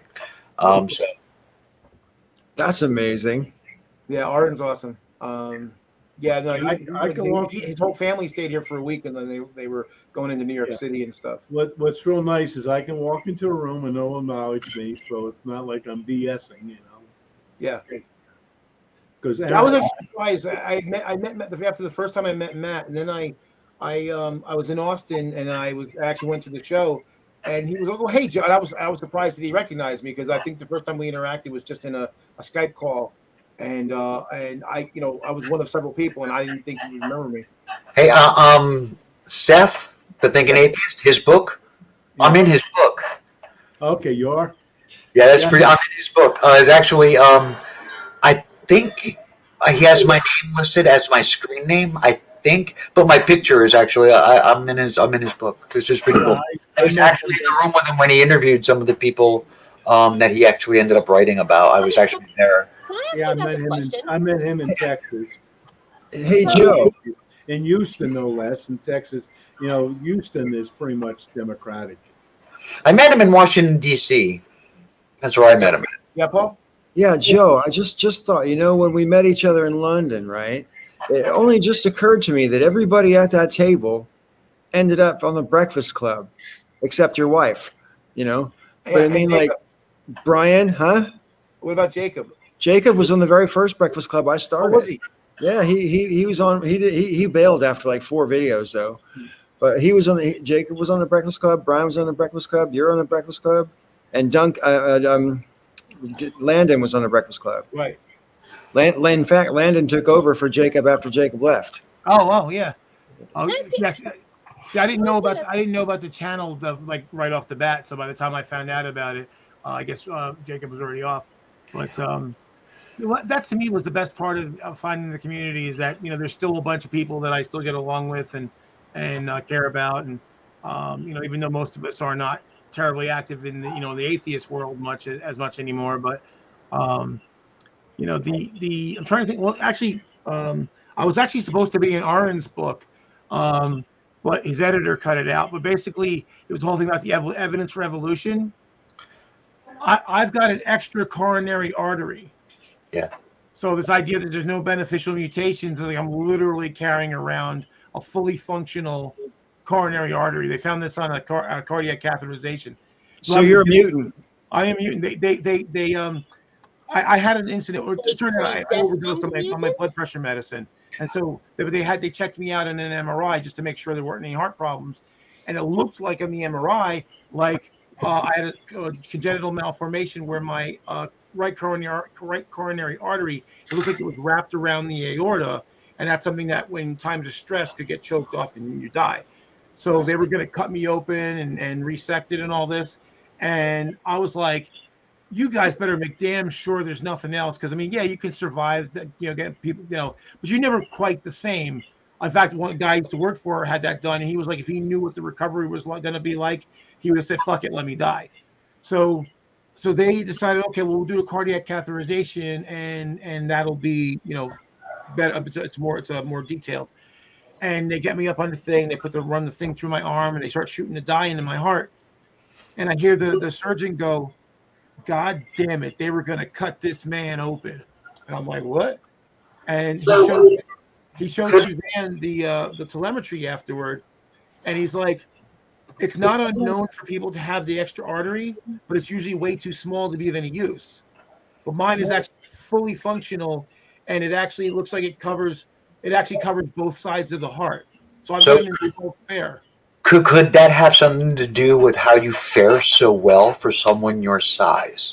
It's probably why I'm alive, because think about it, I weigh 550 pounds roughly, and I should probably be dead at this point with all the shit I've done to my body. So probably why my father's side is so long lived. So that leads me to another question, though. If you were to drop a lot of weight, probably rather quickly, would that be very dangerous for you, considering that extra artery? I wouldn't think, because all it's doing is providing additional oxygen to the heart. you know, and I mean, there's been times where like if I had too much activity, too much stress, where my heart will go into palpitations. But I'm sure, I'm certain of there's times where it was like so bad that if I didn't have that extra artery, I probably would have gone into cardiac arrest, but I didn't. Gotcha. I'm gonna bail. So I want to say goodbye to the people in the audience and thank you guys all for showing up. It's been a great show. I've really enjoyed this show, and we've more or less dodged all the political things. So congrats. You know. All right. Peace Awesome and seeing joy. you, Paul. All right. I'll see you Happy New Year. soon. Yeah. Yeah, I'm retired, so there is no schedule. Oh, it's still live. Yeah. I think Joe's I thought he was going to cut off. So, Sister Danger, what were you going to say before? Well, so here I have a question for you guys, because you guys have been far more through all these different atheist arguments of things. Why do you bother with all of those various minutia arguments that religious people have? You know, he did this for you, or why does anything that comes after, let's talk about the actual real existence of God, like if that baseline can't be proven or established, why does anything else matter after that? And why even bother having those arguments? Like, I don't. I mean, they try to make it at me, and I'm just like, yeah, I don't give a shit. No. I'll tell you why. Because you can talk to Aaron Ra, you can talk to Matt Dillon, and the rest of them. They get lots of emails from people who have then changed their minds. No, but I mean, There's a certain amount of truth matters and what's real matters, and when you're talking to somebody who is a religious nutcase, you're not necessarily looking to change their mind. You're not looking to save them, but you're looking to make a convincing argument to people who may be watching or listening. Right. There are people out there who are watching, who are on the fence. Well, sure, if you're doing something out in public or whatever, and you're going to have a Well, I mean, these conversations are pretty public. I mean, they're on video format that are viewable to millions and millions of people. I guess I should have specified. I guess I just meant, I guess I understood what you guys were talking about to be like personal conversations that you had with religious people, like at your church or whatever. And that's what I was referring to. Like, I get why there is a point to doing those things out in the open in a public forum, which is different than if you're just having the conversation sitting around your living room or something. Like, why even fucking bother? Well, see, the thing is, Amy, though, is a lot of times they weren't actual conversations. These were people talking at me, trying to, and I basically, and so they're trying to tell me all this shit, and I was like, I'll either tell them I don't believe that's true, or I said prove it, and then I walk away. Yeah, because I'm not. You're right. There is no point in engaging that person, at least not to me. Jehovah's, when they come to the door, I'll talk with them. I'll grab the Bible. No. See, I probably should, but usually what I do is I say I'm an apostate, and they run because they're not allowed to talk to apostates. I'm just like, come on in. You want to talk? Let's go. I got my Bible. But the thing is, when we have like these conversations, these become useful in your arguments with other people. Like, there's things that are brought up even for yourself. As you bring up things and you're talking about them, other things become apparent to you. So when you do have these discussions with other people, you have a bigger, source of material. A toolbox to argue back. Yeah. I mean, the reason why I started making videos in the first place was for two reasons. One is that when I finally came to the realization that I was an atheist, and then so when that would come up in conversation with people, they would always challenge me, or they would ask me why I was an atheist. And I got tired of typing the same explanations over and over. So I wanted to be able to have a video and say, here, go look at this. Like, you're all here. The other was really for those people in the middle that basically are convincible, so that they would say, like Raven said, the truth matters, and try to put that out there to be counter apologetics. But also that I knew that there was people that since I was getting challenged, I know other people would get challenged, and they didn't always have good answers. They didn't know how to articulate the ideas. So I said, hey, if I put it out there and explain it in a way that's easy to understand, then maybe somebody else can use my version of the argument to tell, so this way they can defend themselves. Because very often a lot of theists believe that, well, if you can't come up with a good argument against them, that therefore they win the argument. Of course, it doesn't work that way. I'm pretty sure that's actually just people. Theists Well, just happen to be take it to the next level. True, that's true. Personally, I think that some of us remember some of our history being raised in the church as torture and basically child abuse. And we're just trying to give back to the world and leave little breadcrumbs to how to lead yourself to a better mindset, better mental health, a skeptical worldview where, there is mental health to be had after living through something like that. And that's the really why you would spend a little bit more extra time when it's really tedious. It really is. Can I ask you a question? Because I had this thought, Michael, I had this thought, I don't know, yesterday or the day before, but you know how when people first step into atheism, they're like angry, right? They are, they are like out there and they're going to tell everybody, and they encounter religious people and they just go at them like, do you think that that's actually kind of like part of a grieving process? Because you know how when bad things happen or whatever, like you go through this arc of emotions and one of those in there is you get angry about it and then you calm down and absolutely. And I would say that they all go through the phase where they say Sky Daddy. There's the Sky Daddy phase of atheism. That's a phase? Most people deconvert. They start with anti-theism. Right. Well, it's very similar to what happens to people who convert from one religion to another. Very often, the most evangelical and strict adherents, and most extreme sometimes, are people who converted from one religion to another. Years ago, I dated a Jewish woman, who told me about she was married to a guy who he wasn't Jewish when they got married, and somewhere along the line, he decided that since his children were being raised Jewish, that he needed to become a Jew. And so she wasn't really, I mean, she observed the holidays, but she wasn't super religious. But she said, as she described it, she actually said he became super Jew, and he went to he was like ridiculously Orthodox. Like a lot of Orthodox people were like, dude, chill the fuck out. And so he actually decided then that their marriage didn't count because it wasn't an Orthodox wedding, and he wouldn't touch her. And so then he had to go, if you make a mikvah, if you know anything about mikvah, it's a ritual purifying bath that unfortunately is in dirty water, and you're being watched by a rabbi. I thought that you could only really be Orthodox if you are also genetically, like hereditarily Jew. No, you can convert. Because I didn't think Orthodox Jews allowed converts. I thought that was new. They do. You either have to be born to a Jewish mother or you have to convert. Oh. So he did this, and so she said he was actually driving her nuts with all the religion stuff when she's like, yeah, like we go to temple on the high holidays and we celebrate, but calm the fuck down. And it was one of the things that actually contributed to their marriage breaking up.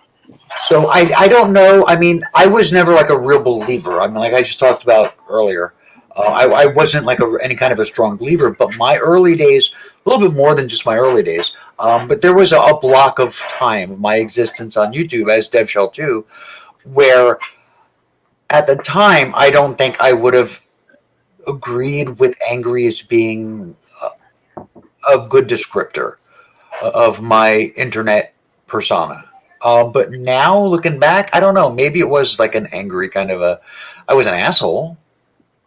I mean, I was a dick. I was really nasty to a lot of people, mostly believers. Really, really nasty. I think it's possibly to exhibit or even be experiencing the qualities of anger without really quite acknowledging that about yourself or your state. Right, and that's what I'm saying. That's probably that's I don't know. I never saw it as being angry, but I can look at the behaviors now and say, yeah, I really did kind of come. And I mean, they would tell me, like, Christian, oh, you're just an angry atheist. And my response would be like, oh, fuck you, you fucktard, or some other, clever word that was being used at the time. But yeah. Fundy fucktard. That was one of the phases. Yeah, converts Oh, of I'm not raising my anything hand. are usually the most zealous. Most, Yeah. I mean, the thing is, and I went through like a I wasn't super angry, but yeah, I mean, because you kind of feel like I was lied to, I was cheated, I was mistreated, and so now you're kind of like, and you do have a little bit of a chip on your shoulder. I mean, for a lot of people, I certainly did. That's what I said. I dropped this whole stuff when I was about 6, 7. So I'm sorry, I don't have any coming out stories. Yeah. But, Dr. Hawk, Dev Shell, which I did not know when I created the name, apparently is either a name or a word from India, in I guess Hindu, because when I put it into YouTube to create my name, to create my channel, it was taken, and it was taken by somebody from India, and I ran into that problem. Trying to use DevShell all by itself in other places where it was already taken, or it's probably Punjabi. I actually found a guy on Facebook named DevShell Singh, and Singh is a telltale. If someone has the last name Singh, they're a Sikh and they're probably Punjabi. So I just on in order to create. On Vimeo, Kizum was already taken, and I had to do Kizum Fowler. And it was taken if someone from Japan. So they probably pronounce it Kizumi then, or something, right? That's how I thought you pronounced it for a long time until you told me otherwise. Yeah. So, Sister Danger, what now happens on the internet is you get a bunch of people who are anti-theists. They get together, form a group just like this one that we're talking in, right? And then they start what we like to call all babies are atheist season. And they enter Atheism 101. What? They start to have the argument as to whether trees and rocks are atheists, right? Because they want to increase their numbers. Yeah, I never went that far because I always thought that was ridiculous. That's happening? Yeah, I always thought that was ridiculous. It's on a cycle. Bionic Dance can tell you about that. Yes. Oh, can she ever? And the thing about it is, I got to the point. I remember a couple times Kate was here in New York, and we actually hung out. One time I hung out with her, just me and her. One time it was me, her, and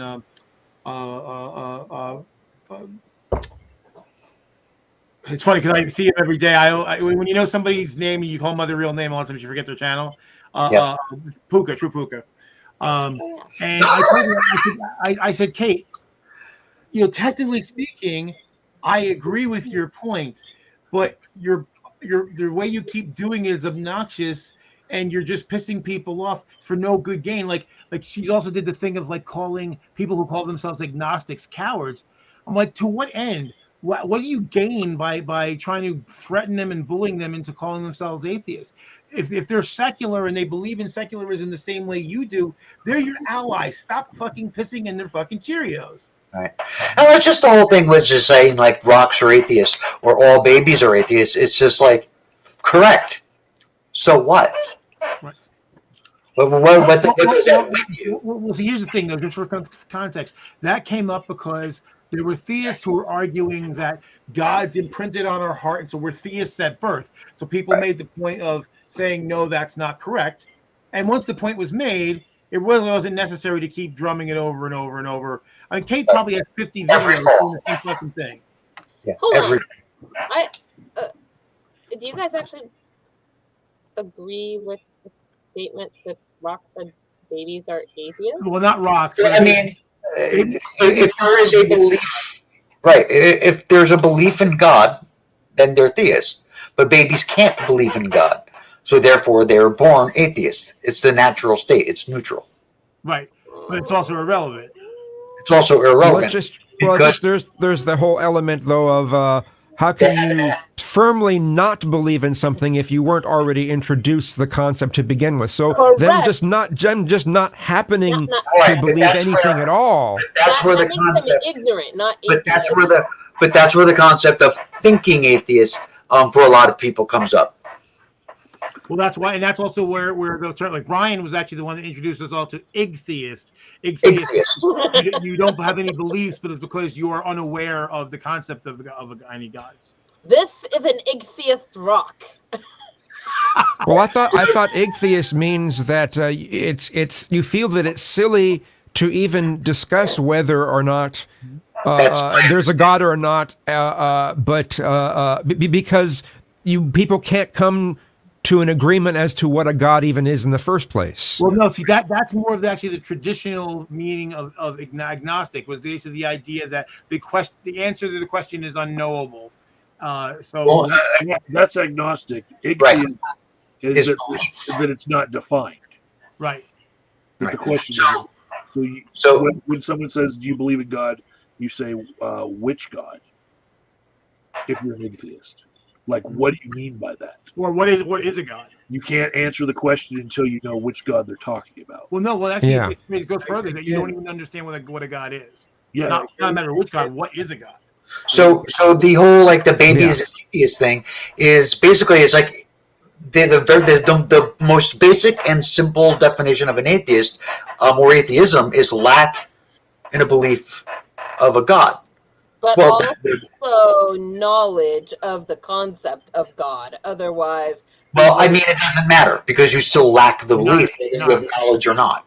It's not a question of knowledge, it's a question of belief. And if you lack the belief in the most basic, very simplest, brain dead, means nothing, irrelevant terms, babies would be atheists because they lack the belief. And it's like, okay, that's fine. But what difference does it make? It's a ridiculous argument. Right. The problem then being, you can ask for all the atheists to show up to a rally, like say in Washington, and some of them that you would count as atheists are not going to show up because they're not passionate about it. They're apatheists. They don't give a shit, right? Or the kind of atheists that they are, they don't have a personal God, but they believe in the four winds, and they still have the spiritual life, or they're Druids. The four what? The four winds. Native American. Okay. Right? You might be calling them an atheist, but they still have like magical beliefs that they don't want to join your atheist rally. Right. And for that matter, a meaningful definition would be who's going to join your atheist rally and go rah rah rah with you. And I think some of the arguments of like rocks are atheists and all babies are atheists are trying to increase their numbers. Well, that's the same. It's the same thing. Like shit. I had the whole point, but it's the spiritual. It's the people who like to say. Buddhists. Buddhists. Generally speaking, Buddhists do not have a belief in a God, but they do have a belief. They have a spiritual belief that's religious in ways that what we generally consider an atheist. Oh my God! You want to hear something funny about Buddhism? Okay.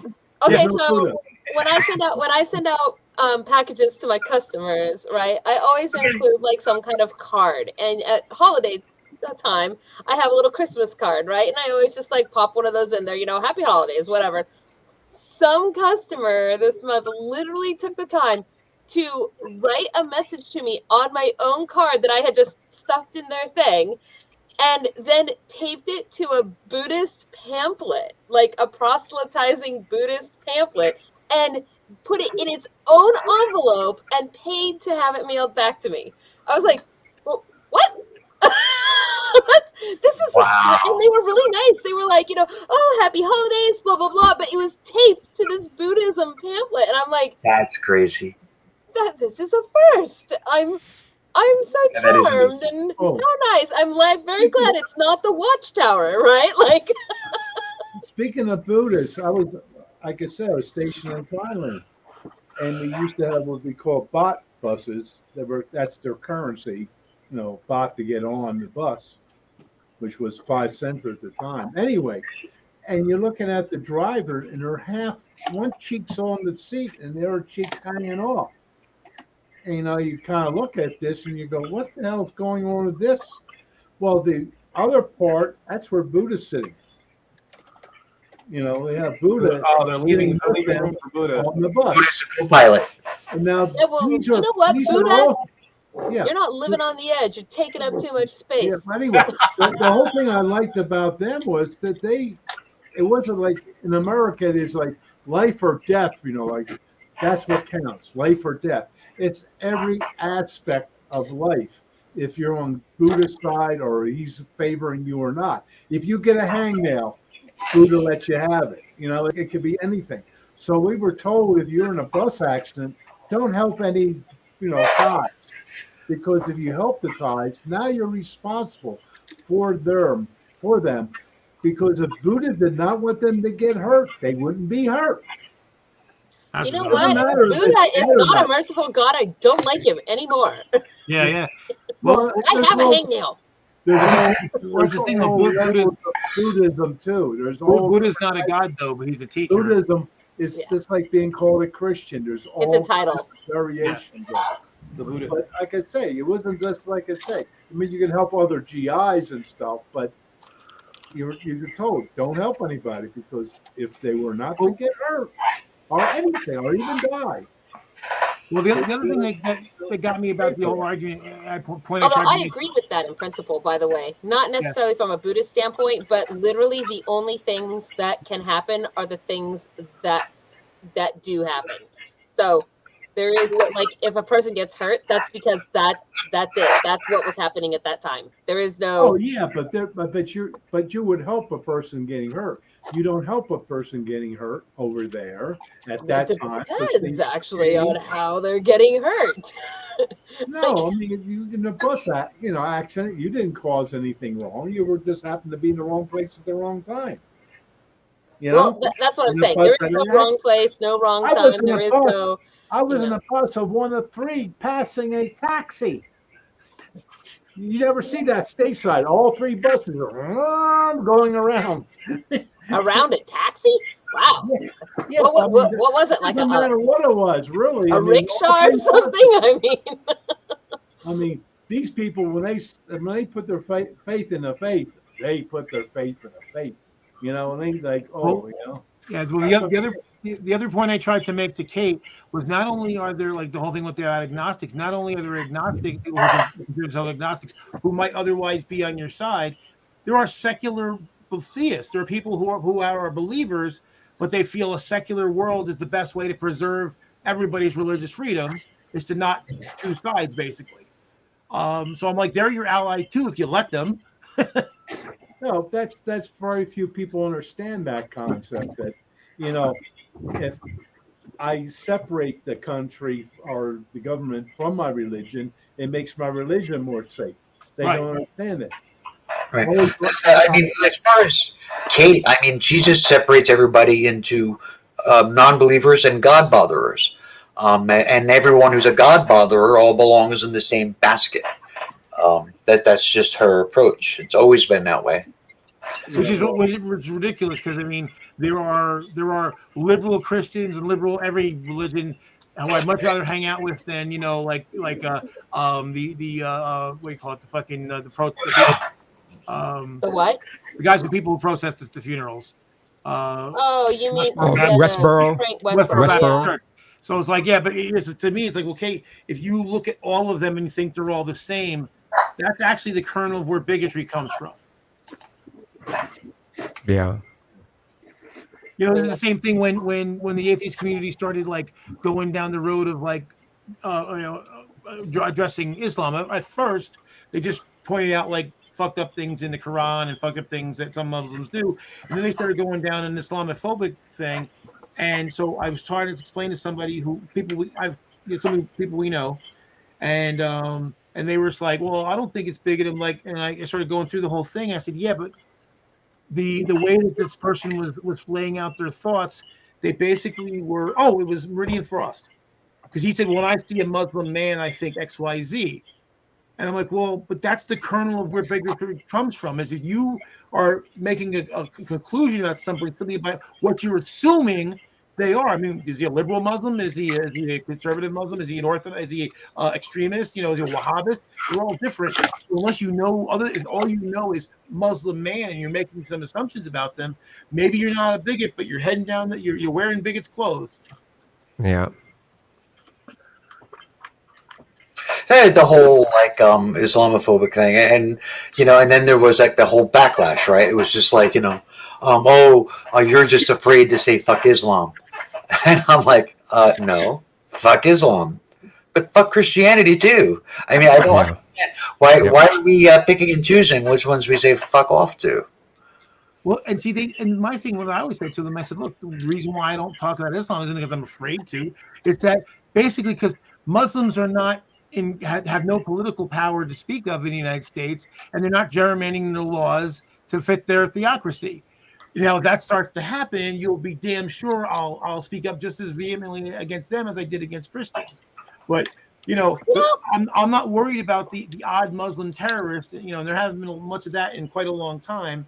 But even there, I'm not worried about sporadic random guy. I actually, if we're going to worry about a sporadic random guy, there's a lot of white Christian guys that have been a lot scarier in the last 15 years than Muslims.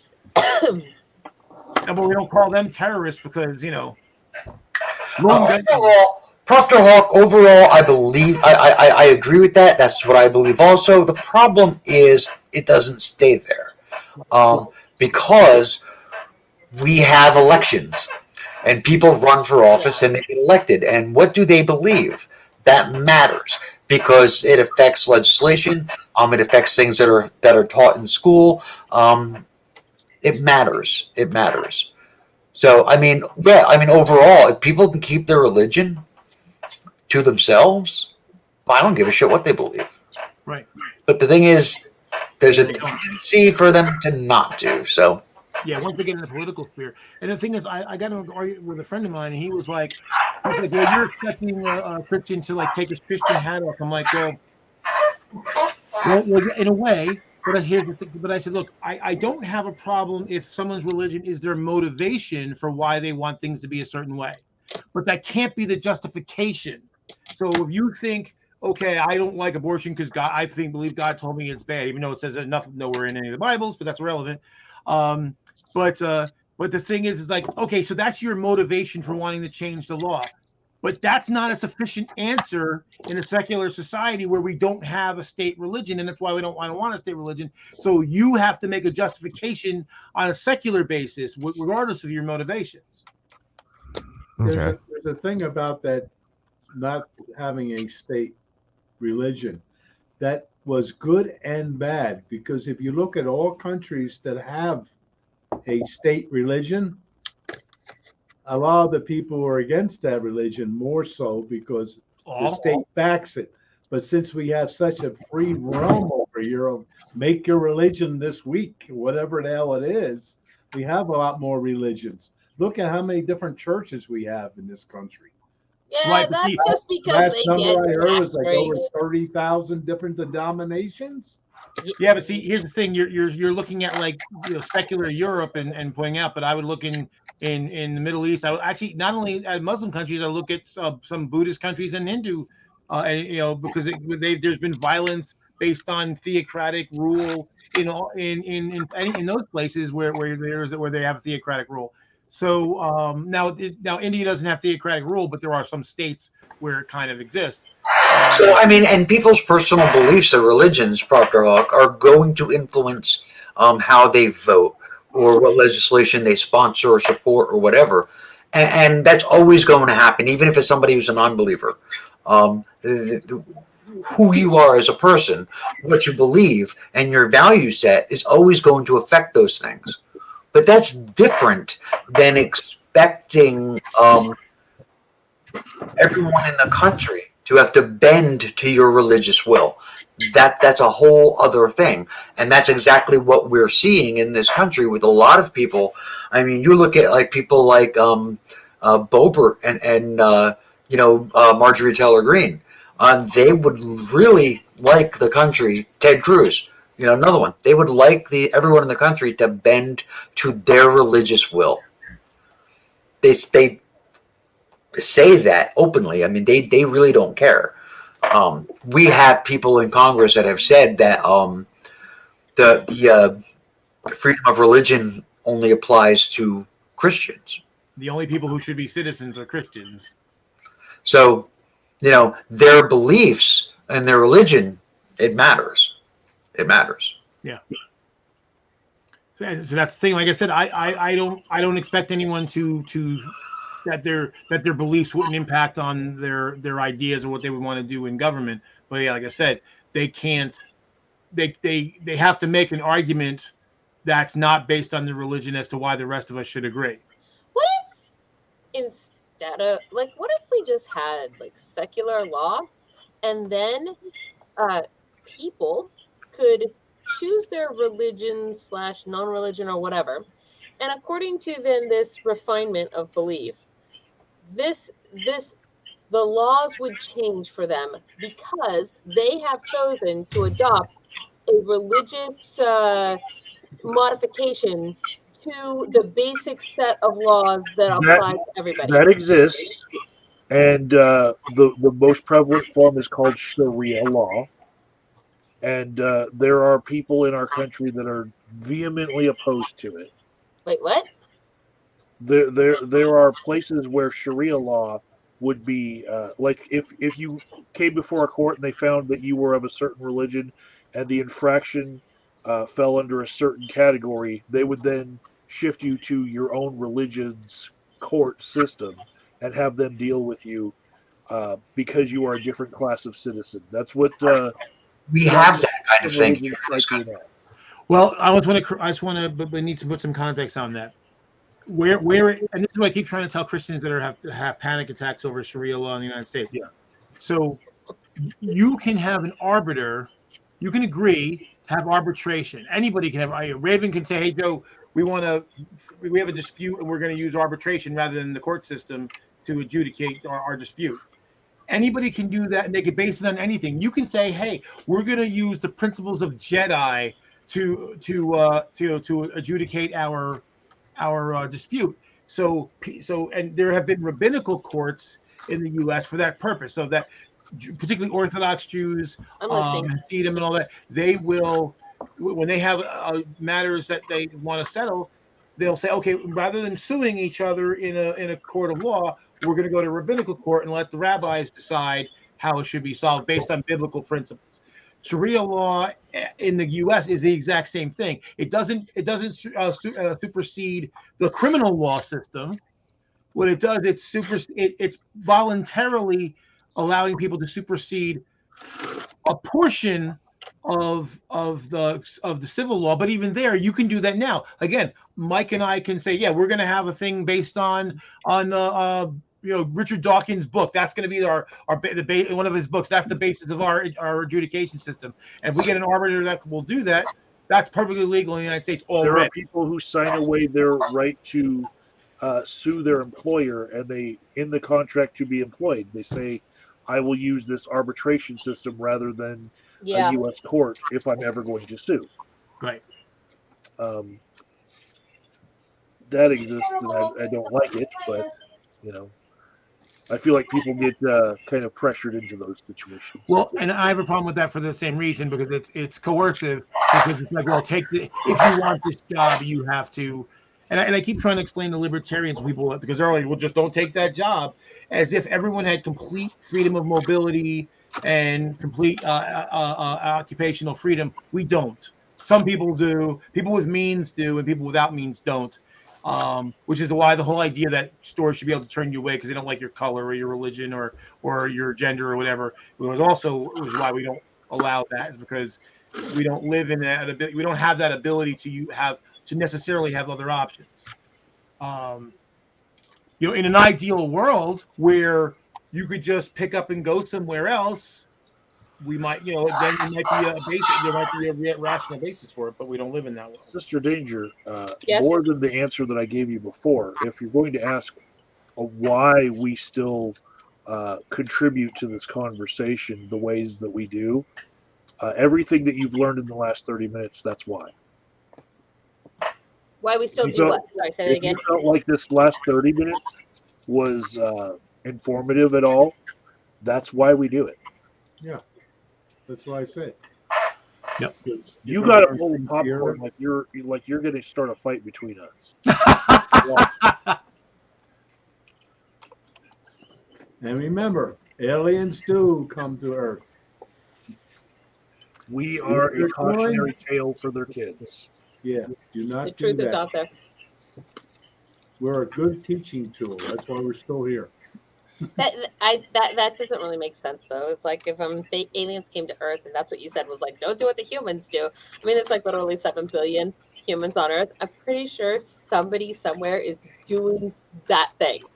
There's no way to not do what we do, because if you're like, aha, well, I see that they do that, so I won't avoid it. But somewhere else, someone else is also doing that. Are you supposed to also not do what that person is doing? I mean, for every person that's killing somebody, somebody isn't killing somebody. Which one of those people should you not follow the example of? Do you understand the concept of metaphors? What? No, she does. No, we've had this conversation. The concept of what? Metaphors. Metaphors. Yes, I do. I'm just. It's a concept that you don't take it to the nth degree, but then you're also proving my point, because you're taking. So I have a question for Luddites Anonymous. How is it communism to have a choice over where you work? Right. Especially when that's the basis of libertarianism, is that everyone has all this freedom. Right. Isn't it the opposite of communism? I mean, maybe if they don't know what communism is, then... I don't know. Somebody who's probably a libertarian who doesn't even understand the fucking principles of libertarianism, which is why I hate most libertarians, because they're fucking morons. Maybe it's what's his face. Oh, it's not what's his face. Libertarianism. What's his face might have passed away. That form of government. That form of government only works in small societies.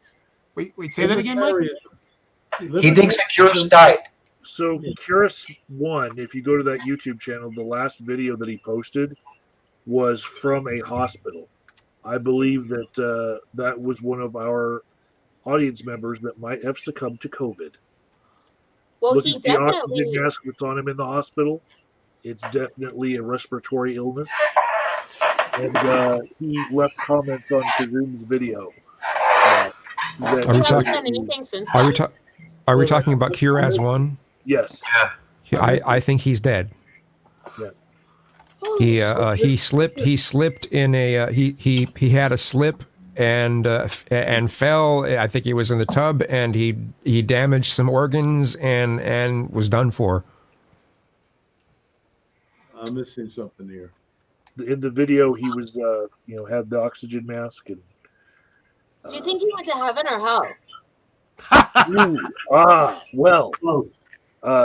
That would be largely his decision, because it's his belief system that would classify him in that. So I think he would have said that he was going to heaven.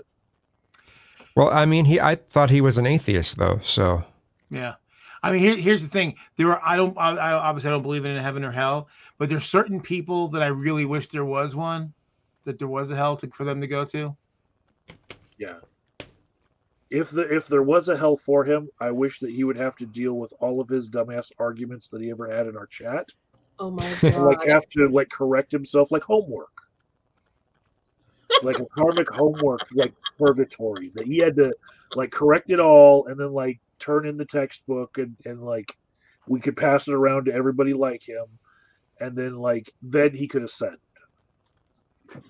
That's amazing. That sounds like something terrible I would do. Like, what, you know what your purgatory is? You need to write me a 4-page essay with no spelling or grammatical errors.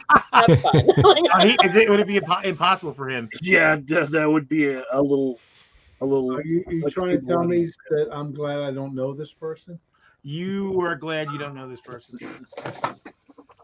I mean, he was just so unrepentantly disgusting. Here's the other thing too. There's times when people are when somebody dies, we're I don't understand. People they'll say something bad about them, and then when they are alive, and then they die, and then they try to pretend that they were buds or something. I didn't like the guy. Again, I don't wish bad things on people, but if they happen, I don't try either. I didn't like Curtis. Curtis and I had a history of several years of a lot of really nasty language at each other. He was a real piece of shit. But there were people in this world that cared about him. And if he did die, that is sad. Whatever. You wishing something doesn't make it happen. So it doesn't matter what you wish. I Right. think the world's a better place. Fine. Because I have no quite frankly, problem like with somebody said, well, what if someone says that about you? I don't care. So what? I'm sure Well, there's if I'm people- dead, I'm really not going to go care. I'm sure there's people that would, already think horrible things about me. Okay, whatever. And I agree with Proctor Hawk that he was unwell. I think he was mentally unwell. He was obviously very physically unwell. And it. If he did die, I mean, like I said, there were people in this world that cared about him. So that's sad because there are people that are going to be that are sad or were sad or will be sad for his passing, and that's sad. And I feel for them. But I mean, like I said, he was a piece of shit. So. Well, it's like they had Jerry Falwell on. I think it was on Fox when Jerry Falwell died, and they had Christopher Hitchens on to talk about it. And of course, Christopher Hitchens was unrepentant and like, he's a scumbag and everything, and they're like giving him shit, and he's like, and then he started going off about the stuff that Christopher Hitchens pointed out all the shit that Jerry Falwell said about people who died. And they're like, well, what about his family? And he's like, well, his family was perfectly fine with him saying all these horrible things about other people, cheering AIDS deaths and all this other horrible, heinous shit. So, like, why the fuck am I going to, what about his family? Fuck his family. Fuck his family. Oof. Christopher Hitchens was amazing. Well, it's the same when Rush Limbaugh died. And Republicans expecting people to be like, well, don't say bad things about. He just died. I'm like, yeah, and here's another one. He cheered AIDS deaths. He cheered the deaths of drug addicts until he became one. Yeah. Again, unrepentantly went out there and said horrible, heinous things about everyone that they didn't like who died, and then expected compassion, and then their people are expecting compassion afterward. Bullshit. If you don't give compassion ever, you don't fucking deserve it back. There is a tendency for human beings to deify people when they die. I will go ahead. This will like start fights in certain circles, but I'll go ahead and say that Kurt Cobain was not as talented of a musician as people made him out to be. When he died, he got deified by the Everybody public. knows that, right? Yeah. Well, I mean, there is a church, the Church of Kurt Cobain. I mean, yeah, I mean, that's a real thing. And I sold a book to Courtney Love Cobain. what? I sold a book to Courtney Love Cobain. Oh, okay, that's nice. One of my books. But I mean, but there is a Church of Kurt Cobain, and they use his writings almost as if it's scripture, and it's kind of weird and twisted, but whatever. I mean, there's a Jedi, Jedi's an actual religion, so whatever. We forgot that there was a suicide. We forgot that he was using drugs all the time. We just kind of sweep that away and say, look, he was a great musician. Mm-hmm. And it's all polished as good stuff. He's actually a really good example because he, like I said, was almost literally deified. I mean, there are other, like David Bowie, who was insanely talented. He was also kind of a shitty person. Okay, I have a question. Yeah. That's like sort of related. It's related to the drug use business with Kurt Cobain. Yeah. Only peripherally. But do you think so? I personally think that if people want to use drugs till they die, they can use drugs till they die. Like, as long as they are not harming another person, like, going out and drunk driving, for example, right? You can be an alcoholic in the safety of your own home until the end of your time, right? Or whatever, if that's the thing. Do you think that when people do this, that they have an obligation to not be whatever kind of addict they're being or doing whatever they are doing, because it emotionally hurts the people that care about them? No. Yes. Go ahead, Joe. You got it out first. I guess I think that. I guess I'd say their behavior as it affects other people. Yes, but and yes, it's probably impossible to be an addict and not have some impact on the people around you. But it depends to what degree. Um, but and the thing is, like, and I don't judge somebody's character based on their trouble with substances. I'd be pretty hypocritical if I was. I mean, basically, I understand compulsive behavior, and I understand it's difficult for some people, and I really think that even the worst of us, who anyone who's just say someone's a drug addict or an alcoholic, whatever, that if they had the ability to stop hurting the people around them, they would. So I have compassion for them. And then again, my reason for not having compassion for like someone like Rush Limbaugh is because he didn't have compassion for other people until he thought they were all degenerates until he was a drug addict. Then he wanted the compassion that he wouldn't give anybody else. But I understand compulsive behavior, and I know that it's not a matter of not wanting, for a lot of people anyway. It's not a matter of not wanting to change. It's not being able. Raven, you wanted to go? I was wondering if you were going to respond to the question and do your little speech the way Joe did, because I wanted to address something else. And I don't want to change the subject if you're not done. Okay. Well, I'm going to say yes, there is a duty to society around you that people have. It is absolutely impossible to live in a bubble where you are the one person that you ever interact with, right? And you have a duty to make the interactions with you and other people as good as they can be, and not have other people hurt by your addiction. The addiction itself is going to affect your ability to make that happen. It's going to take over your brain, and it's going to ruin some of those interactions. And that's you not showing up for your duty to society. Okay, so by extension, if your addiction is going to lead essentially to your death, so you're going to basically commit suicide by addiction because you're going to do heroin until you're dead, right? Yeah. Does that mean that you have an obligation to not commit suicide because other people are going to be hurt by that? In other words, your life is owing to them in some respect. Like, you can't commit suicide because think about how I would feel.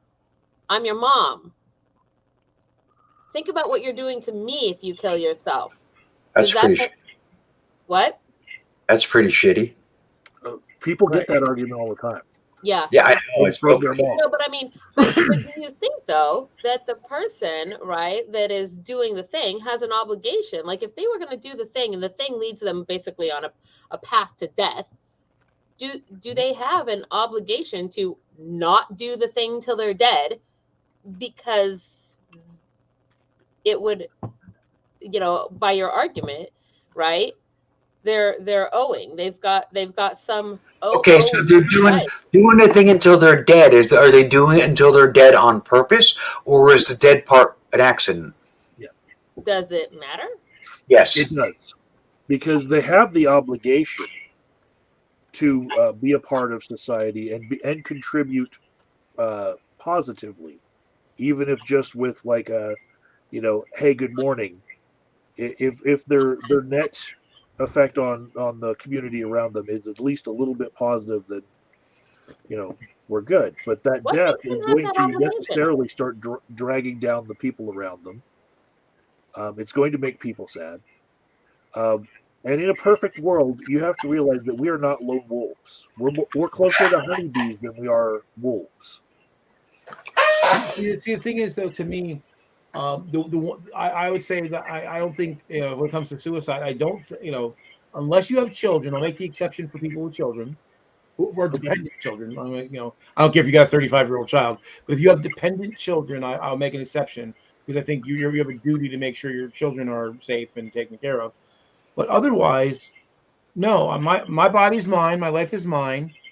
And while there are people who, there are at least a couple people who would cry if I were to, pitch myself off a roof, although I wouldn't choose that method. But I don't think that I have an obligation to them to not do it. you know, I have no dependent children, so you know. So I wanted to really quick, Jonah. The whole I think it's less about good or bad. If someone is an artist, it's more about how their work makes you feel. I mean, I would argue that how their work makes you feel will determine whether or not they were good or bad.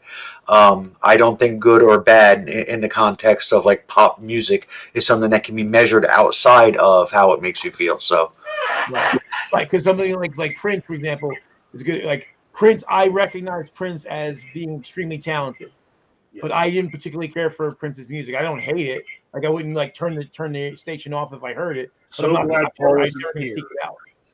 So glad Paul isn't here. He knows. I told him. Okay. Wow. And he's still your friend? Yeah.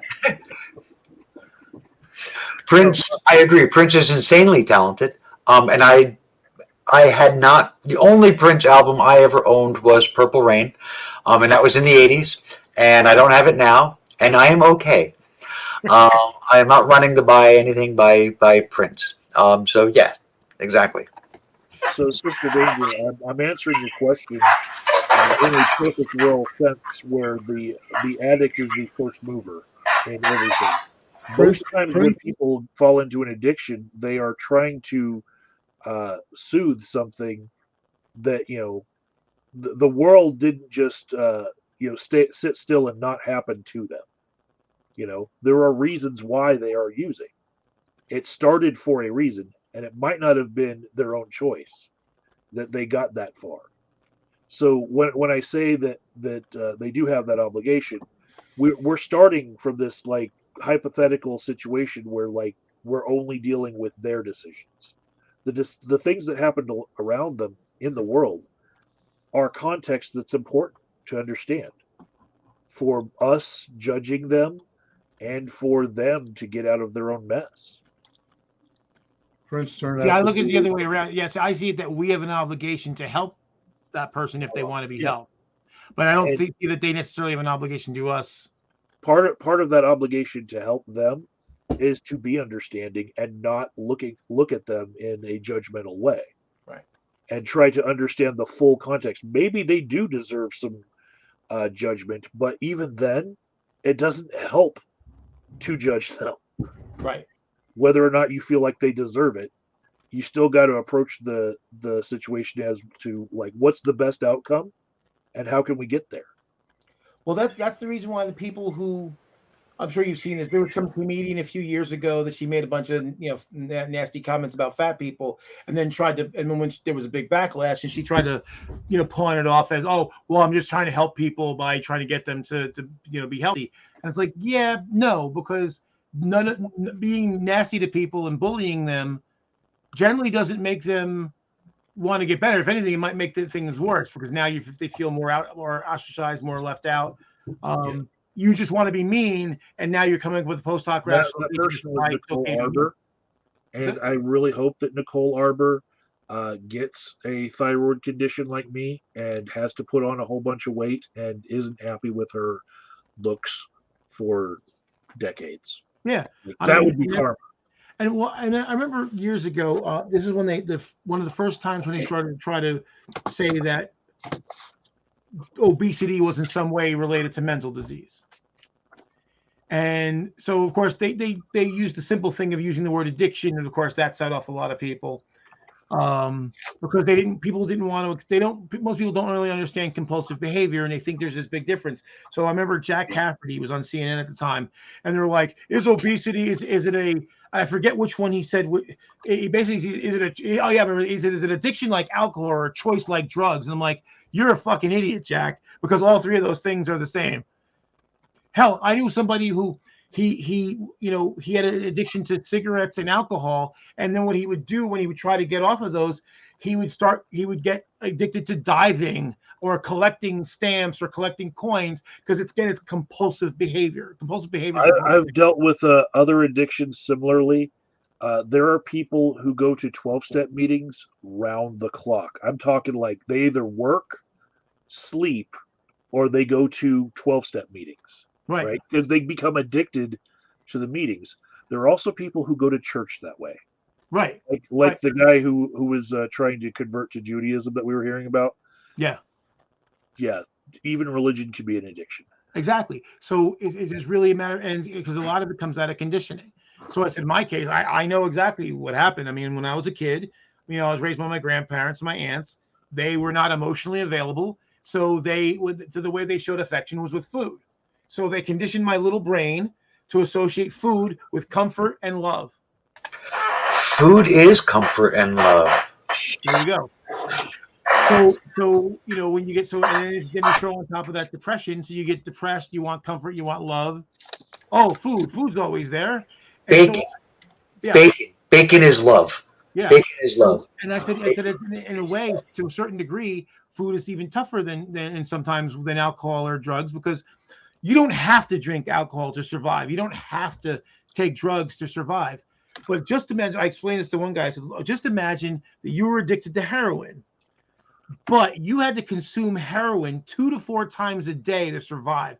But don't take too much, or it's going to eventually kill you. Believe it or not, some people do actually live that life. Pain management clinics exist just for that reason. Right. But it's very difficult for a lot of people to say, okay, well, I'm only going to take a little bit of heroin, and I'm not going to, take, I'm going to stop taking excessive heroin. Right. You can't go cold turkey on food. Right. In fact, that would be the opposite. If you got cold turkey, you'd be like, oh boy, cold turkey.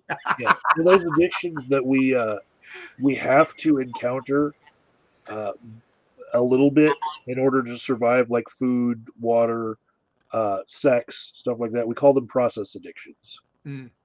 That's the category of them, and you have to treat them in a different way. Like you have to, I'll just say, budget your money and invest as an American, right? It's a process addiction to be a gambler. Mm. And like it's you have to touch money, you have to deal with bills, and you're going to have that money come in, you're going to like see your paycheck, and it's going to trigger you if you're a gambling addict. What does define process addiction? What does that mean? It's the type of addictions where you can't avoid being encountering the stimulus. Like if money is what makes you want to go to the casino, if all those don't, you can't just well, maybe you could just go to work and have your spouse control every bit of money and never let you look at it, and you just like kind of become oblivious to all numbers, and you never watch football ever again. There's these things in life that people consider like part of life that you have to encounter. You have to be able to go to the 7-Eleven to get some milk. And if you can't spend money like that, if you can't be trusted with a $20 bill and go to the 7-Eleven without buying some lottery tickets, it's a process addiction. Right. So I mean, what I did to give up like smoking, I ate candy, and it worked. But I also put on 40 pounds. Right. So. And that's pretty typical. That happens to a lot of people. Yeah, they substitute that basically one compulsion for another. Yeah, and when there's a reduction in harm, we call it harm reduction. Right. I don't know that 40 pounds is less harmful than the cigarette smoke damage to your lungs. It's a it's a formula, and I'm not a doctor on that one, so I'm just going to say that I think that the damage to your lungs is probably worse than 40 pounds. I don't know actually, because for some people that okay, I'm working on getting rid of it. Yeah, I'm working on getting rid of it, but yeah. For some people that might lead to heart disease and also lead to their death. Yeah. But we give needles to heroin addicts. We give methadone and Suboxone to opiate addiction people, and it's like giving them one drug to get them off another. And you give them you give foot-long subs to obese people. Probably salad, big giant salad. Right? We don't need to be talking about Jared now. Yeah. I can hear Sister Danger's brain going like, we're getting too close to talking about Jared. Oh, and actually, when you said Jared, It I actually was. makes me think of that dude from the 19 and counting or whatever. Oh yeah. What? See, actually, when Josh Duggar. when Mike Yeah. said Jared, I thought he was talking about a different Jared. Now he's talking I about can't- the subway guy, but also fucking. You know what I don't get about that guy? His No. wife. That's what I don't get about that guy. That guy literally convicted of child porn, on top of his 2 sisters that came out, on top of a bunch of other things, and his wife walks into that courtroom and sits there like, I'm a stand by my man. Why? That's her role. And now Tammy Wynette's song is going through my head. Your answer is not. She's a Christian. She's a Christian wife. That's her role. Yes, At what point do you decide? At what point do you decide that that role is? You know, So you know that she would have to turn her back. The word is decide. You're Right, but she would have to decide to turn her back on what in her heart she believes to be true about the world. Which is, it's really nice being fucking rich. Well, no, it's her fundamentalism. I'm just saying, Yeah, you're not poor you're anymore. fundamentalist. So She'd have to, in order to do any differently, she'd have to question her beliefs. And that's hard. That is very hard for most people. Unthinkable for many Christians. Fundamentalists, that's unthinkable. Their very existence, who they are, their identity is based on their heartfelt belief in their creator. I mean, it's crazy, yeah, but it's reality. Yeah, because we're talking about dominionists here. This is Christian dominionism. I like Proctor's last comment here. Wait, Jared was awful. It's mug sandwiching. So I mean, they're dominionists. The Duggar family, they're dominionists.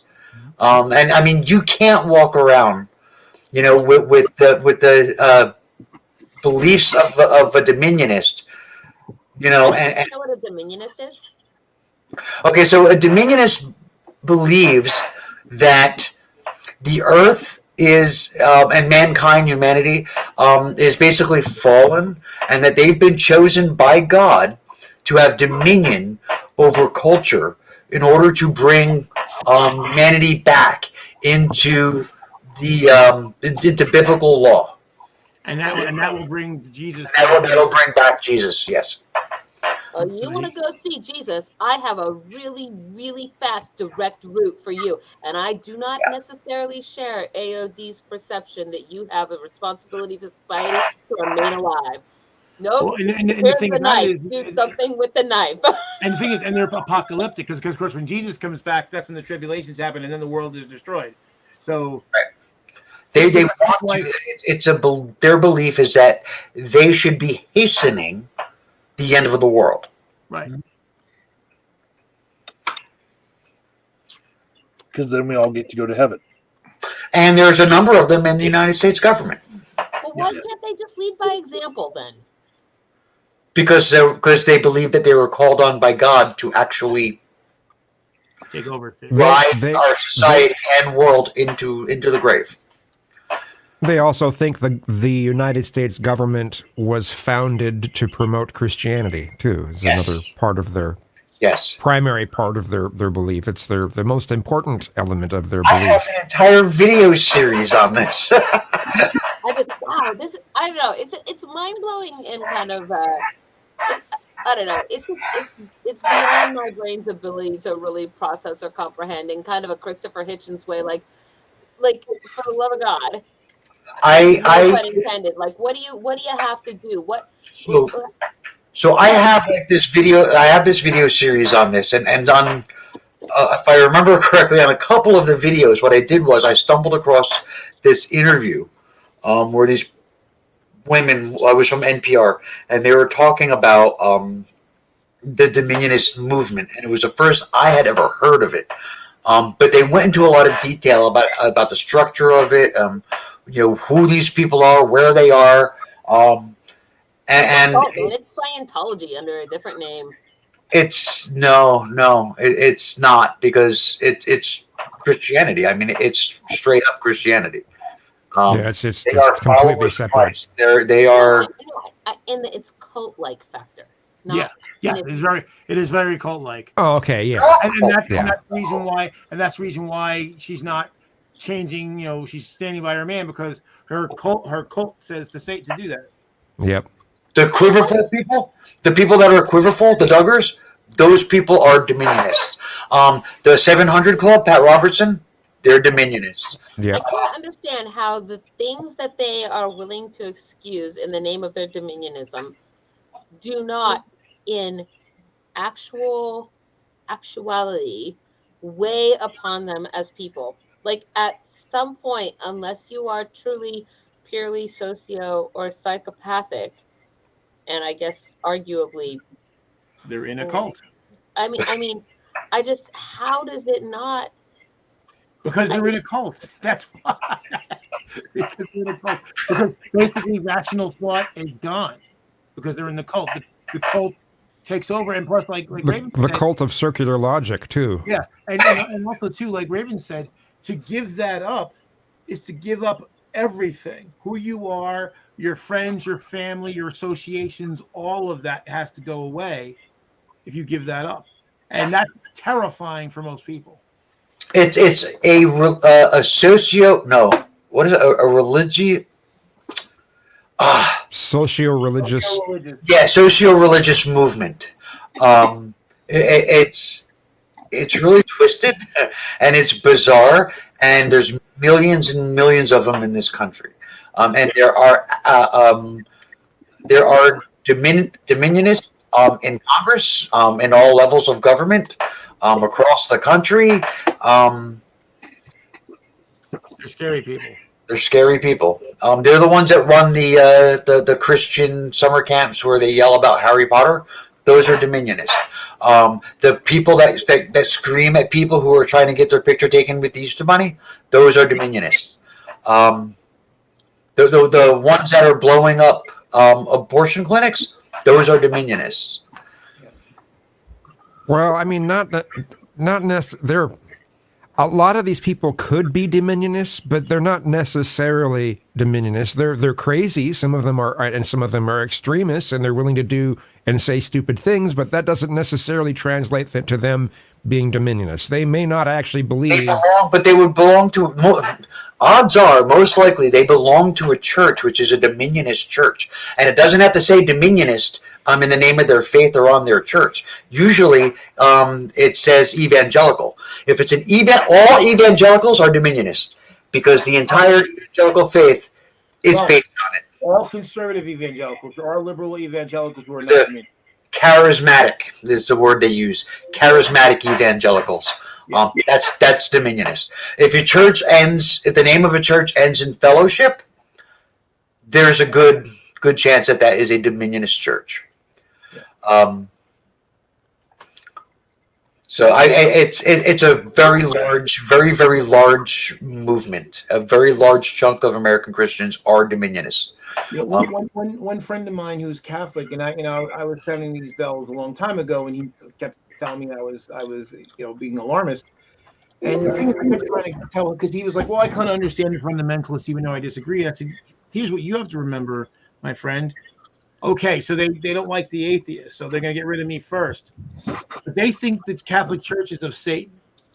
So you're next. After I'm gone, you're next. Understand that. They're not on your side. So don't have too much sympathy for them, because they're not on your side." So, like, there's groups like the International House of Prayer, IHOP. I swear that's really the name of it. The International House of Prayer. I know. They need to be fired right now. They do not get to infringe on my pancakes. Right? Anyway, like, the leader of that, his name was Beckel, I think. Anyway, they believe they're a dominionist organization, and they believe that there's this thing called the Seven Mountains of Culture, and that they, in their belief structure, is in order to bring about the second coming of Christ, the dominionists need to control the seven mountains of culture, and they need to convince a large number of Jewish people to return to Israel, and that will bring about the end of the world and the return of Christ. You were correct. It's Mike Bickle. You were very close. Mike Bickle. I was close. Yeah, Mike Bickle. And yeah, they're scary. They're frightening people. And they work with organizations like Jews for Jesus, and any other. I'm trying to remember. It's like a rabbinical. It's another word for Christian. I don't know, but whatever organization. These yeah, it's nuts. Well, I was just looking when I did a search on International House of Prayer. There's one in fucking Cranford. That's not far from me. I'm like, oh shit. Yeah. That's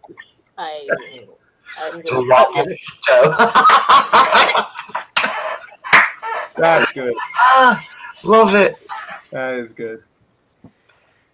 Yeah, I'll go for a walk. The people that make videos on YouTube talking about like Beyonce and Beyonce's video is really Satan worship. Those are dominions. Because what they're attempting to do is discredit people who are in pop culture and popular media like Beyonce and all that stuff, and replace them with people that they find acceptable. That would basically pass, the acceptance for being part of their movement. Right. This is why they're so heavily. What would that be as an artist? Would they have to pass the Amy Grant test or what? Yeah. I don't even think that, because she's far too liberal sexually. Yeah, probably. Yeah. I think. I don't know. Well, and this is the reason why they are so heavily invested in the culture wars. And so if you know, like, so back in, I guess it was really in the 90s when acceptance of the LG portion of the LGBTQ spectrum was starting to get more acceptance in the public, and now we're going batshit about that.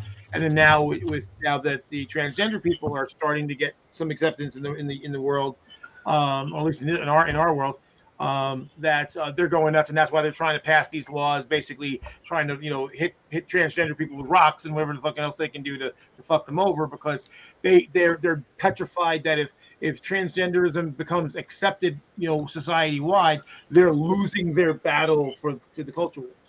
Because remember, they believe it's their job to bring society and culture in line with the Bible, with their interpretation of it. Their interpretation of the Bible. Yeah. Scary people. I keep trying to remember. Oh yeah, TPUSA. Yes, Turning Point USA.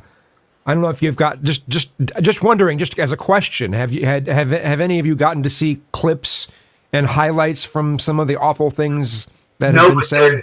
They're dominionists, though. It seems so, yeah. I've seen some of the memes. I've seen a couple of things. I try to avoid that stuff. I don't have the stomach for it. I used to. They're blatantly at the point now where they're saying, "Oh well, the left has their cancel culture. Well, we have our cancel culture, and we're going to push it all the way." What Charlie Kirk, is that his name? Kirk, he was the one. Yeah, he's one of the ones that was basically saying this, like, wow. I mean, they were already the original cancel culture to begin with. So exactly. them making it sound like they're pushing something new. No, you're just continuing what you've done for a long time. They invented cancel culture. Like the ostracization and degradation of LGBTQ people. Segregation against black people, the yellow scare, the anti-immigrant satanic panic. They were dominionist. In 1985, I think it was 1985. It was in the mid 80s. Pat Robertson had actually called for Congress to be disbanded That way, the total control of the country would be in the hands of the president, and basically you would just basically get rid of American democracy as we know it. And his thinking was they could at that point then install a dominionist leader that wouldn't have to worry about having to answer to a Congress.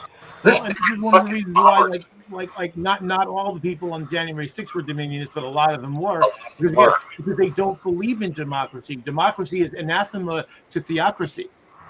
Yes, and that's what they want. They want a theocracy. I mean, these are the people you hear about, like some of like the youth pastors that end up molesting kids. Wait, Joe. Can you mute off and see if that's his vacuum cleaner or something? Oh, that's you? Oh, okay, never mind. I'm like, you really can't see on screen, so maybe it's him. It's the furnace. It kicks on. It's the furnace. Like the youth pastors that they end up getting in trouble for diddling the kids. A lot of those guys, a lot of those groups are dominionist groups. Because what they do is they want to teach the children when they're young about principalities and about spirit warfare. Principalities is supposed to be a rank of angel, right? I don't know. How they mean it, I don't know. I think they mean it as far as like an area, but I don't know. It could be for them a rank of angel. I'm not sure. But they want to teach them about spirit warfare and that demons are real. Yeah. Demons and witches are real. So. Yeah, they're pretty. I mean, it's scary shit. I mean, they. Well, yeah, this is why, again, when I say to any Christians who are not part of their movement, but there's a lot of believers, and not just Christians, obviously Muslims and all that, and other faiths that think theocracy would be just great. But the thing is, people, whenever they think that, they always think their version is going to be the one that's in charge. Yeah. But if it was somebody else's, that's like every once in a while, somebody will challenge because there's some board of ed, not board of ed, well, maybe board of ed or city council that's doing a Christian prayer to open up their proceedings, and so people challenge us saying, hey, that's not, you're promoting one religion over others, and so begrudgingly, they agree. But then if like a Muslim group wants to do it, then they're like, no, you can't talk. I'm like, sorry, dude, either the Muslims get to do it too or nobody does it. And that's actually why Church of Satan's been doing that a lot and doing beatifications. Actually, the Satanic Temple, not the Church of Satan. Those are two different things, and TST is the one that you want to go with. I actually follow them a lot because I love to see their political activism. That's literally what they do. They're like, oh, that school down there in Florida is handing out little Bibles. Okay, well, we're going to go hand out our satanic coloring books. And then everyone loses their mind, and they're like, nothing can be handed out. And they're like, mission accomplished. Mission accomplished. Paul, I want you to unmute and tell me what that is. That is James Randi. Oh, I just don't know. Yeah, they were making them for a while. I want a doll. Oh, it's a graven image. Okay. This was for my wife. Well, I love him so much, but why is he in handcuffs? Because he's a magician. Okay, but there's different kinds of magicians, you guys. Not everybody was. No, but he was also an escape artist. Yes. He has one of what's the great one? Well, the best one was he's suspended over Niagara Falls upside down. Yeah, and he gets out of the thing in like under a minute. Yeah, well, he beat one of Houdini's records and stuff. Yeah. Oh wow. Okay. Yep. But I said that's his signature, so it's authentic. But go actually. But that reminded me when we were talking. I mentioned graven images. What Raven said earlier about certain people when they die get deified. And what did I say a long time ago? I don't like the idea of heroes because when we start to turn somebody into a hero, we tend to lose objectivity about their pluses and minuses, and then then change the system of how they learn that people became heroes and show their faults too. Right. Well, I mean, I mean, I think this element is one of the problems with us pushing for all this superhero stuff with Marvel and all that stuff, because there's no, you never get to see people don't have any good. There are very few really good role models anymore that feel real to anyone. Wait. I don't know. That tells me you have been watching them, because they show their faults, they show their weaknesses. Yeah, They show their difficulties. They show what's wrong with them. In fact, what happened back in the '90s that I didn't like was in the effort to try to balance things out, people went too far. So then you had the anti-hero, where basically they were like this incredibly flawed person that occasionally did something good, and that kind of metastasized in our society. So we started liking the cop who broke the rules and would shoot the guy in the street. Now we're realizing, oh, that's actually really bad. They're real superheroes. You watch the Marvel movies, which I do, and I enjoy them. They show their freaking flaws. Yeah, They show think about the first two Iron Man movies. He's an alcoholic, right? And like I say, with Spider-Man, they show all the flaws, the idiosyncrasies, the problems they have as being superheroes all the time. But I don't know. It just never feels like a real genuine struggle. It's always so. Mr. Comic. Well, yeah, and that's where I'm really getting at is the fact that the primary heroes that people have right now have to do with hyper fictional characters. I mean, hyper fictional is like these you can't have people with these magical powers, right? There aren't that many stories that involve just everyday. Never mind. I'm probably not making any sense. You are. No, I'm with you. I'm so with you. And I think that one of the problems with heroes, the reason, because I agree with Hoff that they do show a lot of the heroes, a lot of their different struggles or whatever. But the superheroes, the thing that we know about them going into seeing their struggles is that their struggles have shaped the hero that they become. And we already know that prior to going in. So those struggles aren't real.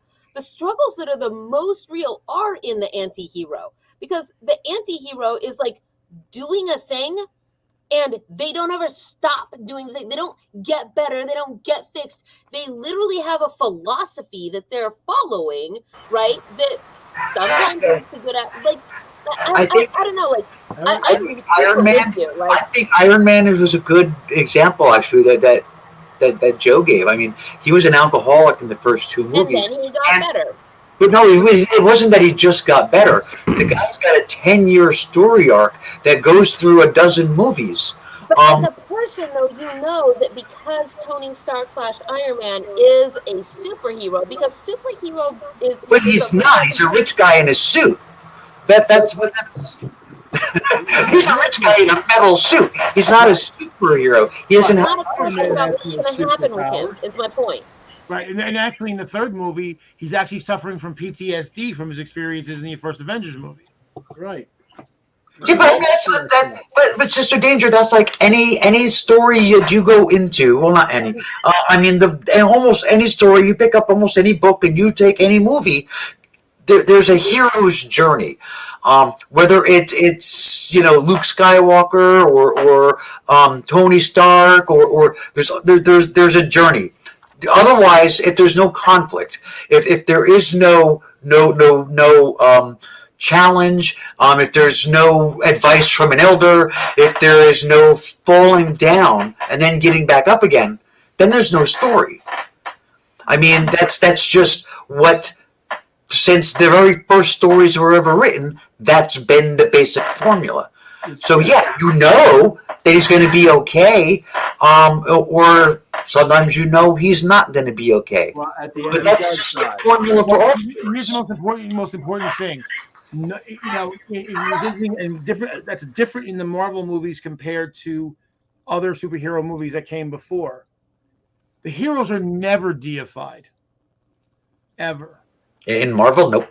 No. Well, that depends on. See, I disagree, but that's because I don't think I think they're deified in like the classic version of deities way back when people had pantheons of deities, because the like Greek deities, man, those guys weren't perfect, not by any stretch of the imagination. But they were gods. What happens at the end with Iron Man? He dies. He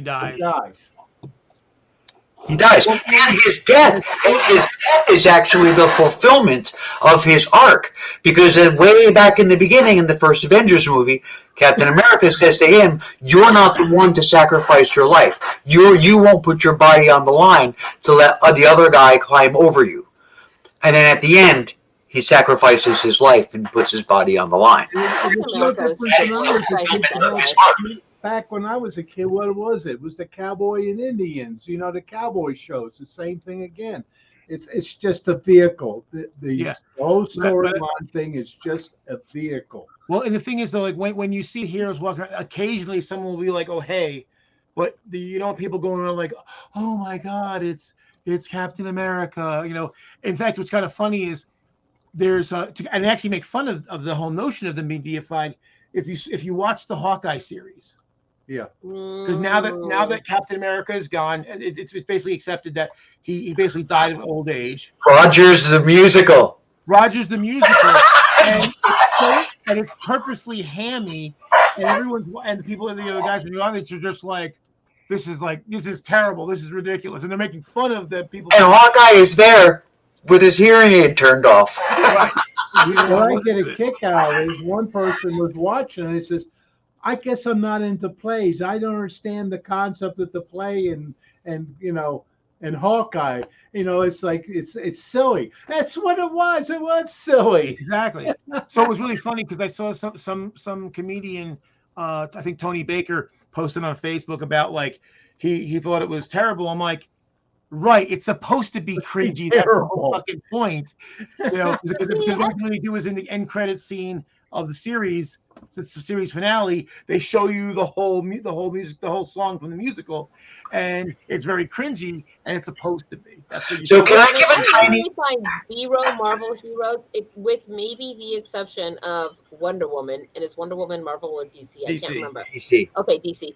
Whatever. I liked the Wonder Woman movie actually, but like outside of that, like when I think of heroes, or I think Linda Hamilton in T2.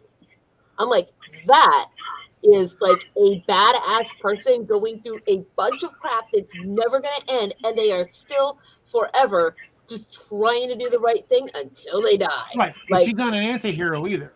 No, I said hero. That's what I think of. Did you see the Zack Snyder cut of the movie? Of Wonder Woman? No. Justice League. Yeah, now the Zack Snyder cut actually, in my opinion, answered a lot of questions. It was a whole different movie. It was pieced together a lot better. Oh, much. It still sucked, in my opinion. Well, I liked it. I watched it, but it was still kind of like, okay, all right. Nah, much better. It could have done a lot better, just in general. DC is not really good at story building. No. Malcolm Reynolds. Hero. The problem was, his daughter killing herself. So that fucked up a lot. Well, see, the problem with DC really comes down to they saw Marvel's success with the ensemble movies, and they just wanted to jump straight to ensemble without doing the world building. And it's like, well, you had 4 or 5 movies before you had the first Avengers film. Yeah, you had 2 Iron Man movies, you had a Thor movie, you had the Hulk Captain America. Yeah, but you had 5 films before you had an Avengers film. You can't. I understand that, but you can't blame that on like Zack Snyder because he has no, absolutely not. But it's a fault of DC. The problem, like DC, Justice League was already something that was already in their catalog. It was something that was already part of DC's property. So their thinking is, everybody's familiar with this. It already exists. We should be able to just jump to it. And I guess there's logic to that, But if you do skip all of the laying everything out, all of the bones of it. That too, but I run into people who are complaining about Batman in the beginning of of him with Superman, Batman versus Superman. Oh, we're going to see the creation of how he became Batman again. People were complaining about that in the beginning credits. People just didn't like Ben Affleck. I tell you, I wish there were more movies like Joker made that just show a different it truly showed some of the darker sides of the way that people live in that reality. Yeah, well, that's the problem too. Is people were complaining, oh, it's too dark. The problem, and now I hate to say it, is this thing called the media. People think they have too much impact on movies these days.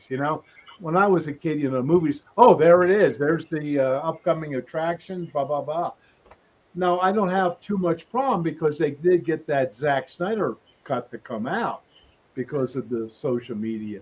But sometimes they want everything to be just like what they want, and there's nobody else out there that has different opinions. The Joker movie, what was brilliant about it was, other than the fact that it was about mental health, and not about like the whole superhero crime thing, but it was about mental health. The real beautiful thing, though, was it was intentionally made to feel very real. It was this is real.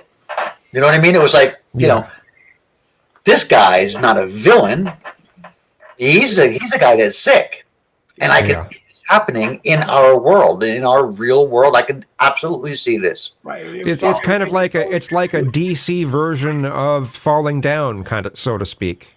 Yeah. I mean, the thing is that yes, so it does really shows basically the lack of compassion in our world, but and it was a well-made film. I did see it; it was well made, but quite frankly, I don't want to watch movies like that.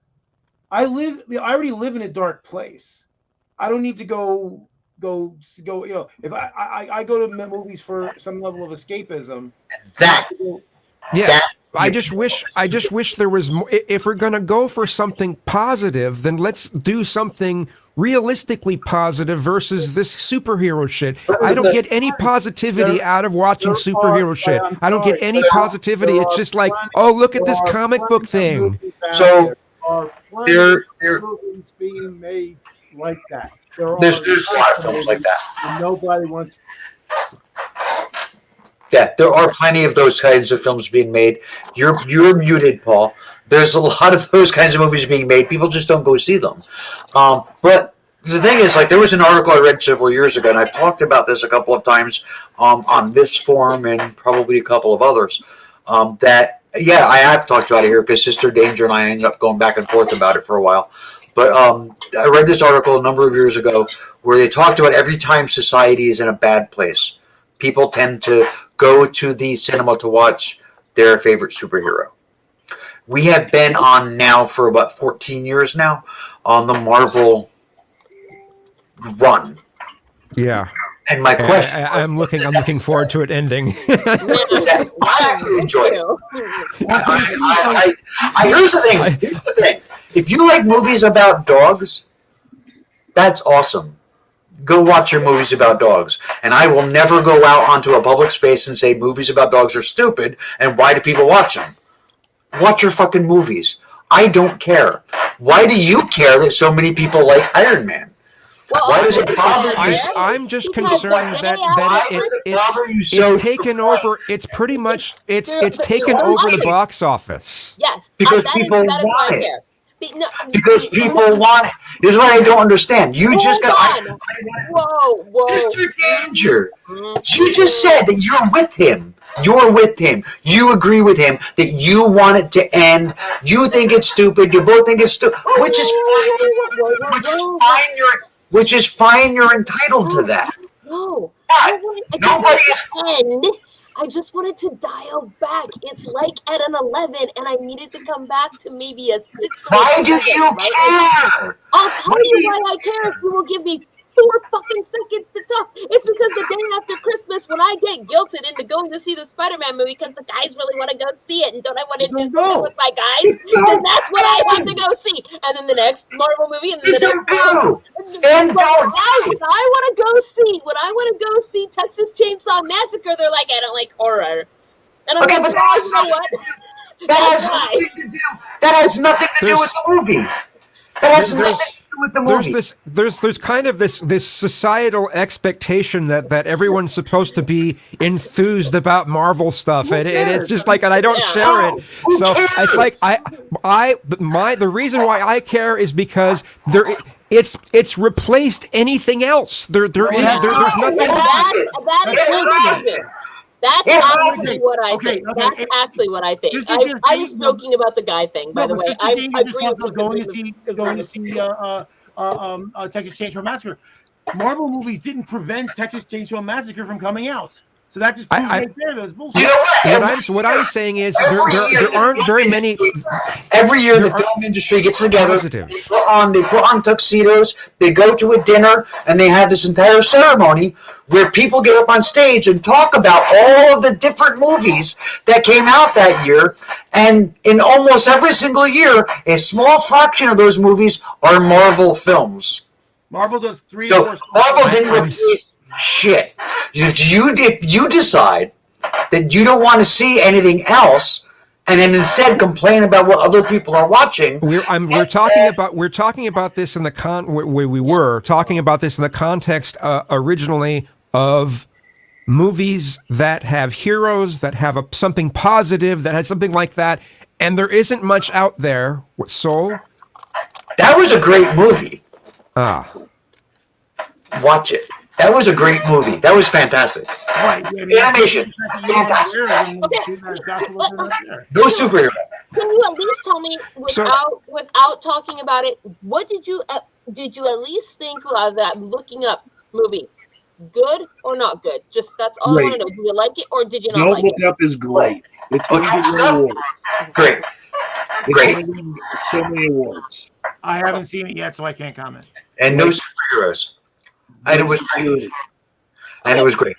No, I was just curious as to, because I've watched it, so and I just wonder what you guys' opinion on it was. The thing is that Winston Churchill? Okay, I would say this because obviously if those Marvel movies will work for you, that's fine. The only thing I thought was kind of strange in what you said was that you guys, it's a comic thing. Well, actually, they're very the movies and the stories and the characters are quite different from their comic versions, and so to me, like I don't read the comics. I read a few comics like 40 years ago, well, more than that actually. So I don't really have any, like I'm not tied to the comic world. I have no stake in it. I have no dog in that fight. But I like them in regardless. And like to me, like one of my favorites of the MCU was Black Panther. And the thing is, and the reason why is because if you remove the superhero element, it's still a good story in and of itself. The villain is still a villain in and of itself. That's one that I enjoyed. I enjoyed I thought that one was halfway decent, and it kind of surprised me that Marvel was behind it. So Hoff that actually is a superhero. Yeah, Logan is a superhero movie. Isn't that Wolverine? Yeah. Oh yeah, okay. I don't think I've seen. It was a good one, actually. It was probably the best if you don't count Deadpool. It's the best X-Men movie there was Logan. I heard that there was like a sad ending, and so I didn't watch it. But there was real drama. I mean, there was like a real. There wasn't like this excited drama that just get in superhero movies. There was an argument for a movie about a superhero, right? And what he does is he doesn't like this one state in the union called Texas. And so he goes to Texas and he starts killing people, and he wears a leather mask, and they call him Leatherface. Right? And like the whole premise of the movie is that he's killing Texans. Actually, that's not, none of that's true, right? Like none of that is how it works, right? Like that, none of that is. What are you talking about? Why are you tearing apart my horror? Like, no. And also, I just want you to know that I got a lament configuration for Christmas, and you're going to be first. I mean, like okay, like Amy likes horror. I despise horror. Yeah, I don't like. I don't like horror, but you know what? horror. The only thing worse than horror is musicals, to me. But I don't want them to go away because there's a lot of people who like them. Right. Yeah, I don't want away, but I don't want the superhero movies to go away, but I just get so tired of it being about the only thing that gets talked about. You go on TikTok, you go just about anywhere, and it's all people are talking about is Marvel references everywhere. I'm just like, You know what that sounds like?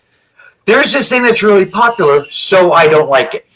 That's almost what that sounds like. no, it's that you can't get away from it. I can, and I like it, and I can get away Not from it. without more effort. I gotta tell you something. So the new Spider-Man movie. The new Spider-Man movie. I did not see it. I don't know when I'm going to see it. I am dying to see it. I have avoided almost all spoilers. And then I watched a video where they were talking about something else, and they mentioned something that's in the new Spider-Man movie, and I was like, damn it. And it's. Did you see the movie, Joe? Oh yeah. Chris Cox plays Matt Murdock in like one scene. So it's just like it's very short, and I was just like, yes, yes. I had believed that he was going to be in the movie. So when I got that spoiler, I was disappointed that it was spoiled. But at the same time, I was like, yes, awesome. That means that Daredevil is now in the MCU. He's canon. Yeah. And well, that's the And thing. it's Chris Cox. So it's the guy that played Daredevil on the Netflix series. Right. I didn't see that. Instead And talk about just a guy. He's just a guy. I mean, he's blind. That's the whole character, but he's a guy. And he's a lawyer. Instead of Ben Affleck. He's a lawyer. It's Yeah. kind of like It that. could have been Ben Affleck. What's that bow arrow Hawkeye. guy? What? Hawkeye, maybe. Yeah, Hawkeye. that's it. Which another. So sometimes I am Unless peripherally you mean exposed Green to Arrow. things that I would otherwise avoid. No, I mean Hawkeye. Because other people in the house watch it, and I cannot escape it no matter how hard I try. Well, it's over now. Well, but when they, you know what? I just want to watch the next season of Letterkenny. Is that okay? Like, some of my opinion about MCU might come from Disney MCU? owning it now. what's MCU? Marvel Cinematic Universe. Okay. I kind of wonder whether some of it I might be a little jaded just because of the Disney thing on there. No, but see, that's the thing, though, is that here's a tale of two Disney properties, Marvel and Star Wars. Disney has been pretty much hands off on Marvel and let Marvel do their own thing, and so the movies have been pretty good. Disney fucked around and put their fingers into Star Wars, and they destroyed it. Yeah, I have no interest in Star Wars anymore, except I like the original 3, which is 4, 5, and 6, and then everything else I can just I like the original 3 and Revenge of the Sith. That one was pretty good. The only real impact that Disney has had on Marvel is that it's been PG-13 the worst. They can't do an R-rated movie because Disney doesn't do R-rated movies. But they're going to do an R-rated Deadpool. I was just going to go there. They will. Apparently, they're making an exception for Deadpool. Exactly. You can't do a Deadpool, a PG-13 Deadpool. It won't work. But yeah, they will make an exception. Supposedly, that's what the word is. They will make an exception for Deadpool. That is a really cool looking sword. I mean, the thing with the MCU is that right now they're doing 3 movies a year, and that's not a lot. I mean, and especially since they're different properties. That's a lot. That's a lot. That's a lot. So in 2 weeks, because I didn't see the Eternals in theaters, and from what I heard, I didn't really miss a whole lot. But it's coming out on Disney Plus in 2 weeks, so I'm looking forward to that. Yeah, I mean, I would say it's definitely worth watching because it's going to be setting up, future Phase 4 stuff. Right, it's it's part of that whole universe, so you kind of have to watch it. But like the only movie that I hadn't watched in the entire run was one of the Thor movies, The Dark World. Yeah, Thor: The Dark World is. I didn't watch that one. That's the only one I didn't watch. I literally find superheroes movies so unoriginal that I've seen probably more than half of what you guys are talking about, and my brain is just like, whatever, it's the next superhero movie. They are all the fucking same, man. There's nothing original here. They are all the same. There's nothing original about any of them. Or a Norwegian guy with a hammer. Or a Norwegian cliche. It's cliche. Is the same as Aaron in Iron Suit. Okay. I'm just like, it's just whatever. It's like, good guys fight the bad guys, good guys win. Yay. There's some, I don't know, there's a Days of Our Lives soap opera tossed in there somewhere, and that is every story. That is basically the essence of every story ever made. So I mean, I don't understand what your issue is.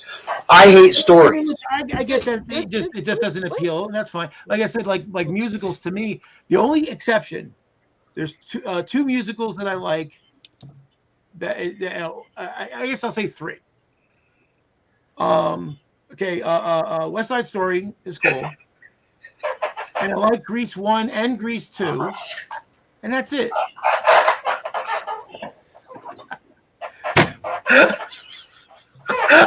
Oh my god! Yeah, I think there's Fiddler on the Roof. Okay, you got me there. I like that one. I like Sound of Music. I can still handle that one. And then there's Sound of Music. Yeah, there's well, then again, I haven't tried watching it in 30 years, so maybe if I tried watching it now, I'd gag. So maybe I'd feel differently now. Alive. Yeah. Cares. And then maybe Xanadu. Oh, but okay, 5. Thank you, Xanadu. All right, so I'm up to 5. Rent. And it's funny because that's actually a movie that's poorly regarded. But I when I was young, I saw that movie when it came on cable probably 12 times. Anybody see Alita? I have not. I did not. I know of it, but I have not. Okay, and you want to talk about musical, something that has to do with society? South Pacific. I hate South Pacific. South Pacific. You're not listening. No. South Pacific has a lot to do with race and racial shit. It brings out a lot of racial stuff. Rent. Didn't see it. No. Haven't seen it yet.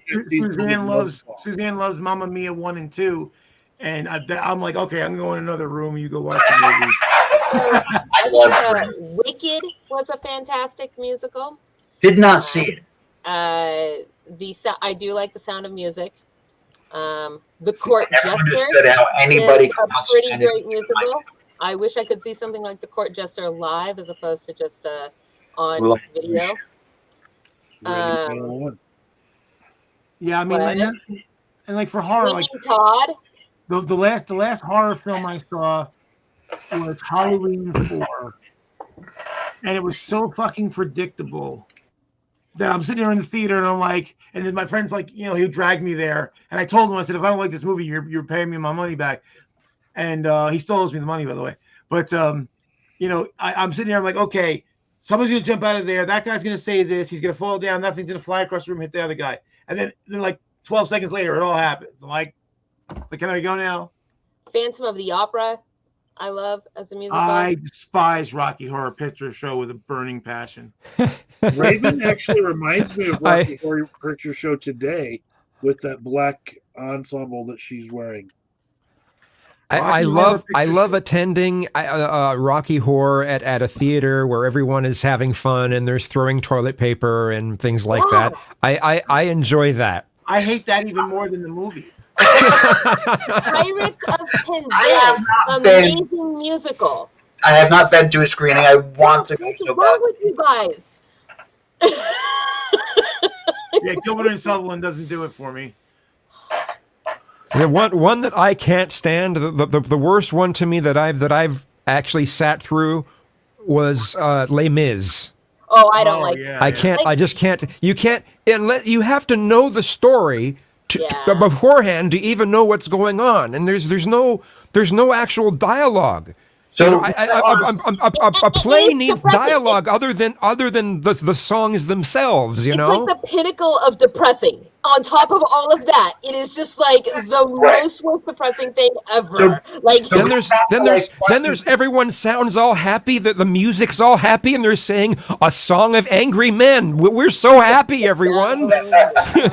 so going back to Rocky Horror, like the movie is like the longest because it's still screening. It's like the longest running movie. Like it's been running, Yeah. running for like 45 years or something. Don Quixote. I am I, Don Quixote, the Lord of La Mancha. Nope, haven't heard of that one. No, I would rather. Oh I my would rather- God! No. I would rather circumcise myself. What? Oh my God! No. Nope. I don't know that one. You've never seen Don Quixote, like ever? No. I've seen bits of it, and it made me cry Oh, it is so good. because I wanted to get away music from is it. good. The story is good. Oh man, musicals! And you know what? That's all they make. You know, they're just taking over everything. I can't wait until they're done. You know what? Maybe if those fucking superheroes would start singing a song, I might like it. Well, they had Rogers, the musical. Come on. Yep. Avengers the musical, right? Like Yeah. Superman. women Super- in tights. No, go to YouTube. Go to YouTube and look up Rogers the musical and laugh your ass off. It's fun. The singer on the like the main guy that's singing on that whole thing is Roger from Rent. In Rent he has like long hair. He's like a rocker guy. But that's him. Somebody tell Peaceable Kingdom he or she or whatever is right. It is Man of La Mancha. It is not Don Quixote. Cervantes is the writer, not the name of the character. No. Don Quixote is who the I know. Man of La Mancha is. Yes, and Miguel de Cervantes is the writer. Yes. I was calling it Don Quixote, which is incorrect. Yes, it is actually called the Man of La Mancha. Actually, the name of the novel is Don Quixote. The name of the play is Man of La Mancha. Yes, but I was talking about the musical. I could pick one movie to win Joe over to loving musicals. I would probably pick Chicago. Oh, no, you're wrong. No, he's right. There's hot chicks. No. What about hot chicks? What about Grease? No, that's the thing. See, that doesn't work for me. Like I remember that show Lex that was on like the 90s. It was basically sci-fi softcore porn. Okay. And basically, when it first came on, so there were some really hot women on it. And so I tried watching an episode, and it was insipid and made me want to hurt myself. So I said, well, you know what? I'll just turn the volume off and watch it for the hot chicks. And it wasn't even worth it for that. What's that? Chicago's great. Lex. And so so Suzanne was really big into. She loved Chicago, and that was another one of those movies she watched. I actually bought it for her for Christmas. She watched like 15 times. And again, that was another one. Hey, I'm gonna go over here because I don't want to stab myself. Well, Chicago's great. So my brother-in-law, he's a jailer at a juvenile facility, and he has a stack of musicals that he'll bring to work to show the kids there. Torture, child abuse. Chicago's one of them. Moulin Rouge is one of them. The Sound of Music is one of them. So the only good thing about the Moulin Rouge actually is the visual aesthetics, because and also what's his face who's the in the Nicole Kidman version, right? Yeah, I cannot stand watching that guy sing. His tooth line, his upper teeth have a funny tooth line when he opens his mouth really wide, like and then when I open my mouth, my teeth are kind of like straight and they go down a little and then they're straight. His kind of do this upward because he's like, British and they have bad teeth. Yeah, they have an upward curve to them as opposed to a downward curve to them, and for whatever reason, that drives me nuts to look at. So regardless of whatever the hell's going on in that movie, every time he opens his mouth to sing, I'm like, what about The Greatest Showman? It could be just the way he sings. Some people when they sing, they lift their head up. And That was a good one. Oh yeah. Thank you. The Greatest Showman was good. Moulin Rouge, though, if the newer version of Moulin Rouge, I could only make it through 8 minutes of it, and I'm like, no, I can't. I just can't. I can't look at it. I had a friend that was trying to get me to watch it. No, you really got to see it. No, if there's a hell for me, hell would be having to watch a place that plays Moulin Rouge on loop. What if you can't leave? What if everybody in the cast of Moulin Rouge is wearing tights and a cape? So it's beautiful to look at Moulin Rouge. It is terrible to listen to Moulin Rouge. And the storyline, it's like, right from the beginning, it's all going to end tragically and horribly, like some kind of an Irish fairy tale, right? Where everybody dies at the end and What gets me about Moulin Rouge is not the storyline. It's the fact that they've taken this fashion from this decade and this music from this decade and this period from this decade, and they're all mixing it all up like it's one thing. It's just like, no, that's not how it works. West Side Story. What's crazy about West Side Story is they took this Puerto Rican girl and told her she wasn't Puerto Rican enough and made her talk like she was Mexican.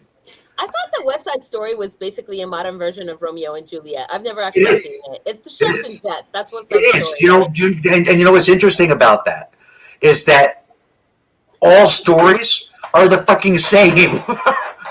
Well, I mean, I know that there's there's like a handful of formulas that are used. Yeah. There's a handful of formulas that are used over and over and over. As far as ending tragically, don't like 3/4 of horror films end tragically? I don't know, but if that's true, this is statistically a horror film because it has ended tragically. And ended tragically or tragically ended? Okay. No, I mean there are ways you can break. There are ways you can. There are only so many types of basic but that's true. Yeah. Well, here are there's 2 horror films that I didn't hate, but there I know there's all these subcategories, so you can tell me what category they're in. Prince of Darkness. That legitimately, I actually slept with a light on for like a week after that film, and Serpent in the Rainbow, because that was the one with the woman and the voodoo shit. That was fucked. That movie was like like it was like thriller horror, and that was scary. And they're the only ones. Yeah, the Serpent in the Rainbow. That's crazy. Prince of Darkness scared. How old were you? I was in college, dude. What the heck? There was something eerie about that movie that freaked me out. The movie that freaked me out was, as a kid, was the original Poltergeist. Oh, for real. And strangely enough, the scene that messed with me the most was the clown. That woman is in Don't Look Up. The little midget woman, she's in Don't Look Up. Excellent. I thought the woman from Poltergeist, she died a long time ago. That's maybe Poltergeist isn't the movie I'm thinking of. Yeah, it's the little midget woman, the one who's like the midget medium. All Are Welcome lady. Yeah, she died a long time ago. No, man. Yeah, she died. Yeah, she died a long time ago. Yeah. Okay, hold on. I gotta look. No. Then where do I know her from? Don't Look Up. I have no idea who you're talking about. In the Don't Look Up movie, I don't know who you're talking about. The little midget that's part of his crew. And she's the one that has like the ball or something, and when they're in the library, he tries to take it from her, and she's like, doesn't want to give it to him. Oh, fucking, let me look her up really quick. Yeah, Zelda Rubinstein played Tangina. That's the little person, and she died in 2010. Your house is clean. Like, no, I didn't hate Poltergeist, but I also wasn't scared by it. The only other movie that I was legit scared by, you're all gonna laugh, and that's okay. Darby O'Gill and the Little People. The Banshee scared the ever-loving fuck out of me when I was 4. I I actually own the 2 horror movies that scared the fuck out of me. The first one was actually 28 Days Later because the zombies are really, really quick. And I'm a germaphobe. And this pandemic has been fucking with me anyway, right? The second one is a movie called Cabin Fever.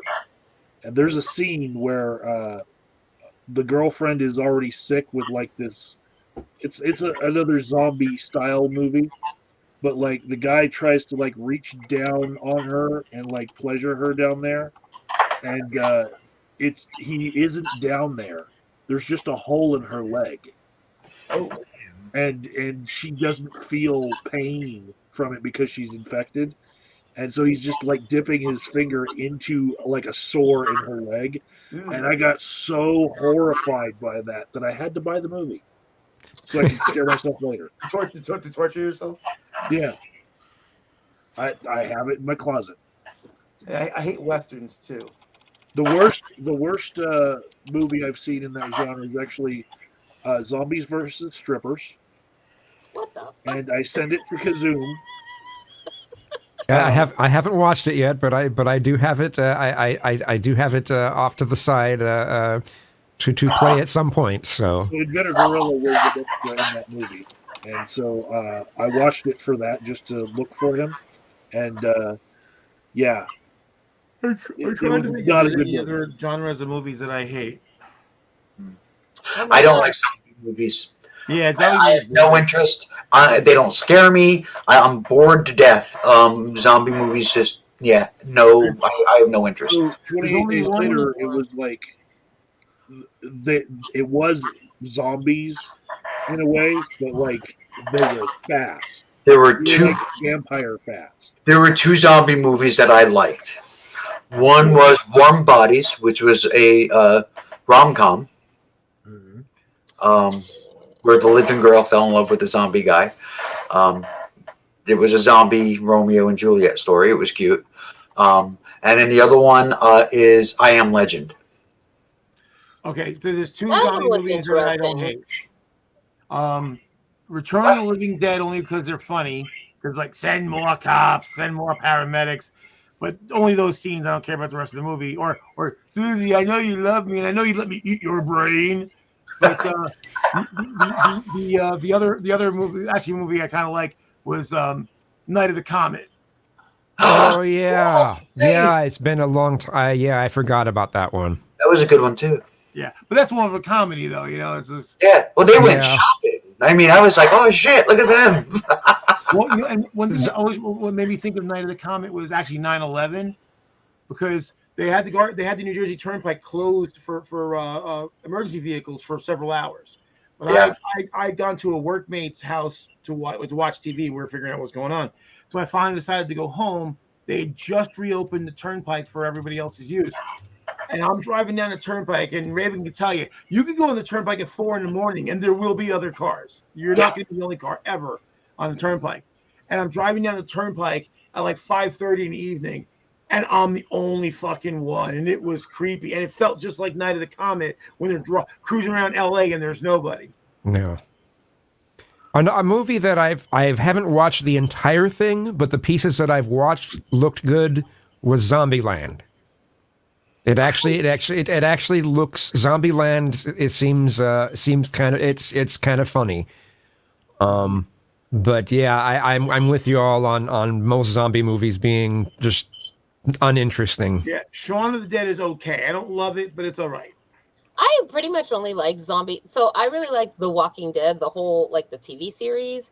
I think Z Nation, is that the one where they move really, really fast, like super, super hyper fast, So even faster World than War Z. World War Z is the one where they move even faster than 28 Days Later. But that one didn't scare me as much. That one was just like that was the Brad Pitt one. Yeah, that was the Brad Pitt one. Didn't And scare usually me. the thing though that I like about any zombie genre, anything, is actually not really the zombies.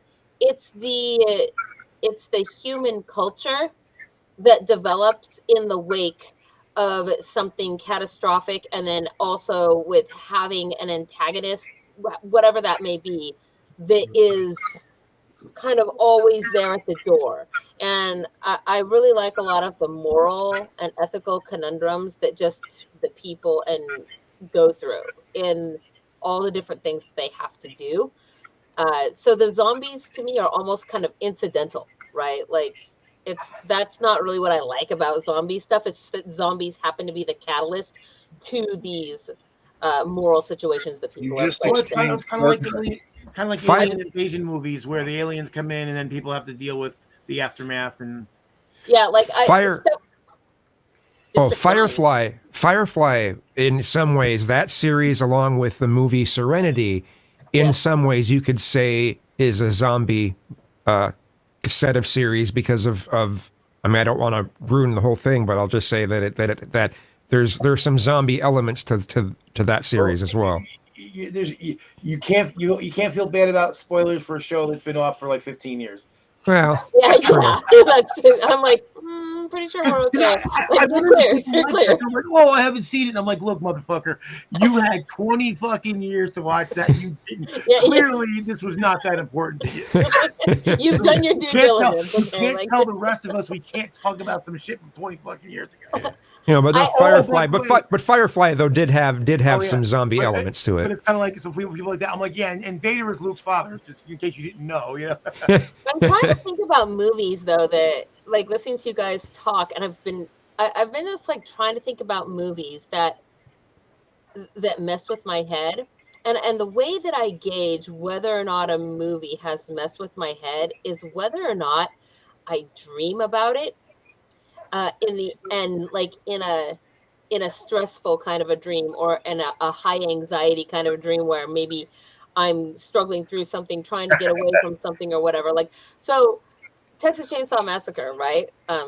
I used to have nightmares about that movie, that series of movies, for years and years. I would dream that I was being chased. It was just like a recurring dream with different themes by Leatherface. I had to get away from him. I had to climb on a roof.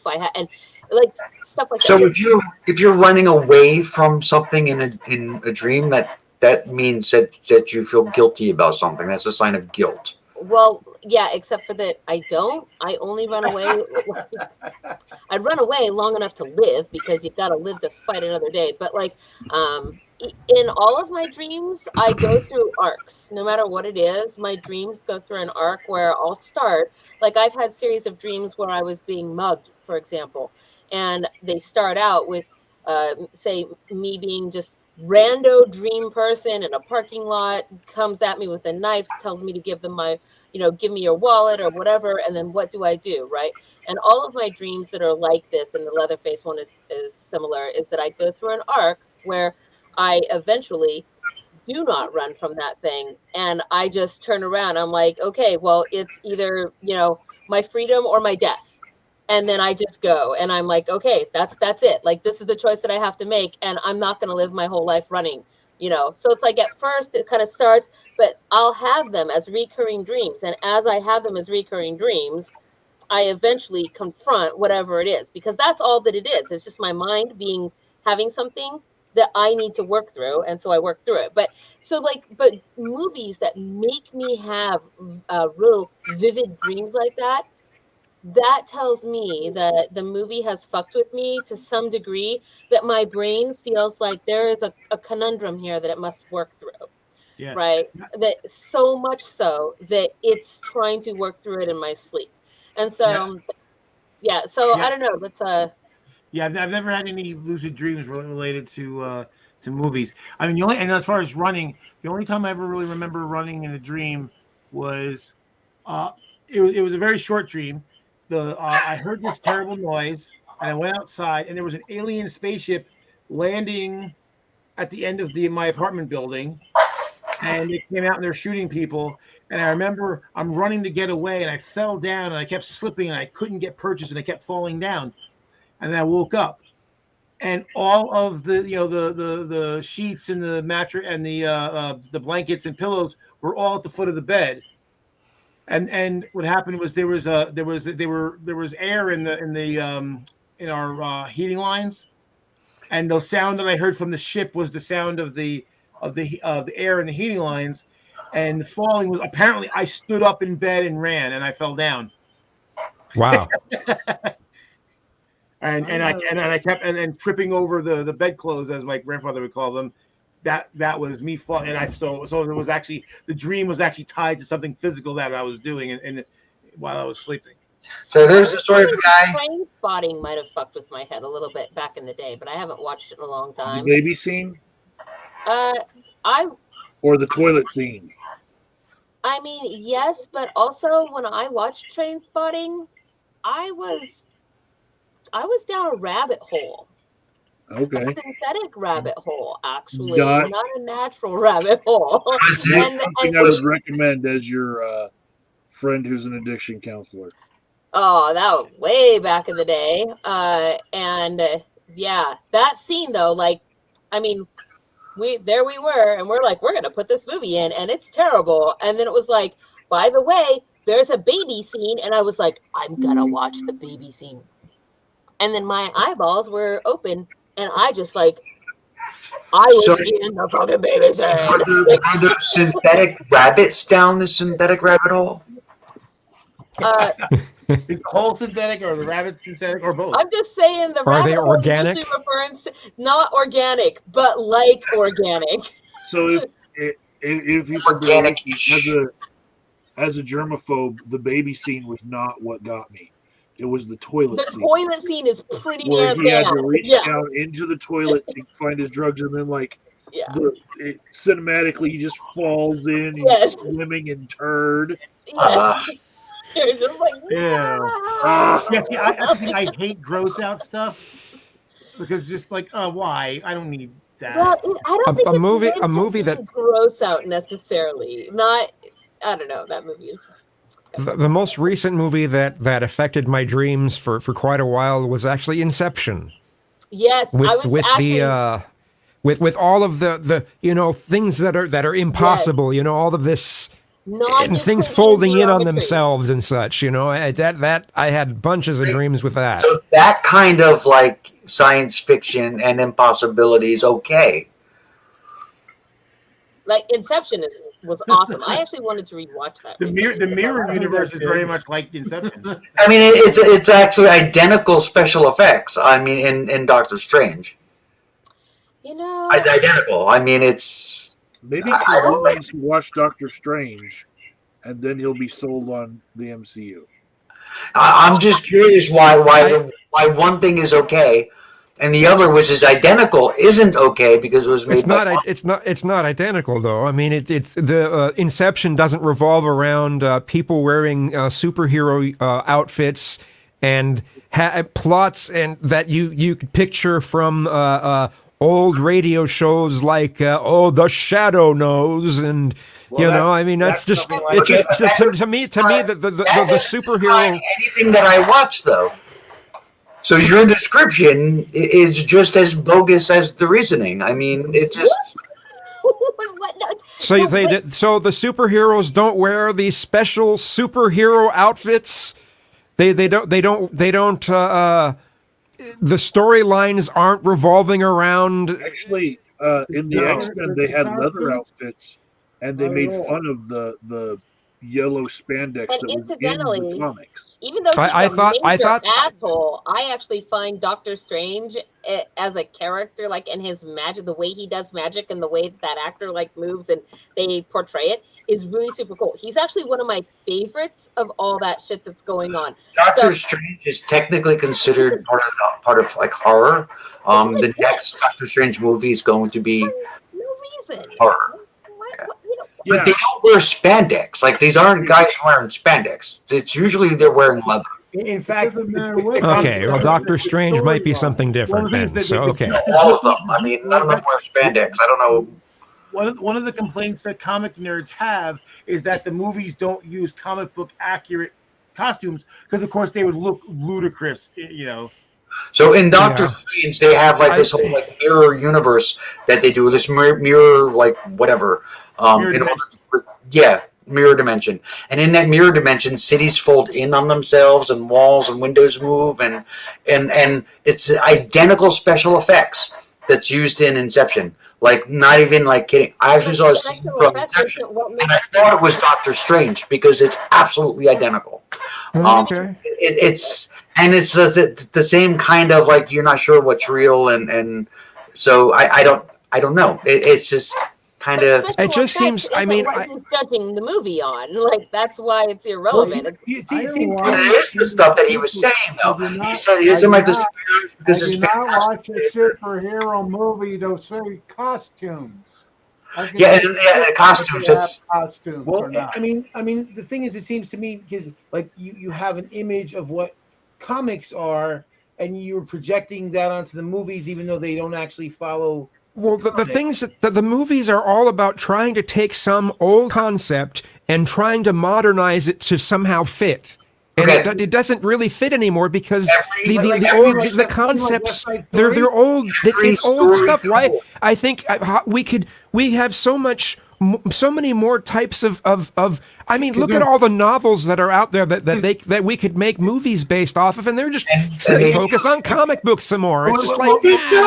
With this line of argumentation that you're now using has already been like dismantled completely. Well, it's like West Side Story. West Side Story. What do you mean? In a more modern times. Because there's only like 5, 6, maybe 7 different storylines that exist in the world. Period. And they're reused over and over and over again, and have been for hundreds of years. Every story you ever read. Have seen you're essentially arguing now that the MCU and Marvel movies are the encompassment they're the embodiment of all types of movies of all types of I mean, come on, man. That's not what I'm saying. I'm saying every story that exists in the universe are all retellings of stories before them. All of them. All of them. That's fine, but that's not fine. You just said that they're taking you are doing exactly what I just said. You're doing exactly what I just said. You're basically arguing that, well, you know, these Marvel movies, they're the embodiment of all of these, one of these types of 7 things. So therefore, and everything should be compared to it. It's just weird. That's not at all what I said. That is not at all what I said. Every story on the planet. Every story, not Marvel, fuck Marvel. Every story. Yes, I know that. I know there's 7 storylines.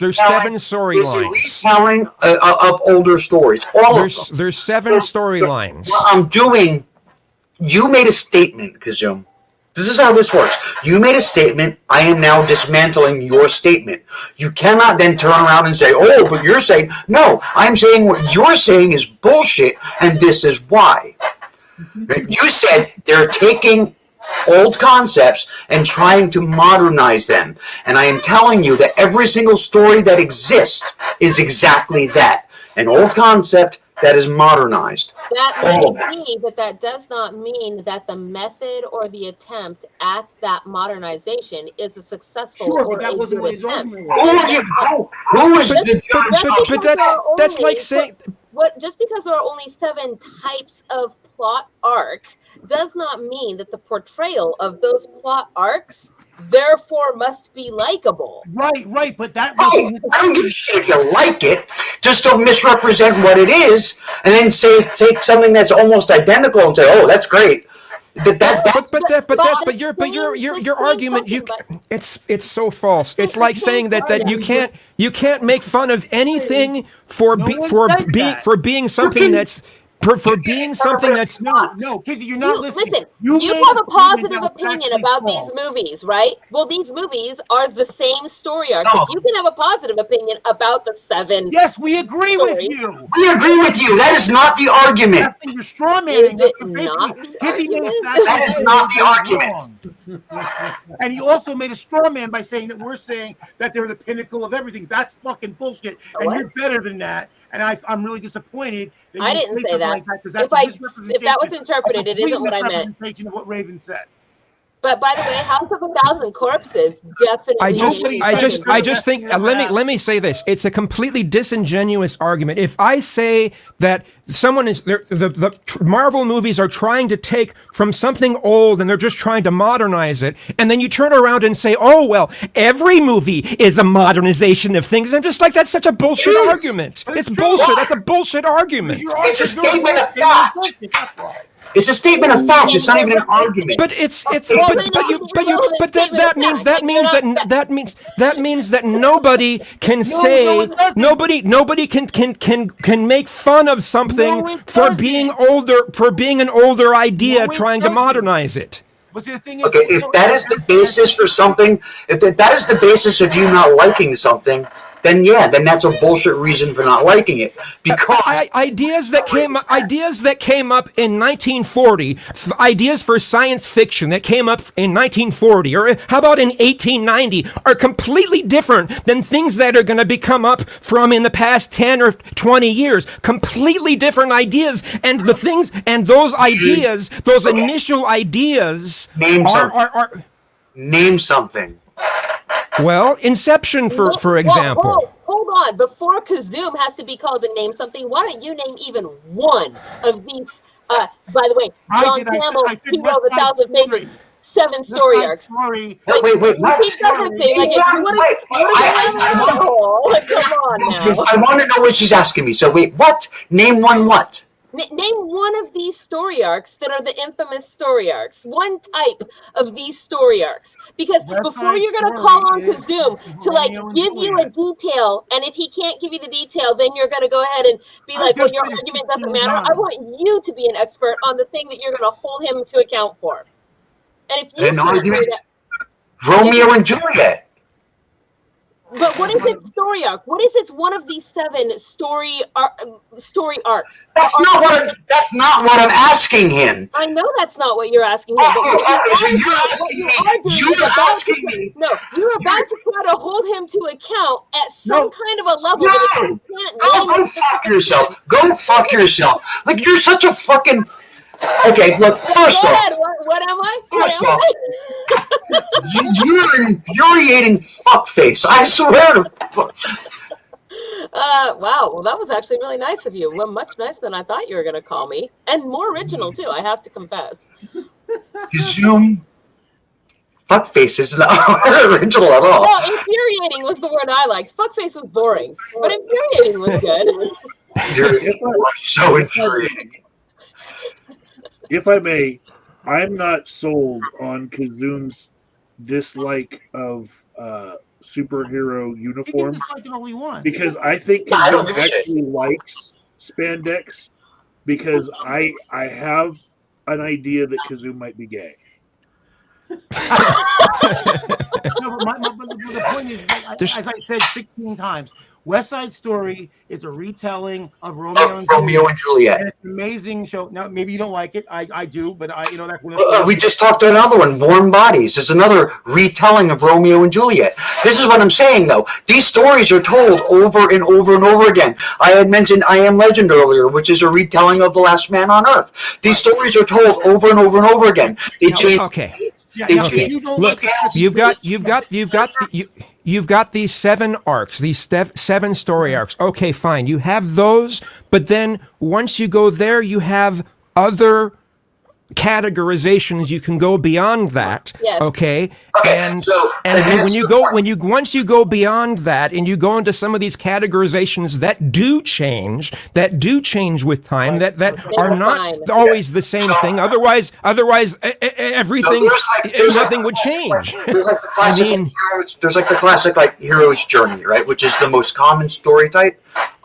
It's the one that takes place in most action movies, almost all superhero movies. The Karate Kid, Luke Skywalker. The hero's journey is a formula. Yes, all stories are formulas. Hey, boys and girls, let's all sit around and learn what a story is. I'm just saying, things go. You have these formula that holds the whole thing together. All of these thoughts are held together on a thread. Right? That's the formula of the story. And there's only 7 of these different stories, right? 7 different arcs, right? These are all formulas. The hero's journey is one of the most common, and superheroes and Luke Skywalker, Jesus fucking Christ is one. And they're told over and over and over again, and you change the characters and you change the dates and you change the details of the things that the challenges that they face, but it's still the same basic story. Yes. Right. Another one. Yeah, I agree. I'm just saying the details. Avatar. The details all change. Of course, they all change. It's a different story. Yes, and what I'm saying is the details. Okay, so the details. The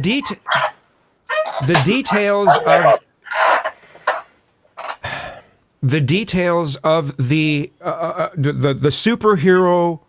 The actual Marvel superheroes, those details are old. Okay, those details are old, and we're trying to modernize something that's old. That we should probably try to start with something new. Start with something fresh. Please give an example of something that's old from the Marvel movies. Please give us an example. An example. Nothing you've said so far. Spider-Man, Spider-Man, Superman, Batman, the Hulk, any of the characters. It's still expanding upon this old idea. It's old. It's an old character. It's an old character, yes. If you redo Romeo and Juliet, you're redoing an old character. It's the same. I don't understand. If you don't like the presentation or the form, that's completely different. Okay, like I don't like musicals. That doesn't mean musicals are terrible. I just don't like that presentation. So you can dislike them all you want, but don't make bullshit statements about, oh, this is something from old. They all are, and you just don't like that presentation. That's fine. But the other thing, I'm still fucking pissed at you, is you're saying when Raven said that you were wrong, because you are. That somehow that she was saying that no one can not like it because it's the pinnacle of everything, and that's a fucking lie. That's a fucking lie. Okay, the Peaceable Kingdom, exactly. Thank you, Gilgamesh. My God, I was like straining my brain to remember Gilgamesh. It's ancient story.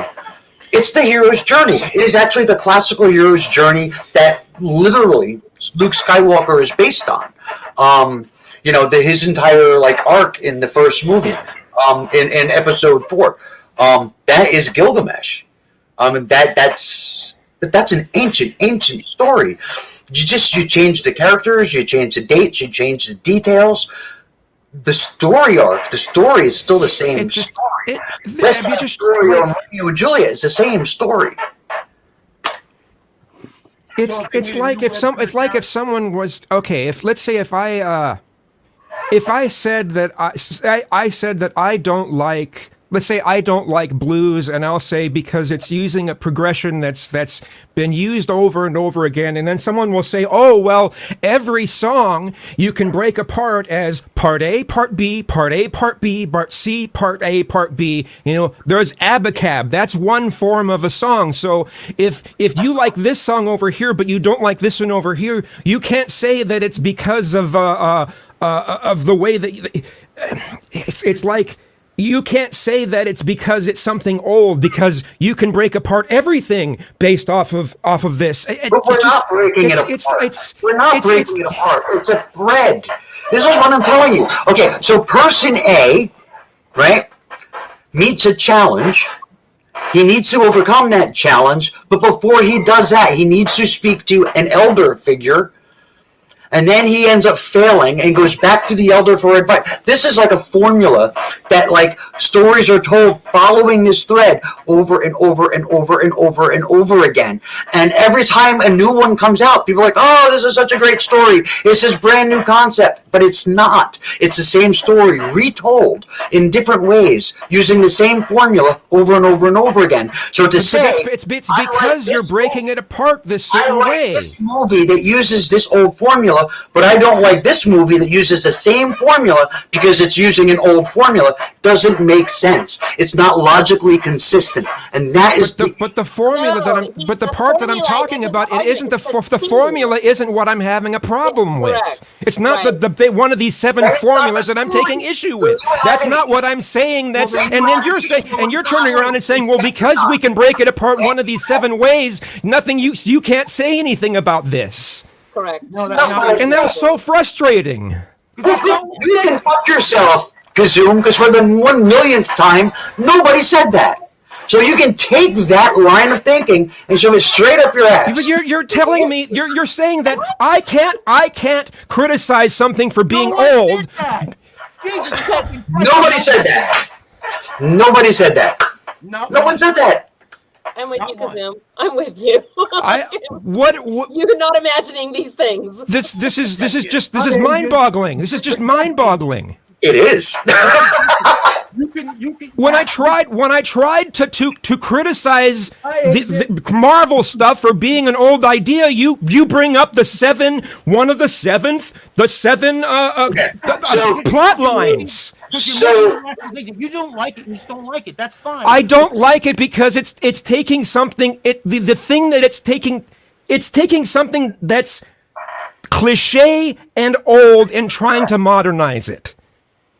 Okay. Now, yes, I understand that if you break things apart to their very, very basic form, there's only 7 plot lines. Fine, but that doesn't mean that I can't. The theme in which the story is presented, the theme, like it's just like saying if everything we did was always done in Greek togas,